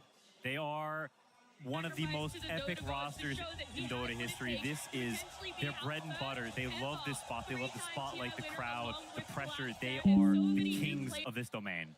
I remember a long time ago, once the TI prize pool dropped, them saying, like, we absolutely do not care about that. That it doesn't matter one bit. We want to win as many TIs as possible. TI is the most important tournament, and this is the only thing we care about. They also have the opportunity today to silence all the people that claim that OG are the GOATs, and they are not. Team Spirit are extremely internally motivated players, and that's always stood out to me about this team, is that they don't measure their successes by whatever it means financially. They don't look at it by, I have X amount of wins, therefore I am done, I've succeeded.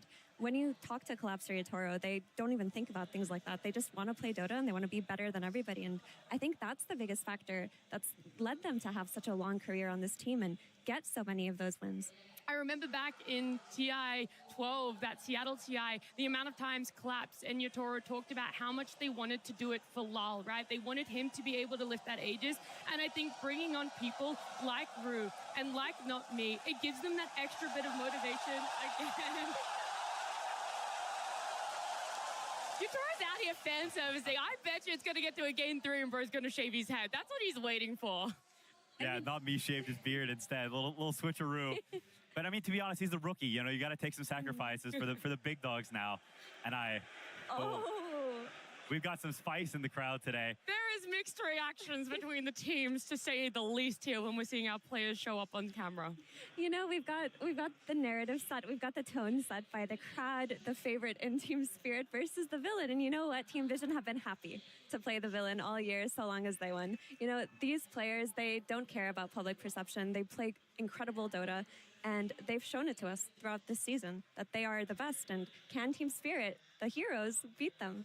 Yeah, I mean, you mentioned how Team Spirit cares so much about the pride and the glory, and I think Vision is the same way. People are not here because of the money or because of this. They're here because it matters so much to them, because they set it as a goal. This is what they've set their heart on. This is their ego, their pride. This is a battle of emotions, not of just gameplay. There's so much on the line. The pressure, how it builds, it's unlike anything else they've experienced in their lives, and now's the moment to show that you're truly worthy of it.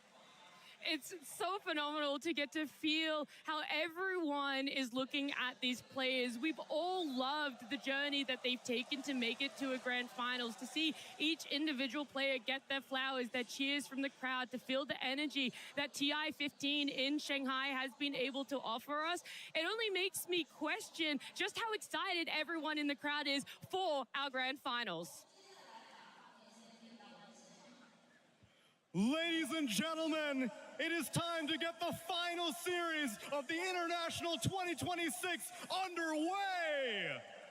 女士们、先生们、现场的观众朋友以及所有正在观看直播的 DOTA 2玩家朋友们，欢迎来到2026国际邀请赛总决赛的现场。But hold up, before we kick off the grand final, Tsunami, I want to ask everyone here some questions. Okay, let's hear it. 在我们总决赛开始之前，我想问一下现场的观众朋友们一些问题哦。有谁是第一次来到 TI 现场看比赛的呢？ Wait a second, are you asking how many people are here for their very first TI? What? What ding dong? All right, you're very smart. 那接下来我想问一下，有谁7年前上海 TI9 也在现场呢？ That's a lot. So you're asking how many people were here from TI9 7 years ago here in Shanghai, and now they're back again. That's a lot of history. 15 years of the International, and now we are celebrating a very important anniversary. But in that time, so many players, teams, coaches, they have poured their blood, sweat, and tears to reach this moment. 距离第一届国际邀请赛已经过去了15年，而距离 TI9 也过去了7年。当年那些熬夜陪你看比赛的朋友们，可能很久没有联系了，可能还坐在你身边，而有一些可能成了云玩家。This year, 80 players set foot here in Shanghai, and now we are down to the final 10. And along the way, we may have said our final goodbyes to some of the most storied players who have written their name in the history of this game.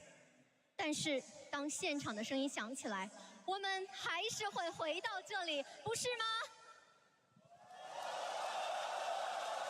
我们见证了太多太多的故事，我们熟悉了太多太多的选手 ID， 而我们也不停地在跟他们道别。比如今年的国际邀请赛，我们就跟 Smell 和 Crit 说了再见。Behind us are the two teams that remain, fighting for a chance that the greatest feat a Dota player can achieve, a chance to immortalize themselves on the aegis of champions. 而在我们身后，就是我们本次总决赛的最后2支战队，他们将为一名 DOTA 选手所能触及的最高荣誉而战，他们想要将自己的名字镌刻在这枚冠军神盾上。On one side is Team Vision. They came so close to reaching this point just 1 year ago in Hamburg before their run was cut short at 3rd place by Extreme Gaming. 一边是 Team Vision， 1年前的汉堡，他们距离这个舞台仅有1步之遥，但是他们被 XG 挡在了门外。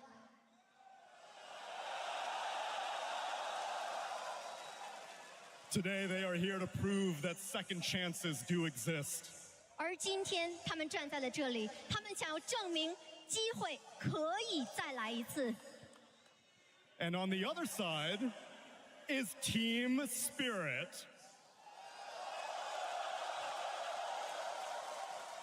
What more could I say that you aren't already? They won the hearts and minds of everyone in 2021, and they have simply built on that legacy ever since. 关于 Team Spirit， 我们还需要再多说一些什么呢？这支队伍从2021年起就赢得了全世界观众朋友们的心，而在那之后，他们从未停止过书写自己的传奇。Some of the players may have changed, but the storied core remains, and they are here fighting for a chance to potentially make a 3rd inscription on this Aegis. 也许阵容会改变，他们的核心却永远未变。他们想要达到他们的目标，那就是举起这门冠军盾。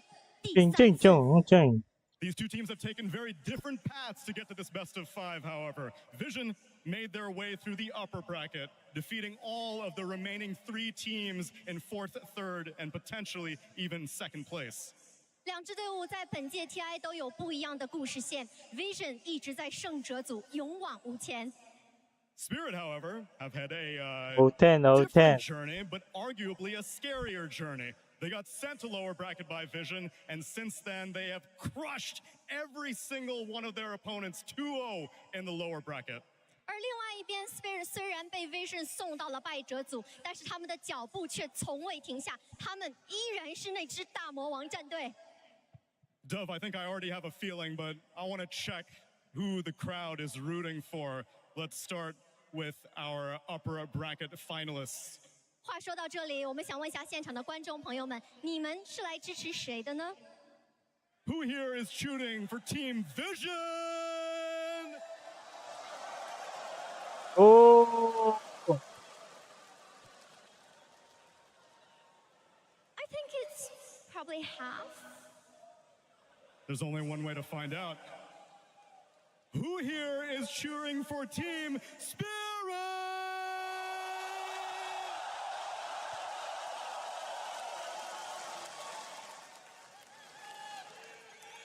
I don't think it's half and half. 我其实也不觉得现场观众是一个对半开的支持率啊，可以明显的听到我们 Team Spirit 的粉丝好像更多一些。 But I know I can get one thing that everyone can agree on. Who here wants to see some good Dota?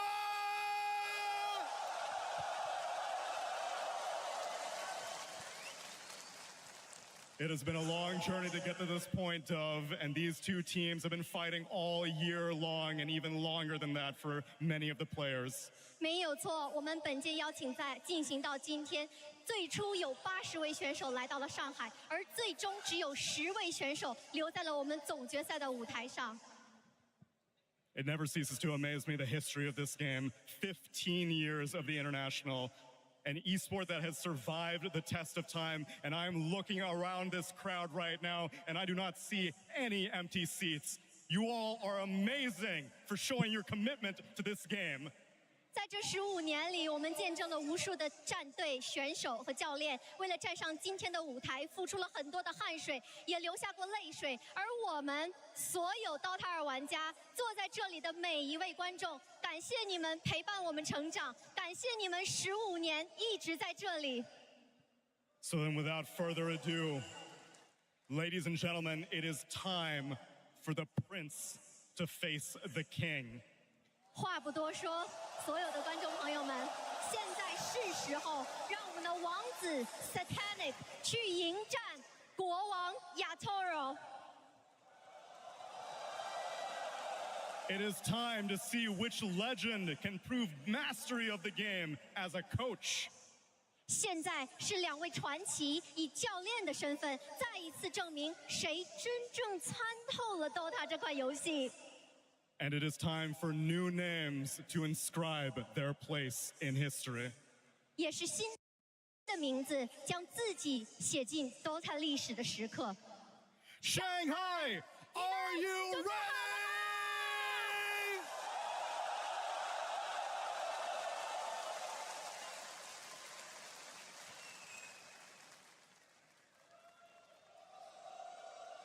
Such a beautiful arena here, a full house, a lot of fans coming from everywhere here to celebrate what is our 15th international. And there's cheers for Vision, there's a lot of cheers for Spirit is the way in which I will coin this. And I love just what narrative we've been able to improve for ourselves between these 10 players. But you know, I really hope the crowd bias lights a fire in Team Vision and in Puppy because they've been the greatest Dota team this TI. They are the strongest players. And I would only hope that this gives them the need to rise to the occasion, to prove themselves even more. And I feel like these grand finals are going to be exceptional. I feel like starting out as a techies player for 9 class, like being the guy that used to place these mines, always annoy each other. I think there's nothing he wants more than to just silence all the haters. I think he loves this. I think he could be no better situation for him to be in than have the crowd cheer against him and for him to end their fun. This is the stage you do it. Ducalis asked for it. He wanted the prince versus king. But if you come for the king, you best not miss. Team Vision. Sure. Team Spirit. The Grandfinals. Game 1.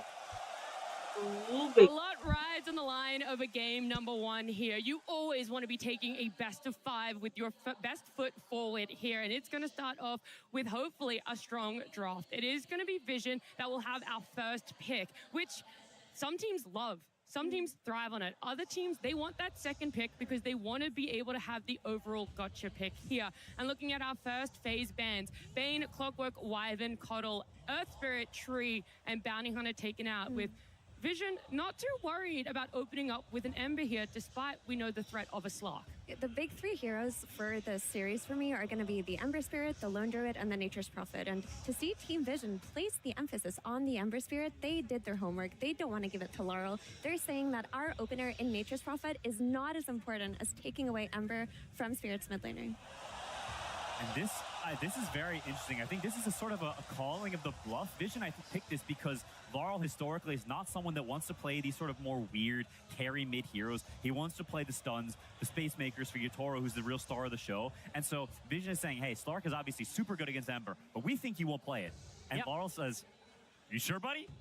It's kind of cool because he also did say in his interview that I don't think this matchup is real. I don't think it works. But, you know, one humbling later, and you're on the train, you're like, oh, you know what? If they pick Ember, give me the Slark. I will cook him. And the humbling came from Vision themselves. That was the matchup in which it happened. We saw this just a couple of days ago where it was reversed. It was Spirit with the Ember and Vision with the Slark.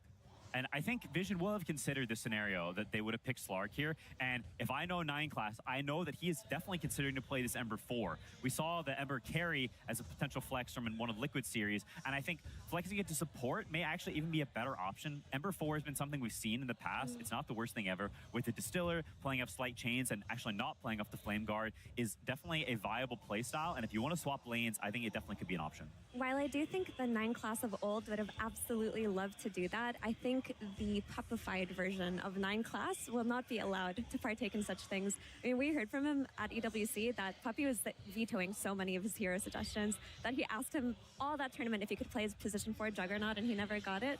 I just somehow don't see them going down that route today. I will say, vetoing Juggernaut position 4 and Ember, I feel like it's a different situation, right? Because let's say we go down the hypothetical of the Ember Spirit is a position 4 in this game. Laurel is now playing Slark, and he doesn't want to be playing Slark. And now suddenly Vision has changed the dynamic of this game to be a game that they like. And I feel like when they look the best is when they make the game into their game. They take control of the draft in that way, right? They force Laurel onto here he doesn't want to be playing, in a matchup he doesn't really love. And when I remember personally playing Tinker, which was like one of my favorite heroes at the point, into 9 class TA. And I was like, I've never played this matchup in my entire life. I don't know what's going on. And I think that's one of the things that makes 9 class such a special player, that he can do that to you. I also love this Dark Willow pick from Spirit because it's been one of Vision's most picked and most successful 4 heroes. And to say, hey, this is a hero you rely on. You really like it in your drafts. We're going to ban your Coddle. We're going to take your Dark Willow. I think Spirit in finals is incredibly good at taking you out of your comfort zone, of understanding the heroes that you really want, especially in a final, right? You want to play the stuff you've been playing, the stuff you're comfortable on, and they're going to poke at that. They're going to poke holes and make you prove that you can play something you haven't been playing the whole tournament. It's really cool to see. I feel like right now we're in a position where both sides are like not letting go of the draft. You know, they're both trying to pull it in their direction, make you play our game, and neither team is really giving it up yet. There are still quite a few things left in the pool, though. The Lina, the Lone Druid, the Nature's Prophet. Nature's Prophet has been Team Vision's go-to this entire tournament. It's only lost 1 time in the hands of Satanic, and the only way to beat it has been to consistently run at it with heroes with tempo non-stop. And the mid Slark, while it's going to shut down Ember effectively in that mid lane, doesn't provide the same tempo. I also would just love to point out how interesting and how much the drafts change over the international. At the beginning of it, we have first pick, Treants and Banes and sort of normal heroes we see. And now at the end, there is a first pick Slark. I think that evolution of Dota and how the meta changes and the counter picking, the creativity from the teams, I think is such a fascinating part to see that, that journey that the draft goes through. We also talked about how impactful the supports have been coming into the series. For me, especially, I think about Rue, not me. And if you look at the bans that Vision decided to go with, as Mira points out, all the cores are in the pool. Why is that? Well, because you have some of the best support players in the world, and they're forcing out these bans. Wow. Yeah, and IO being let through, because it goes back to what you were referencing here, Quinn, where there is this massive cycle that is happening where IO wasn't looked at the start of our TI. It wasn't looked at in the group stages. It hit a peak where everyone was first phase banning it. You might be able to call the bluff of some teams, but ultimately you are afraid of what it can do either as a mid or a carry hero. Yeah, and it's a hero that Spirit does not really touch, and we haven't really seen Vision play as a core either. But they're pulling it out of the hat saying, hey, we've got this extra trump card up our sleeve that now you need to have answers for, because it's a hero we've seen, when played well on core, be borderline unbeatable. The question is, can Vision actually execute it to the level that maybe some of these other teams that have now fallen by the wayside can? It's quite heads up of them to take it, though, because while Spirit haven't run it, it would have been an excellent thing to combo with the Slark. And we have to mention, 9 Class was playing position 4 IO for the last 2 months. While the hero did shift in priority to core and looks better as a core, this is still one of their more comfortable strategies if they flex it to support. And he's a greedy 4 IO player. He's not like GH playing the enabling role. He's farming those 2 camps, he's max leveling Wisps, and he's taking as much gold as he can. I also see a lot of the traditional heroes that you would want to play against the IO be banned out. You see Underlord, very good percentage damage, good roots, has a way to counter the relocate. He relocates in, you can gate in. Nowadays, the gate also has the root on top of it, so it's a tricky matchup for the IO. Same thing with the Doom, stops all healing. One of the drawbacks to IO is that you have no stuns, so Bane is quite effective. It's easy to get Fiend's Grip off, and the same thing for the Winter Wyvern with the Curse on the relocate. Yeah, I think this is definitely something planned and something they said, hey, we're going to consider this for second phase. We'll look at the first phase, see how it goes, and then potentially we can alter our bans, get out the Doom and the Underlord, and then we get what we deem to be a free IO in the second phase. And this is very much not something I think Spirit necessarily would have expected, because they haven't prioritized it up till this point. And so they need to respond on the fly, right? All your prep, some of it's out the window now. You're flying by the seat of your pants. Wow. And I think that's a testament to it. Disruptor is a classic. Disruptor. You press the relocate, but you get glimpse right back out, and it removes a lot of this early snowballing potential that IO has. Galing niya, You can get involved in these kills, explode his TPM, and get online super quickly. A brand new hero at the TI Grand Finals. I love this so much. They've thought about this. They've gone through every single scenario, and at the end of the day, it's not necessarily a hero people have full faith in, but on paper and on execution, it should be able to give Spirit that slight advantage. I am so curious to see how this will unfold, because Disruptor isn't in the strongest state that he's been, but he does make a lot of sense, not just with the IO, but with the Slark. For a mid Slark to set tempo, he needs supports that can play on his night vision, and if you pair up the Glimpse with the Slark just dewarding, positioning his body aggressively, the amount of kills that can be developed by Team Spirit are going to be crazy. Yeah, absolutely. And it makes sense, right? I think one of the things that Spirit has managed to do throughout the last stages of this tournament is to find heroes that are picked with purpose. The hero has clearly a reason to be in this game. It's good against the IO. It's even good against the Ember in many ways. You get any sort of stun on the Ember, you get the static storm on top of it, and he just dies. And against Mirana, she wants to leap away. And we've seen problems in this. These Miranas, like GH is playing heroes like 9-1 and 17, because you just can't kill him. But with Glimpse, that suddenly becomes very easy. Yeah, it's the way Team Spirit drafts. They see what you have, and they respond to it on a theoretical level. They're not trying to pick the same stuff every game. They're trying to pick what makes sense if everyone was playing perfect. And I think that's such a cool and interesting way of drafting. But there definitely is, the risk when picking Disruptor that the hero is just not that good right now. It's a great game for it, but you're walking into late against Axe. The hero's going to be pressing Battle Hunger on you off cooldown, and there is that burden of execution. Disruptor wants to play from ahead. He hates playing from behind. You have to chase people to be able to use Glimpse and actually have it be effective. So there's a risk in lanes. Yeah, the game can get out of hand really quickly for a Disruptor on the losing team. When we look at Team Vision, we see the main combination in their draft and the slight change into Arrow. This is going to be how they're going to play through the mid game. And Dark Willow and Disruptor as supports are very susceptible to dying to this combination. They have no means of defending themselves. There really is no counterplay outside of being the aggressor yourselves on Team Spirit. Yeah, absolutely. Another cool factor about Vision's draft is like, where is any of these heroes going? We still don't know. Is this a position 4 Ano ang member kulang ng potentially? Is this um, IO going to be a 4? mid They have a lot laner? of ability to adapt their entire draft. Pero to this plain last lang pick. yung And I think inano niya. Spirit, like we said, they like to conceptually beat what you're setting up for.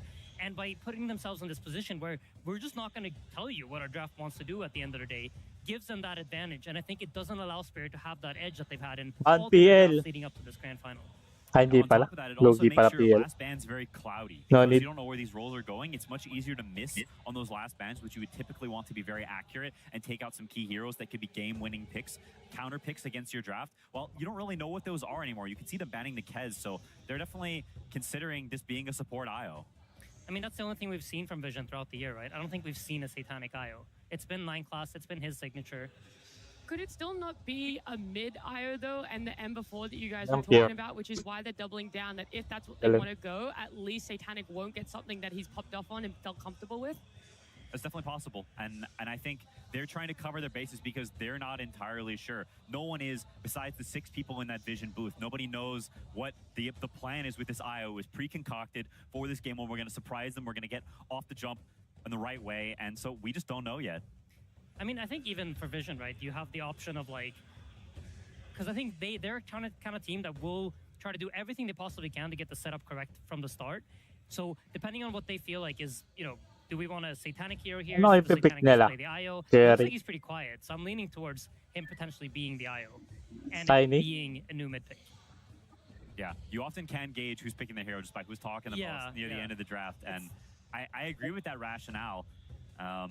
I also think I've seen him play it in pubs. I've played against his IO in pubs. And so it is something that he has practiced. He's not incapable of doing. It's not completely blind, even though it may be new to officials. Woodwing? They're going to tank the mid matchup. So no one's saying, I picked the Ember. It's Mirana. fine. I can deal Mirana with the Slark. Mary. We've seen many mid players this tournament say that, and they cannot deal with the Slark. And so no one will have to prove if he's different from the rest, if he's cut from a different cloth. And Centaur is still in the pool. Like, now that you see this Look, IO mid. carry, you can Oh, just no. play for wave drags, farm on the Centaur, and just provide the stun for your team. It went Pwede na ignored rin. this Black mid. draft.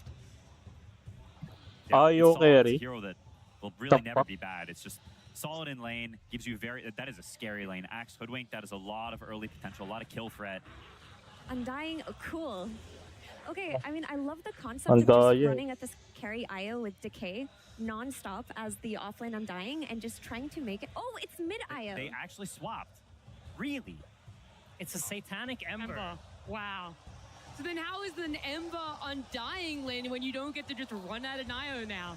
I honestly think this Undying is going to absolutely cause issues for this Ember. It is a really tricky lane. Ember on safe lane is already not quite as powerful as it is in mid. You don't get the bottle refills. You don't have that constant sustain coming out. And Undying creates a lot of pressure. And on top of that, there's a Dark Willow there. He doesn't really have nice escape mechanics. The support in Mirana doesn't super help him out in that regard either. So Ginawang I mid think na lang for ang Spirit, IO. this ends up looking quite scary. It's also a situation, Vision, I think they're not going to be super comfortable on. Satanic, I'm sure he's capable of playing Ember, but it's certainly not his bread and butter. And same thing with no one on IO. So you're walking into the first game of the TI Finals, there's pressure, there's nerves, there's the weight of trying to lift the Aegis, and now you're on something that you're not quite used to. That can affect your gameplay in very negative ways. I would say it goes both ways, though, in their defense, because I don't think Laurel is, like, the happiest Slark player, and I would imagine this mid lane, IO is going to absolutely free farm. Slark doesn't really have a way to pressure, so there's going to be a free farming IO in the mid lane. Let's go, Papi. So for both teams, and this is something special about Grand Finals, right? They both understand each other so well that they've managed to take both sides out of their comfort zone.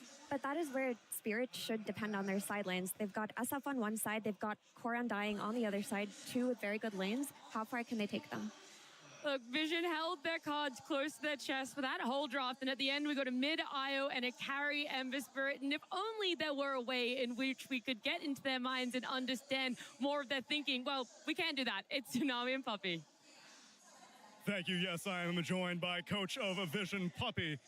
Welcome back to TI Grand Finals, my man. And I mean, no disrespect when I say this, but after the past few years of your Dota career, were you ever wondering if you would be able to make it back here? I thought I would be here if I just had a better team, maybe. That's it. Oh, so you're just like all my club teammates then? Yeah, fucking teammates. No, I mean it was a rough time. Maybe I needed a vacation. Maybe I needed something. But overall, I always thought that I know how to play Dota, or at least I know how to win Dota. You have proven that time and time again, and now you're ready to prove it in a best of 5. And in a best of 5, I'm wondering, how do you approach banning and drafting? Do you get to give yourself more of a leash because you're like, well, I'm not going to get eliminated after 2 games of experimentation? Yeah, but this is not necessarily an experiment. This is something we've tried. So if it works, it's great. If it doesn't, well, we tried it. We did. And the this that I'm assuming you're referring to is no one on IO. He has 0 competitive games on this hero, and you're debuting it now at TI Grandfinals. That's what TI is for. And also what TI is for is watching the games. Puppy, thank you very much for the interview as we send it to game number 1. Thank you very much there, Tsunami and Puppy. Indeed, it's time, ladies and gentlemen, to get into the grand finals here of the International 2026. Team Spirit up against Team Vision. Folks, everybody around the world, they're just so excited to see these two teams play. Now we're getting them going head-to-head in this best of 5 for the Ages of Champions. You couldn't ask for anything more. The question is, what do we start to talk about, right? There's storylines, there's incredible different type of style hero picks, there's new heroes being picked in the grand finals. We got a disruptor. I mean, I don't even know where to begin, right? So yeah, Vision changing things up quite a bit here. Spirit with more, you could just look at it, right? A bit more of a normal approach, heavy team fight, strong carry pick. We have to talk about, you know, the young prodigy of Satanic playing something different on a very different. While Yotoro, the legend carry himself, playing something much more standard. I don't know where to even start. Yeah, I mean, how is that matchup going to go down? We're going to look forward to the clashes when it inevitably gets to the point where these two carries are going to have to meet head-to-head. But yeah, a confident move here from Team Vision, and a risky one. You know, Puppy said, game 1, trying something different. It's TI, it's the time apparently to try something a little new in game 1 of the grand finals. I'm all for it, and I'm not surprised. I'm sure as this grand finals goes on, we're going to see both teams bring out some strategies that we're yet to see in the entire tournament. We're already getting here in this first game from them. So Satanic playing the side lane Ember. I think we've seen one of these side lane Embers have success. I think it was Sumail in one of the games that we did. He did win again, but out. Good. But that was it. Yeah. All the other side lane Embers, they've had a pretty horrible start into the games, especially when they're into these Slarks and into quite a bit of counter picks too, right? Oh, for sure. Not just the Slark, this Disruptor pick as well, the Willow pick too. Willow is a problematic hero for a lot of these Spirits in the mid game, so we'll see how they do endure. Mid lane though, let's see, because I haven't seen these Slarks lose the lane and get pressured super hard, so I'm wondering how he's going to do if he does get set behind too much versus the IO as well.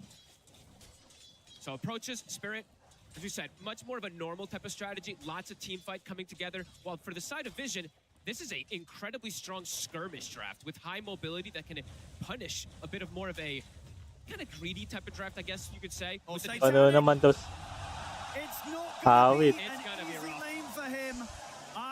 It's early days, folks, but I've got concerns. Ember safe lane has looked so shaky in the majority of games that we've seen it tried, and it's just one of those things that conceptually has never been good, Fog. We've never seen a meta where Ember safe lane's been the thing. We'll see bottom lane route. It's going to end up ticking out here to the damage from 9 class notice, so Vision will be able to get themselves a kill down on the other side of the map, but it's a huge risk. And obviously Vision, they've got their star player, the prodigy on this. It's so much pressure for Satanic, you know, to be put on his shoulders here in game 1 of the grand finals. 100%. And this game, right, you look at the Flame Guard, yes, he'll be able to farm with it, but they have lots of ways to be able to break through it with the SF, with the raises, either with the Soul Rip. They have so many different answers. It does feel, and I'm looking at the mid lane. This Lark's doing pretty damn good. 11-7, 11-1 at the moment. I gotta say, I think this is a little bit better than he should be getting away with. This is, you know, in this matchup, they make the switch up, obviously, to take the Ember away from the Slark, but you'd imagine they would ideally do that in a situation where the Slark would suffer mid, and yeah, as you can see on the numbers, he's not suffering at all here, Lal. At the least, it isn't an Ember that has 2 well, he still has very low last hits, but we've seen a lot of these mid matchups versus the Ember where the Ember has like 2 last hits to 15 of the Slark, so at least there's that, but yeah, I'm just watching the Slark walk up, steal the region of the IO with his, with the Shiv. So he's getting quite a lot out of it versus that bottle, versus the Tango region that's coming in from a high regen here. Not me. Making it look easy on this top lane. Having to just chase down Ducalis solo and finish off the kill completely on his own. Oh, and this does look like one of those games where it's one of the best Willow games I think I've seen. You're playing versus Ember, you're playing versus Mirana as well. It is a fantastic game just to have these Brambles. And in terms of the Spirit duo as a whole, right, the fact that we're on this Disruptor, we don't see it really at all, but this game, you're seeing a lot of potential for a Disruptor. Absolutely. Great ways to catch versus the Ember. Your great counter pick versus the Io. Satanic again. It's a lot of damage. He's going to get chased down. Will Nice dodge the Shadow Realm hit. There's going to be another decay in a second here with the stick charges. Doesn't matter. He's still going to live, Satanic, but kept incredibly low and barely finding farm from this top lane. Bottom of the cores right now. It's going to be such a tough early game here for Satanic. And a lot of the games for Vision, too. We mentioned the power of Ducalis plus Satanic, what they're able to get out of the lane, what they're able to punish the opposing lane with. This is just a lane that cannot win. So trying to get as much as they can out of it. But yeah, Satanic being brought super low over and over again. The decay on the Ember also, it's pretty devastating when you have this much damage from a hero like Willow. Ducalis, careful. It's going to be all right, but again, relatively. So super low HP here on Ducalis, completely out of regen. Oh, and they're free farming all three lanes right now. Yatoro now at this point, he's given the lane for free. They have to actually move Noticed away. They don't want to be playing versus that Shadow. So movements are coming in from both sides. 9 class in mid, looking for Laurel. They really need this kill. They've got to try and punish this slug somehow, because so far, Lal to be top 2 CS here in a matchup where Vision had the chance to switch things up and try and force this slug into a less favorable position. It just hasn't happened. Lal, he's loving the laning stage. And Spirit overall, right? If they win the laning phase, very strong team fight prowess and good vision heroes as well, too. We don't see it picked as much, you know, because the Disruptor isn't picked as much, but Slark with the night vision, Undying Tombstone gives great vision. You're gonna get these glimpses off if you're ahead, and no one... The other tethered across the 9 class. Nice pushback does catch onto the both of them. Ducalis here as well to help out. No one. He's got a TP back to base, though, to refuel. It's a pretty fantastic start for Spirit here. Yatoro has run away with these games when he's been given this space on the Shadow Field. He's gonna have a lot of that space in this game, just from the way these lanes are. Extra pressure being brought into the top lane. Rue ready to join. They're looking for collapse. Gonna get the Soul Rip heal off. Good damage with the Acorn shot. They'll bring him down. If they can get the chance to finish off another Thunderstrike on it, Ducalis will allow Rue to take the Mirana out. Not me. See Nomi getting chased down by 9 class. A few more right clicks should do it. Trying to hide around the trees, but 9 class will find him. But it will be a trade. Yeah, Rue's going to have to glimpse into another Thunderstrike soon if necessary. Shouldn't be. The creeps and a right click will do the job. So Spirit, bring attention top. Same to be said, though, for Vision. Still, overall, Spirit coming out on top of these trades. But I like the movement, to be honest with you, from Vision. I think this was super clever, just breaking the lanes, moving the supports to help the Ember. The Io is ahead of the Slark now at this point, and they're not that far behind on the Ember Spirit, all things considered. Yes. He's 500 behind the Shadow Fiend, so as a side lane Ember, you know what? Not too shabby with these type of moves that we've seen them make. But look at this early move from Yatoro. Not normally a place you expect to see the carrier stepping up. Oh, 9 class. The tier 2 9 class is going to be massively surprised by the fact that there's a safe lane SF here behind the tier 1 mid. With 6 minutes in. And here the catch, the glimpse. Is it enough? No one has a regen running. running. Stepping up. He's going to be able to line up a couple of raises. Won't be enough, but still a massive aggression here from Yatoro. Making moves this deep pre-7 minutes.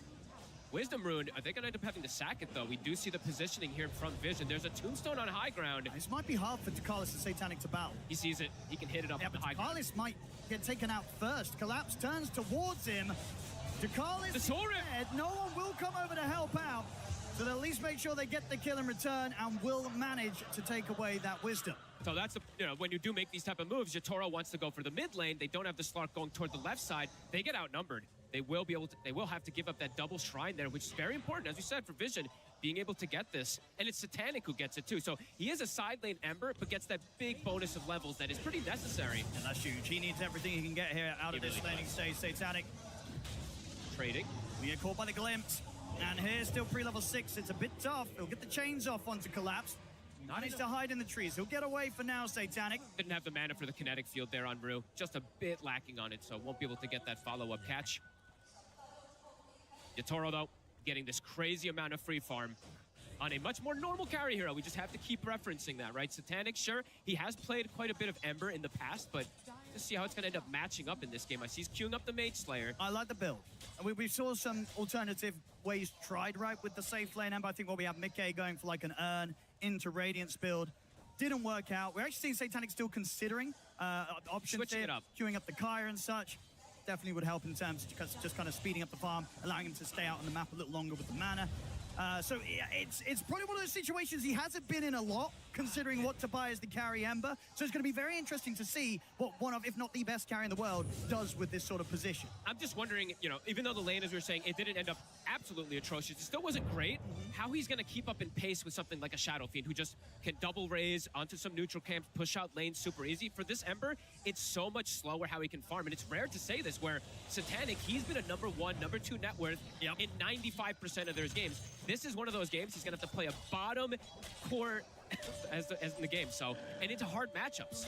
Yeah, I mean, that's the thing, just the carry matchup in general. The fact that he's doing it against Yatoro, you know, the other one that very easily could be labeled the best carry in the world, on an SF. Like, Yatoro could not be more comfortable in this position. Game 1 of a grand final, some ways, you know, done pretty well historically when he gets to them, and he's on his Shadow Fiend, one of the hottest carries right now in the meta. And he warmed up on it already today, finding a solo kill on Watson earlier, which was super impressive. So we're going to see a lot of oppression come out from Spirit. We talk about Disruptor in the past a lot when we used to see him is when you're ahead, you really can press your advantage. So they're looking for kills right now. In Night Class, they'll find him. A quick grab, set it up for Yatoro. He's going to be able to take down the tier 1. I mean, it just feels like Yatoro is going to be able to do so much. Yes. While Satanic, he's just going to hope that there's going to be the time to get to a stage of the game where he can make plays. Top, they'll try and look to punish Collapse. He's turning on him. He's pretty scary. Collapse drops down the tombstone. Satanic, he has to just run. Can he run too? Brute Not Me is trying to close the gap. Oh, Satanic, he's gonna go caught. down. Oh boy, and it's early days, but this is devastating for Vision. It's... And even another glimpse, Brew is there. They're going to get another very likely. Carlos will try and leap away, just accepts his fate. He knows there's no further way to escape the reach of Collapse. Nice Spirit double. With a much more normal approach to the really game, was. and it's just looking so much easier to play with this type of advantage, so many catches. The damage isn't there for Collapse at this point. He just walks up, he doesn't even have really that many HP items, just gets the ulti off. They are lacking in damage early on the side of Vision. And Yatoro is nearly double the net worth of Satanic. Oh boy, Owen. I'll tell you what, this is not doing wonders for the games where I like to pick some safe lane Ember at home. You know, I'm going to get reports as soon as the game starts now. They will find him. As we're seeing, this is not the position for this hero right now. They've got to do some heavy lifting with the IO and the 2 supports to get some space. Notice has been quiet so far here, so maybe if you can get to that timing of the Blink Dagger and look to get involved, but really, when I'm looking at the damage, I'm looking at some lackluster approaches here for Vision. I can't find it. Their burst could come out if the sharpshooter's there, but is that going to be enough when the SF is starting to get this much of an advantage? And now notice... They're going to have the glimpse into the Requiem. Okay, the call does put a stop to the Requiem. Doesn't matter, though. Or maybe it will. It's close. Okay, he lives. He lives. All right. Raindrop actually protecting him. Gets to live, and I'll be honest, I think Noticed, he's probably the one that you're looking at to try and save Team Vision from the state of the game that they're in. Yeah. And the mobility that can come in from the IO. See how much no one can connect with these relocates. He's halfway towards the Aghanim's. Okay. Said their skirmishing is strong on Vision, but if they fall too far behind, their team fight is very lackluster in comparison. They're falling pretty fast. They are. Another tower here taken by Yatoro. Okay, they're going to try to use the Moonlight Shadow to maybe sneak something in here, but it's still very difficult without Noticed having the Blade Mail or the Blink. And stacks, and they're starting to be formed. So Spirit, on top of playing super oppressively here, they've got this backup condition to just make Yatoro continue to be this beast. And Ember, he can't farm stacks. He can farm small neutral camps with the stack, but not an ancient stack. And you can tell right from the item build-up. Oh, see in the mid, they do get the catch into the call. All right. Nice kill. Ball's gone. It's something for sure. I really do feel, as I said, ball's gone. It's something. Oh, see in the mid. With the stack, but not an ancient stack. And you can tell right from the item build-up. Oh, see in the mid, they do get the catch into the call. All right. I really do feel, as I say, this is a game where you're looking to Notice if you're Vision. He's got to do some big moves to get them out of this spot. Going for the Blade Mail, of course, into the Blink. I think, I like the Blade Mail first. I mean, Blink first is also very dangerous to do because you can just blink it and die and you don't have follow-up. The Blade Mail, it's going to provide that damage that they're kind of missing. You might kill the SF. You might be able to. Brew, positioned here for Notice. Okay.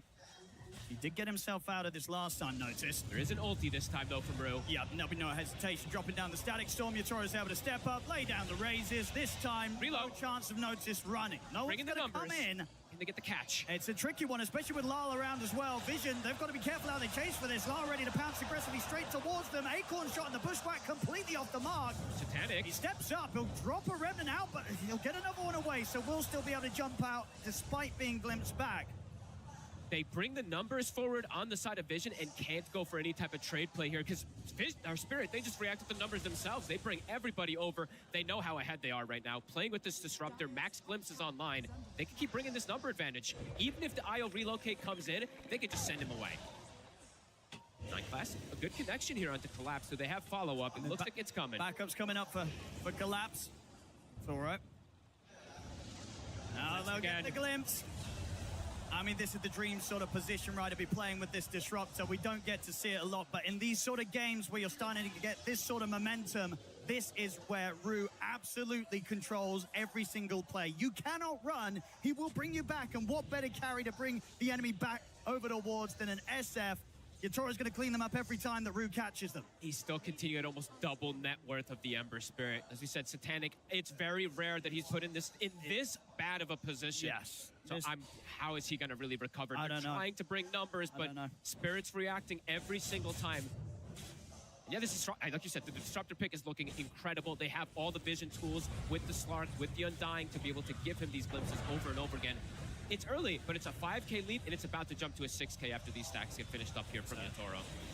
Just a very tough road ahead for Satanic. If he's able to make this work, it's going to be unbelievable. Okay, notice this feeling like, okay, I can't actually go for the Greed Blame. I need a blink. We need a way to set up and slow the pace down. I don't mind it. I mean, it definitely shows, Vision, they realize the spot they're in ain't too great. They got to do something drastic. Blink dagger timing with the smoke. They need something big. The dream catch, of course, would be Yatoro. Let's see where they can find Vision. Will they have the damage is the question, because I'm looking at the build from Collapse in this game also. He's maxed the Soul Rip. So there's quite a bit of sustain that can come in even if they do get the catch. And Yatoro has Mask of Madness. See, not me, but not me is not the one they want to go for. They want Yatoro. Yatoro is going to step up. Notice, he's thinking about it. He's going to make the jump in with the call into the arrow. Static Storm. He'll get laid down. Yatoro will get hit by the sharpshooter, but he's able to get off the rack. Too much heals. The notice is gone. No one to fall. Ducalis has to retreat, but Lyle chases him out. Yatoro throws out another raise. They cannot go on this SF right now. They hit the call, they hit the arrow, but it just doesn't matter every single time. Backup's going to be there, and they don't even get close to killing him. Even with multiple ults connecting, the sharpshooter comes in. Yatoro doesn't even get anywhere close to dying. Spirit, they're 1, 2, 3, maybe 4 steps ahead of the play. They've got double vision in the area. Thank you, Collapse, for the goals, of course. Double vision in the area to cover. They know exactly that move's going to happen. And Yatoro, he loves to play super aggressive on this Shadow Fiend. This team, it's insane how we've watched Spirit level up in just a couple months here. Not looking to play slow, late game type of potential. No, they're all about the aggression, especially with this lineup. They're not slowing down, Owen. No, which is of great concern for Vision. Yep, and another catch. He's just dead. I'm struggling to see the recovery. I mean, I think you can see the struggle in sort of working out how to recover in just the build that Satanic's got queued up. There's no other carry that you're going to be playing at all in this meta, right, where you go Kaya, BKB, Radiance. It's just, that Satanic himself, he feels how awkward of a spot that he's in, that he's been put in, having to play this Ember in the safe lane, that there seems to be very little way to kind of farm and build your way out of this hole. I don't think we're going to see this again. This, Slark type of thing with the Ember teams. It's been tried too many times in this tournament. It's just looking so hard to recover. No one, he's got the Ags. Let's see how much he can do with this one. He's going to farm very fast, but he's still so vulnerable going into these fights versus the SF and the Slark. With the Remnant there, Satanic will make sure he doesn't get tripped up by the Willow combo. The thing, too, is like, a lot of times when you're playing with the IO, it's not, of course, it is about the IO, the spirits, how much damage they do, but it's also, you're able to provide this extra sustain at times.